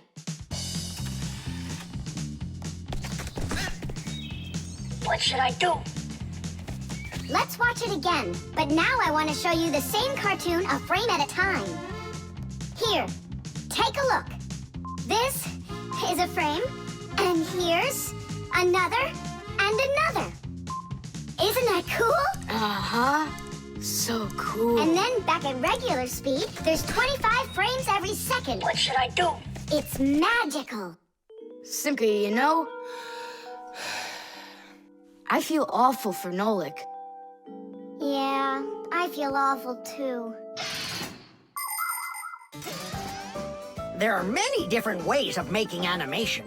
Hand-drawn animation is, of course, drawn by hand, and stop motion is made like this. The animators pose the model and take a picture of it. Then they move the model a little bit and take another picture. And they do it again and again and again until there are enough frames to make the characters look like they're moving very smoothly across the screen. Another popular style of animation is clay animation. In these films, everything is built and rebuilt out of modeling clay. But today, most of the cartoons are made on a computer. At first, they make a computer model of a character, a sort of digital puppet. After the models are built, they are colored and animated to move. This is the kind of animation that's used in the Fixie cartoons.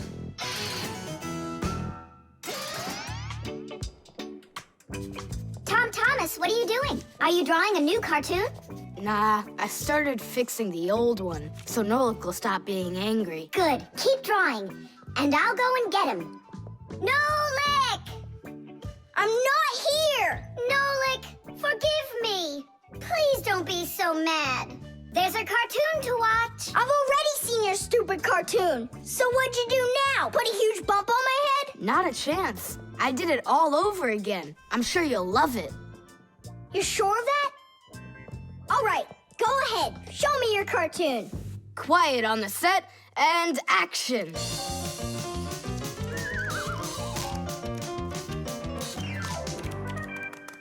There you go. Now that cartoon I really liked. Good, 'cause I'm all out of paper. Well, I think the first cartoon was funnier.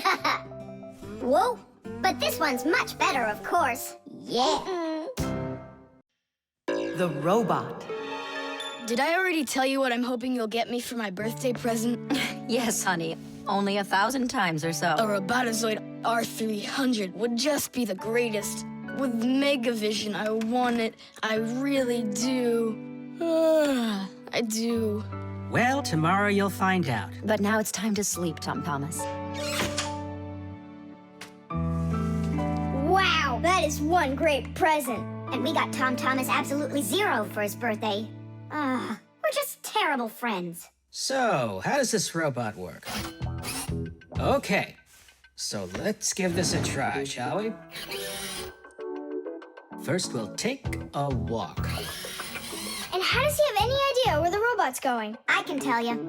One of the robot's eyes is a video camera. The robot sends the picture to the screen on the controller so the player can see where the robot is going.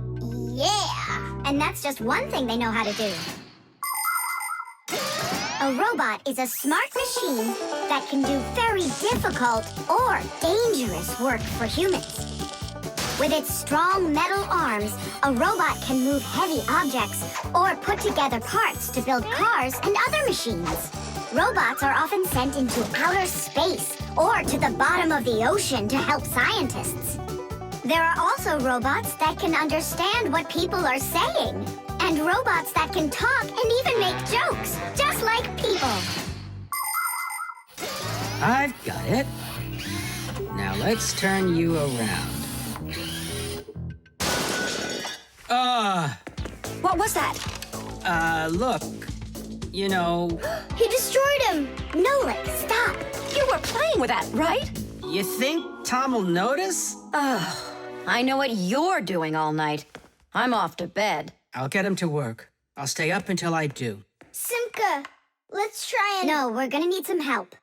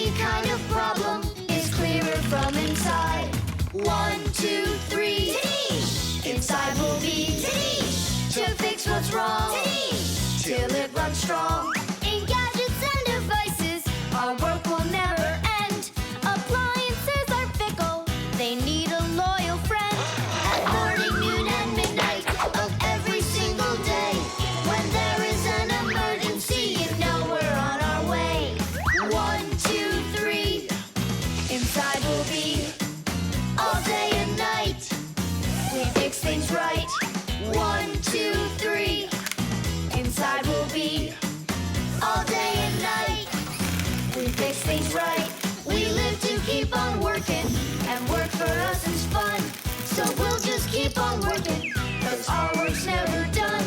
And deep inside of gadgets, if you look when it's dark, you might just see us race around like multicolored sparks. 1, 2, 3, Tadish! Inside will be Tadish! to fix what's wrong. Tadish! Till it runs strong. 1, 2, 3, Tadish! Inside will be Tadish! all day and night. Tadish! We fix things right. 1, 2, 3, Tadish! Inside will be Tadish! To fix what's wrong. Tadish! Till it runs strong. 1, 2, 3, Tadish! Inside will be Tadish! All day and night. Tadish! We fix things right. Wow, you got it! We need to hide. A robotizoided R300, I can't believe it!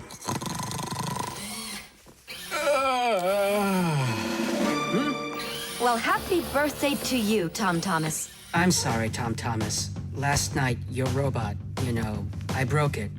Dad, it works perfectly! Don't you see?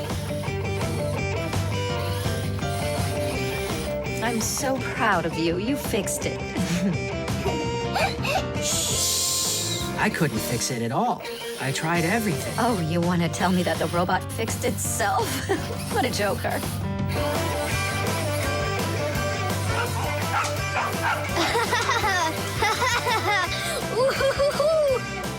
Mom, Dad, thanks so much. I love it. And how about thanking us? I should have known it was you who fixed the robot. Happy birthday! Happy birthday! Yay! The cell phone.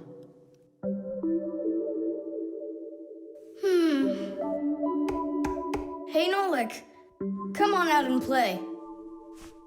He's not allowed. He was punished. Can you tell me what you did? I grabbed a Pac-Man and I forgot to ask. How long do you have to sit there? Until Marcia and Papoose come home from their boozness. What did you say? Business, a work trip. They're inside of your father's cell phone right now. They were busy doing repairs in there when he left the house for work. Do you know the reason why a mobile phone is also called a cell phone? Mobile phones are connected to other mobile phones with the help of special radio stations that are put on top of towers and building roofs. Each one of these stations sends signals to its own area below, and each area is called a cell. A mobile phone works anywhere it can find a nearby station that it can connect to. So as long as there is a station nearby, you can talk as much as you want. You can even move from one cell to another. And without you ever knowing it, your mobile phone will switch from one station to another one. So your conversation can keep on going, even if you're running after a bus or riding on it. Tom Thomas, hello. There you go, my dad came back home already. Hi, Dad, how are you? Can you believe it? It looks like I lost my phone. What do you mean you lost it? Where? I have no idea. So what? I'm gonna have to sit in here forever now? You? Our parents are missing. The phone stopped shaking a while now. We're probably already at home. Not home to me. How can we ever get home to our children? Where's my Marcia? Don't whine. We'll work something out. Don't worry. I got a phone. Let's give him a ring. They can't answer your call. But what if they answer us? Call them, Tom Thomas.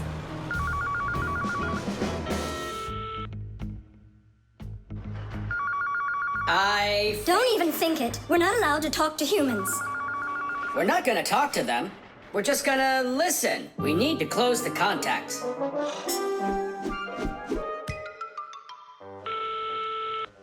It's no use. Oh, they answered the phone. Let me talk. Papoose, Marcia, it's me, Simka. Simka? Yeah, Marcia, where are you? In the telephone! The phone part is not what she's asking you. Oh, it smells a lot like gasoline in here. Ask your father. Was he anywhere around gasoline? Dad! Dad, did you go anywhere today where it smells like gasoline? Gasoline? I had to go to the gas station. That's the place where your telephone disappeared. Are you sure? Yeah. Well, I've got... Intuition. Intuition? Intuition, huh? You know what? I'll go check.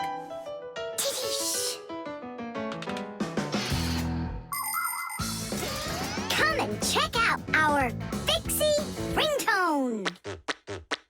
Telephone is, your telephone is, your telephone is, telephone is, telephone is, ring, ring, your telephone is, ring, ring, your telephone is, ring, ring, your telephone is ringing, won't you answer please? Ring, ring, your telephone is, ring, ring, your telephone is, ring, ring, your telephone is ringing, won't you answer please? Your phone is ringing!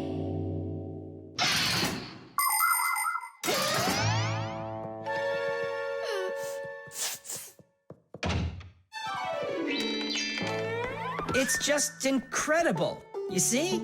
I found it. Son, you're one clairvoyant. I didn't notice when it fell out of my pocket back at the gas station.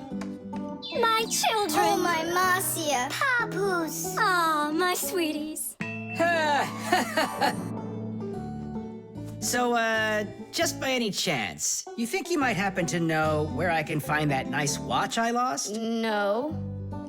Don't worry, there's no rush. Just use that intuition you've got.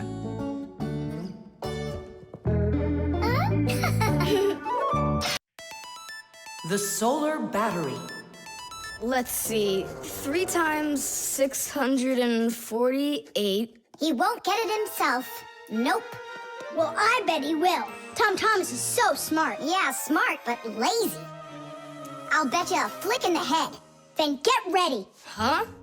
Shh. We promise. We can't bother him during homework time. I really wish I didn't have to write this out. Why write everything on paper when you got a calculator? I knew he'd say that. Without a calculator, he can't get it. It seems like the batteries are dead. Did you see that? The calculator won't turn on, so he's gonna have to solve it by himself. What's the problem? Come on. Where are the batteries here? Simka, Nolik, just come out already. I can hear that you're here. Hi, Tom Thomas. Well, you can't figure out where the batteries need to go? I don't get what's so funny. Because there are no batteries inside of this thing. What do you mean, no? Then where does the calculator, get a... Where does it get electricity? Uh-huh. There's a solar battery in there. The sun turns it on? A long time ago, it was discovered by scientists that some materials produce electricity when light hits them. Sheets that are made out of these materials are called photoelectric cells. By connecting a few of these photoelectric cells together, you can build a solar battery. A solar battery in a calculator sits behind a small clear window. And when light hits the solar battery, it produces the electricity that powers the calculator. I don't see a little window anywhere on here. That's because you covered up the window with a sticker for some reason. The reason is that it looks great. Good job. It looks really great, but it can't work now. Well, farewell, sticker. I can't get it off. Then just leave it alone. Go ahead and solve the problems without the calculator. Then I'll be the one flicking you. Flicking who? Did you forget? We're the Fixies, and we have to fix everything. Ah, Simka, that's a sneaky plan. It's not sneaky at all. You better find something to tear off the sticker with. Okay, how about them?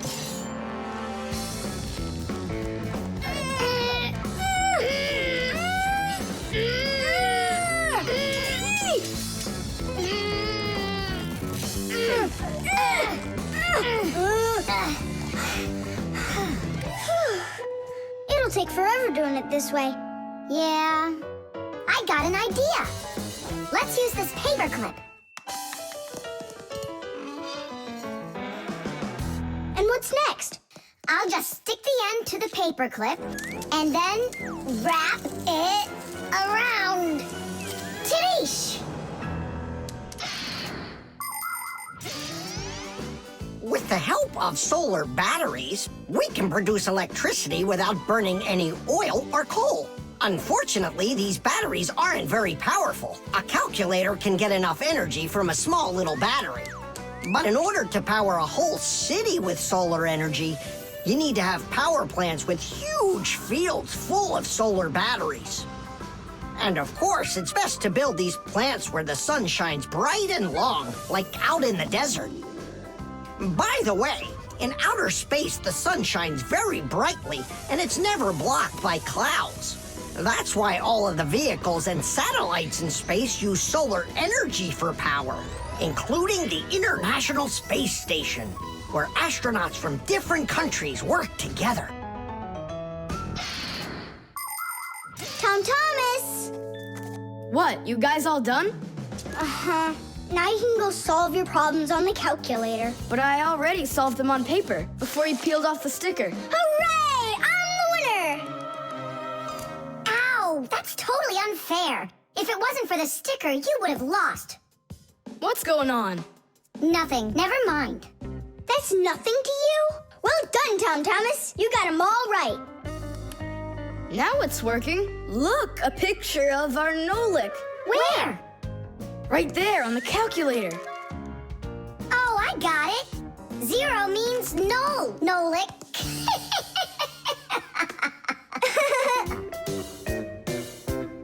Good one. The refrigerator.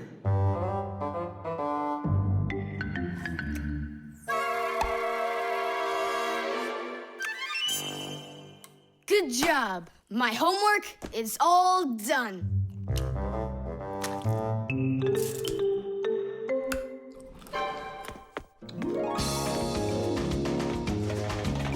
Tag, you're it.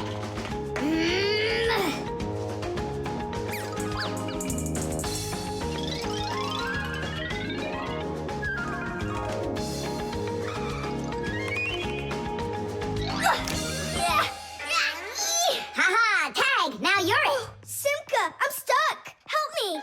Just stay still.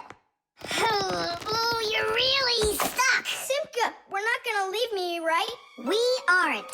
But I'm afraid, Nolik, you'll be stuck for a while. Tom Thomas, help me! What's going on? Look, this blob of white stuff grabbed onto Nolik and it won't let go of him. Oh, it's a piece of gum. It's my bubble gum. Oh, thanks a lot, Tom Thomas. Now what's the plan to get me unstuck from here? Here's what we do. It's gotta be frozen. Once I sat on gum too, and my mom put my pants in the freezer. The gum froze up and it came right off. I don't want to go into the freezer. Don't worry, Nolik. I'll stay right here with you. Just hold on. It won't take long at all. Huh. Why do I need to hold on? The gum's already holding on to me. Simka, do you know why it's so cold in the freezer when outside it's warm? I'll explain it to you. A refrigerator has a pump that pushes a special liquid through a long tube. Inside the refrigerator, the liquid in the tube wants to turn into a gas. To do that, it takes the heat from everything inside, and that makes the refrigerator cool. Then the pump sucks in the gas and pushes it out as a hot liquid into the tubes on the back of the refrigerator. That lets all of the heat collected from the inside escape into the air outside. I wish I was somewhere warm. Hold on. I'll go get us some warm clothes to wear. I don't want to hold on. I want to go with you.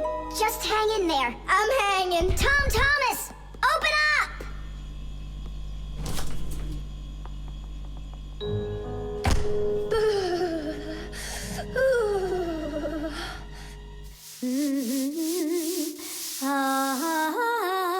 Marcia, do we have any warm clothing to wear?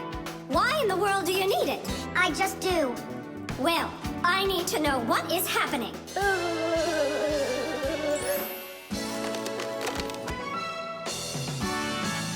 Hooray! Tom Thomas, Simka, open up the door! It looks like I'm gonna freeze up in here for good. A Fixie is constantly surrounded by all sorts of danger. Inside a dark freezer, a Fixie can lose his way and freeze to death. If he's not paying attention, he can drown inside of a washing machine or inside of a dishwasher. And a careless Fixie is always at risk of getting an electric shock. Or suppose there's a short circuit inside of an appliance that starts a fire. If this happens, you need to run away if you want to survive. And what about humans? Well, they don't even believe that we Fixies exist at all, so they can accidentally drop something on top of a Fixie, or step on one, or kick us across the room. So if we don't get out of the way in time, So what I'm saying, Fixies, you need to be careful out there and pay attention. So be smart and stay safe, fellow Fixies. I don't understand this at all. He was right here. Poor Nolik. I wonder where he went. Look at this, footprints.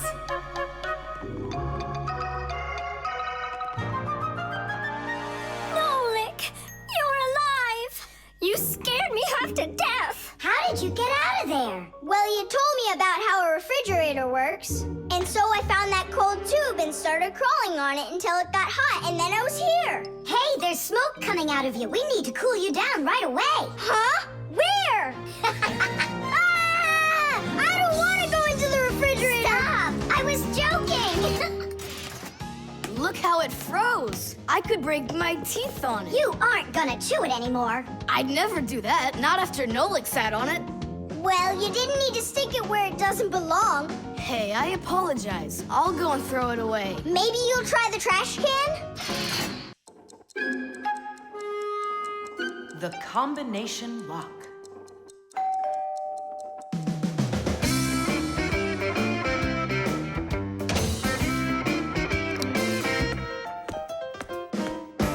He's home.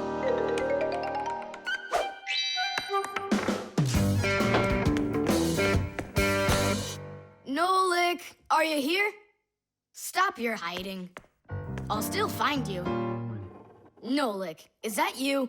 Hey, come on, that's not fair. You saw. Let me go again. I don't want to. You want me to play hide and seek when I got a brand new game to play with? Where is it? I don't see it anywhere in the room. I took it to school with me For what reason? to show it off.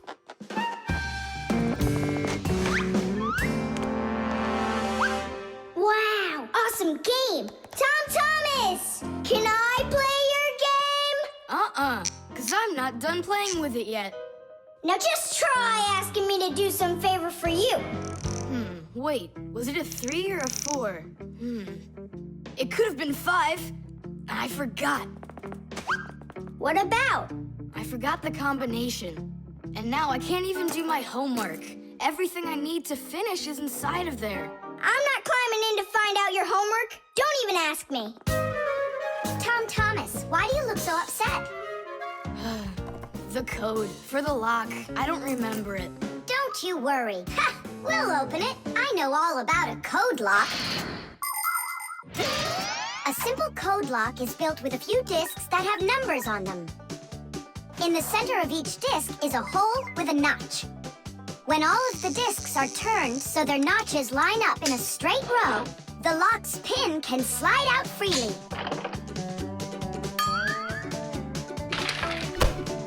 And to get the notches to line up, just turn the discs to the lock's code and the lock will open. It's that simple. It looks like we gotta take a look inside the lock. Ah, I see. Nolik, where are you? There's work to do. I won't do it. I'm not gonna help such a greedy boy. Nolik, won't you help me out here? And I won't be so greedy anymore. All right, you broke me down. Only as soon as we're done, you're gonna let me play with the game. Right.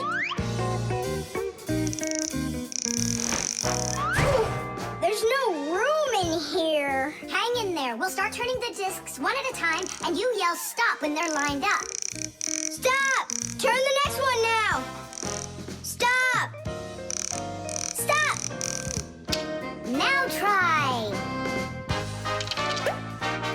Yes! Alley-oop! Titties!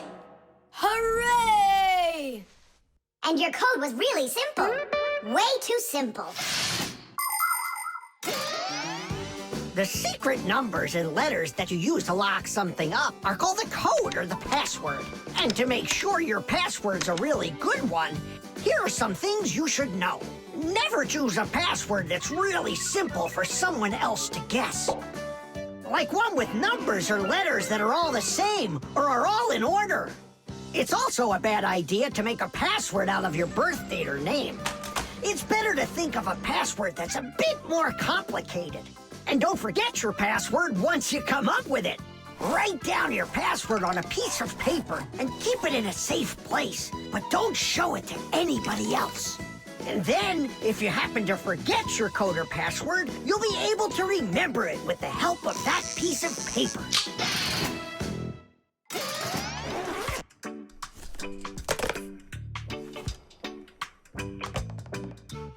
And why did you ever put a lock on your backpack? I was hiding the game from the other kids. Then why did you take it to school today? I wanted to show it off to my class. And did you show it? No way. If they would have seen it, they'd be like, I want to use it. I want to play. And so you hid it and didn't show it to anybody. Not to anyone. Then why take it to school, silly? To show it off there. You're just some show-off. You're just some greedy... Oops, sorry. Once greedy boy. Will you let us play now? Play away.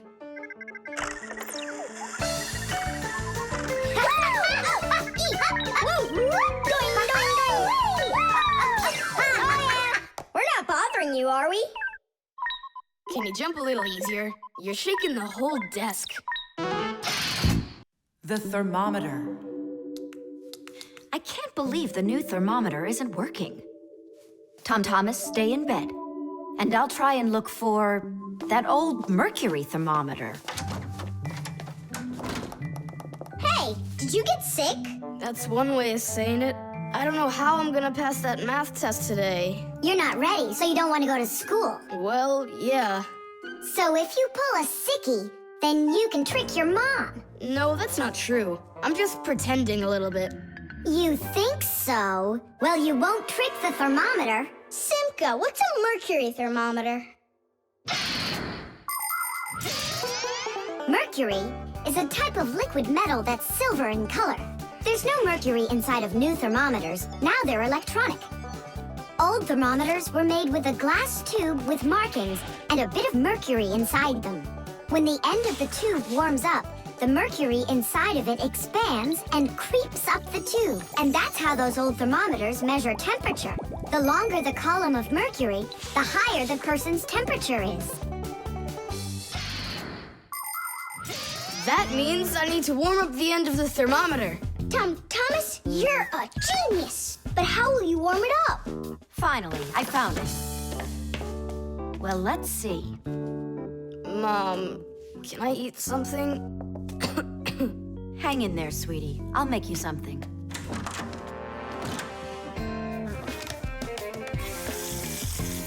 Ooh, that is hot. Now there's just no way it won't have a temperature. Hey, what are you doing in here? Well, how high did you get it?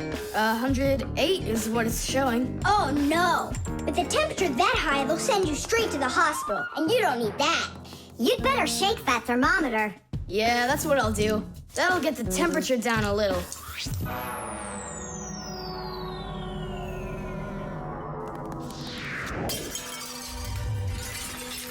Ah! Well, so much for that. Cheaters never prosper. Thomas, did you see this? Nolik, don't touch the mercury. It's poisonous.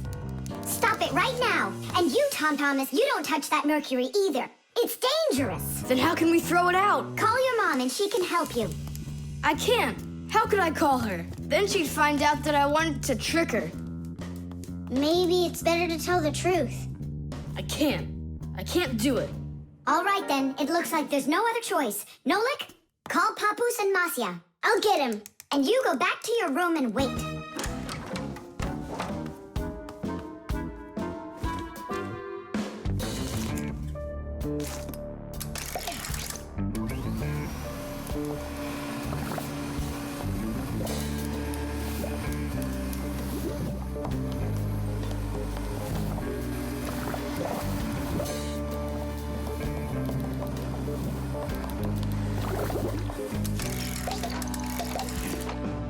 Looks like this whole job is done.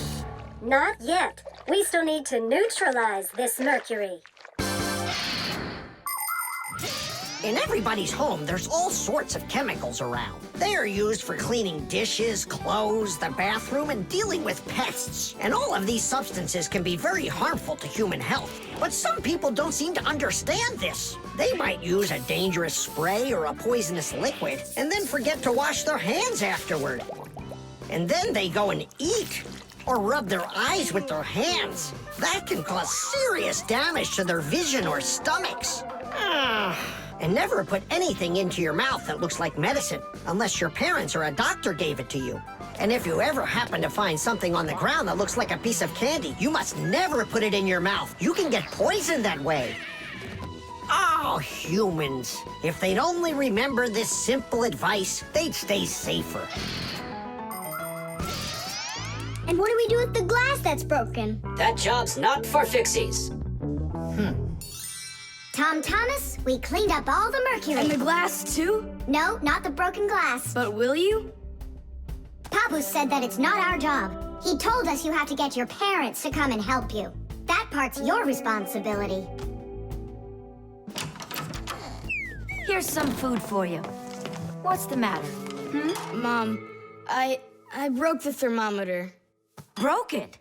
Did you cut yourself? No, The mercury, did you touch it? I didn't. Simka, you think he'll tell her the truth? And where did you break it? The bathroom. Why did you go in there? I wanted to trick you. I have a test, and I didn't study for it. And now it's too late for school, The internet. Well, maybe it's, Don't think so. It's probably, You call for me, children? What's the matter?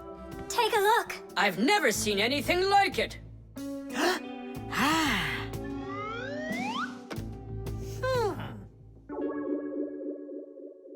What in the world could it be? Hit! Maybe it's a bathroom scale? Or a clock with a digital display. Wait a sec. Are there instructions around here for this thing? I couldn't find them anywhere. That's a problem. Well, then let's try to figure it out. What are you trying to figure out up there? What a huge hockey puck!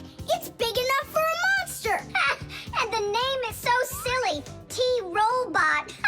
Why don't they just call it the Trollbot? Or I got it, the Trollboat. Please stop the racket. So what could this thing do, huh? I have no idea. We could try finding it on the internet. Where? Just run along, you two. We don't need any internets. We can handle this. Go on, go. Don't interrupt us. Sure, whatever you say. Come, Nolik. We'll find it out by ourselves. Yeah. How? So, you remember what it was called? A trollboat. Nah, a trollbot. You're right. Hop to it.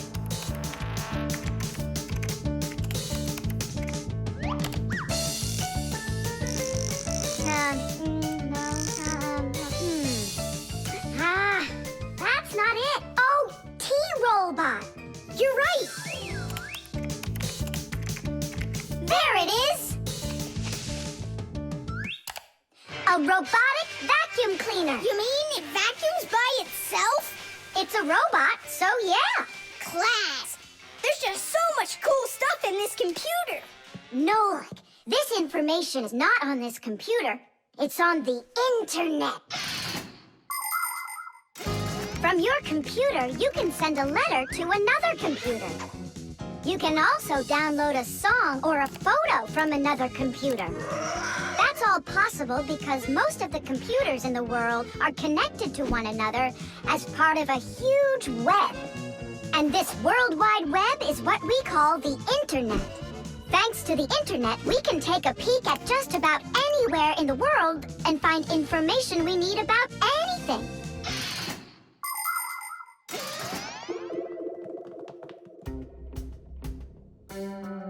It's an electronic vegetable slicer. No, it's a printer for round sheets of paper. There's no way. Grandpoos, we found out what they do with it. You're back again? You mustn't interrupt the adult. Just wait a second. Nolik, turn it on. Turn what on? Don't you turn on anything. Ready, set, jump!